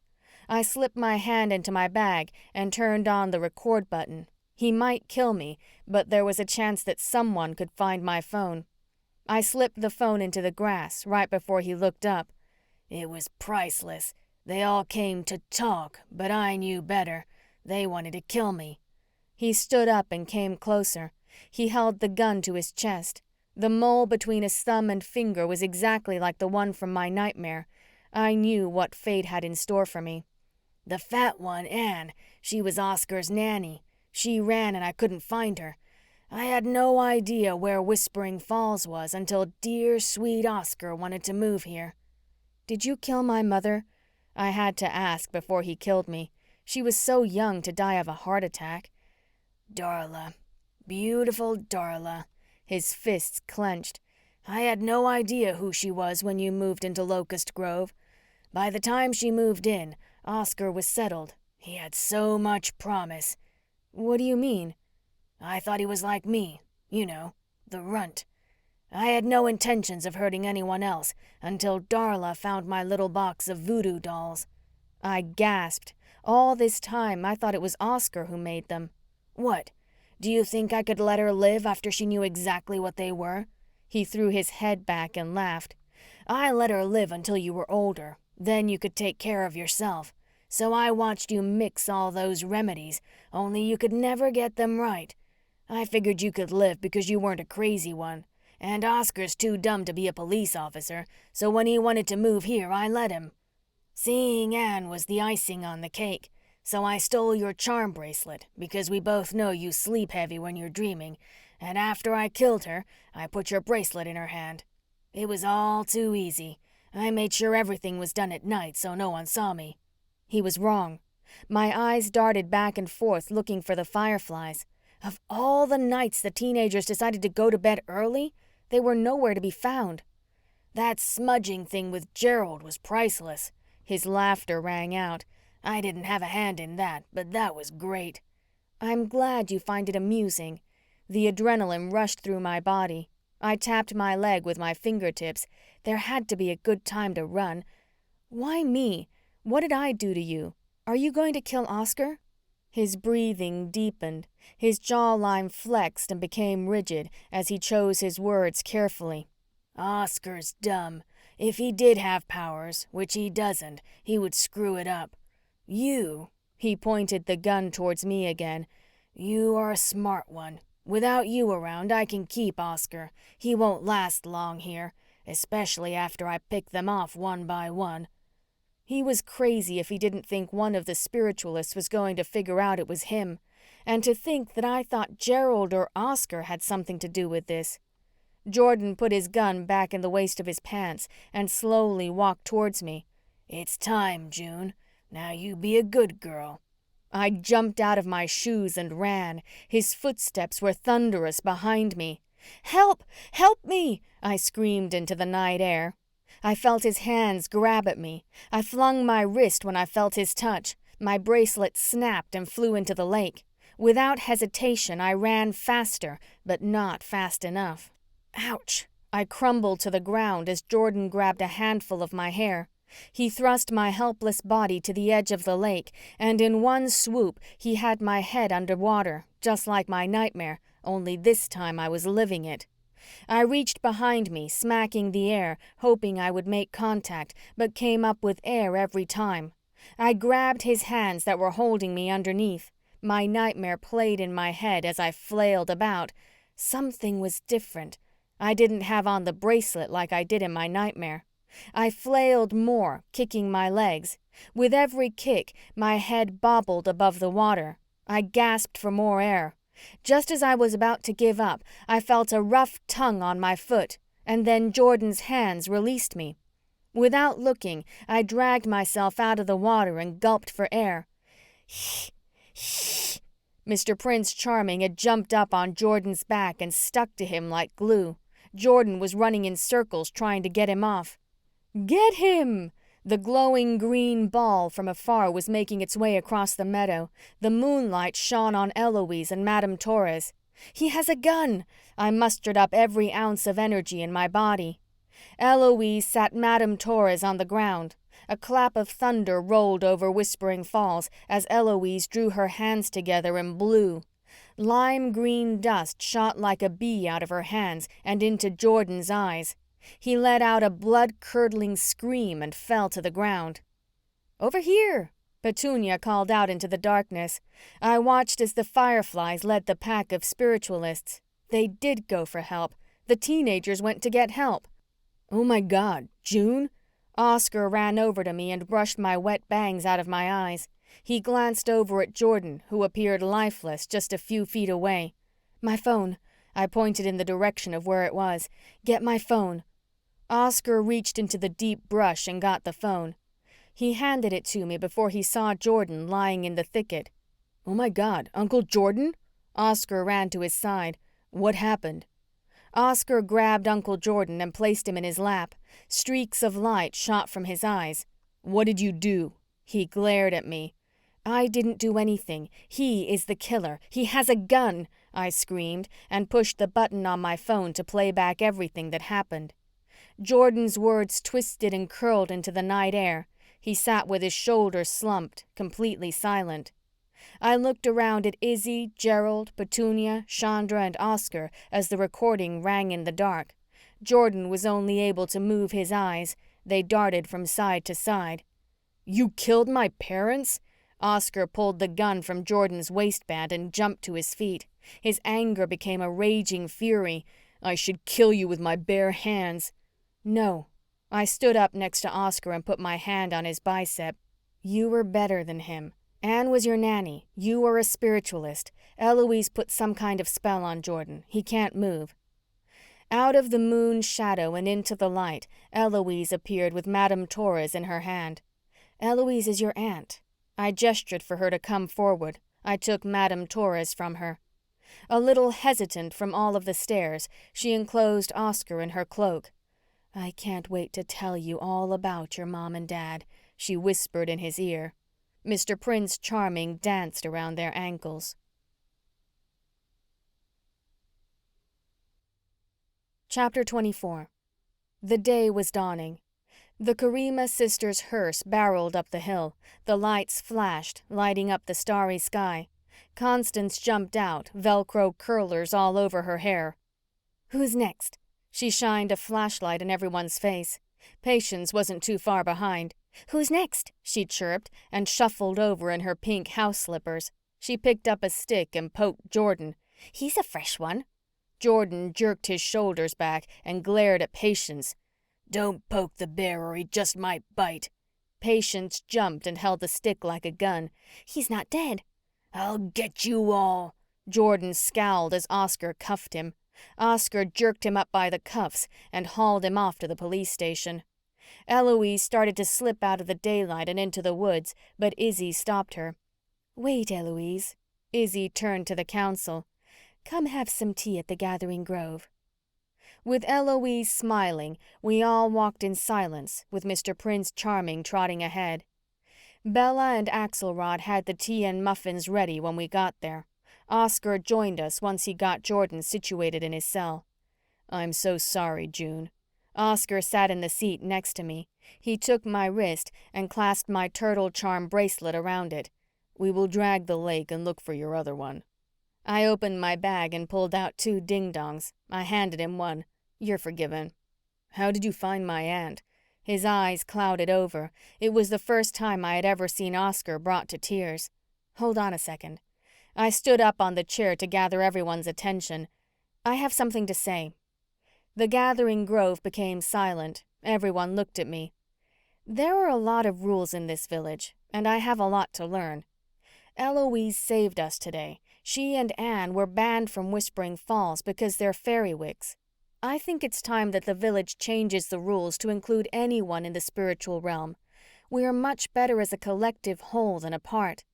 Eloise has so much to offer our village with her potions. Without the truth serum, Jordan probably wouldn't have spilled the beans, and I would be dead.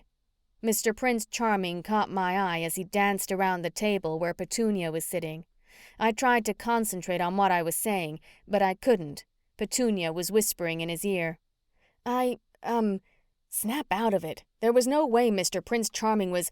Oh my God. I would like to take a vote at the next village meeting to incorporate the fairy wicks into the Whispering Falls village. A round of applause rang out. Even Izzy got up and hugged Eloise, but this was going to have to go through Oscar. He wasn't letting go. Gerald and Petunia were behind the counter, making sure everyone had what they needed. "Gerald, remember when you were reading my tea leaves?" There were some things he had mentioned that I didn't understand. He nodded and handed a muffin over the counter to Oscar. "What did my reading say?" I asked. "Are you giving me permission to tell you from one spiritualist to another?" "Yes." No matter what my leaves said, I still wanted to know. He took his hat off and placed it on top of the counter. He leaned over and proceeded with a low whisper. "The O represented your father, Otto. He is always with you, as is your grandfather." Mr. Prince Charming jumped up on the counter. "No, that's naughty," I scolded him and put him back on the ground. He might be able to jump up on the counters at home, but not here. "Go on." "The wavy lines told me you were in for a rocky future, which I don't believe is over." He drew back, took in a deep breath, and closed his eyes. Madame Torres had warned the village of a powerful psychic coming to town, and that her nightmares would prove innocence. His shoulders slumped a little bit. Are you okay? I reached over the counter to pat his hand. Petunia grabbed a chair and eased him into it. He gets this way when he reads the leaves. Sometimes the spirit takes over. Cough, cough. I'm fine. Gerald held his fist to his mouth. You are on a path to discovering your gifts. Don't limit yourself. He stood up. I must get some rest now. Without another word, Gerald went to the back of the shop. That was weird, I said to Oscar and shrugged my shoulders. Let's go sit. Oscar nabbed the closest table and sat down. He pointed to himself. I'm a sorcerer. No, you're a police officer. I could feel the excited, renewed energy he had. You worry about keeping our village safe. I think it's cool. According to Eloise, I will begin my lessons soon with the new fairywigs moving into town. His features became more animated. He acted like he was a kid at Christmas. They already heard that Whispering Falls is going to make it official at the next council meeting? I looked over at Eloise and Izzy. It doesn't take long for a spiritualist to listen to the winds. Izzy smiled.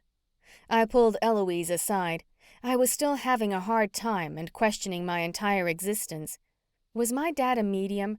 My eyes darted between her eyes, searching for an answer. The shadowy figure could have been Jordan watching me all this time, or it could be a spirit.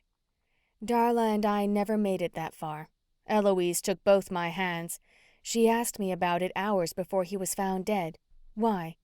She wrote something about it in the journal. I wasn't going to tell her that I had seen a shadow or two. There was no need to jump to any conclusions. I had plenty of time to explore my village. Today was for celebrating. So do you love us or what? Bella smiled and hugged me. You realize you own the cottage you're living in. Patience kind of let the cat out of the bag. Even though I didn't remember it from my childhood, the cottage did feel like home. Darla always knew you'd find out, but we had hoped she would have shared the experience with you. Bella wiped a tear from her eye. Welcome home. We embraced. There was a lot to learn about Whispering Falls. There was a lot to learn about being a spiritualist, and I had the rest of my life to do it. I opened my bag and took out Darla's journal and rubbed my hands across the beat-up leather cover. I took a good long look around the gathering grove. My first few days in Whispering Falls had been rocky at best, but each one of these people held a special bond. They were a part of me. They were a part of my past, and I was embracing who I really was. I held the journal close to my heart. My instincts told me there was a lot in there to learn, and I couldn't wait to savor every word. Quietly, Mr. Prince Charming and I headed to our cottage.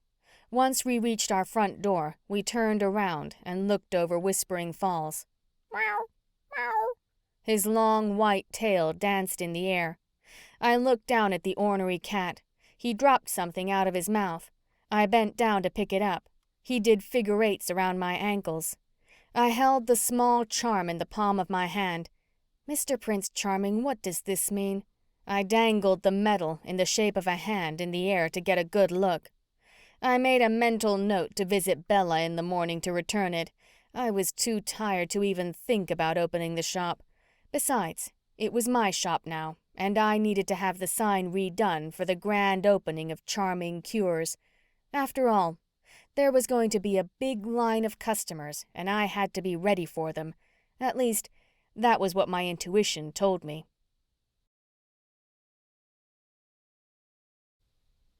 This has been A Charming Crime, a Magical Cures Mystery, written by Tanya Kappas, narrated by Karen Savage.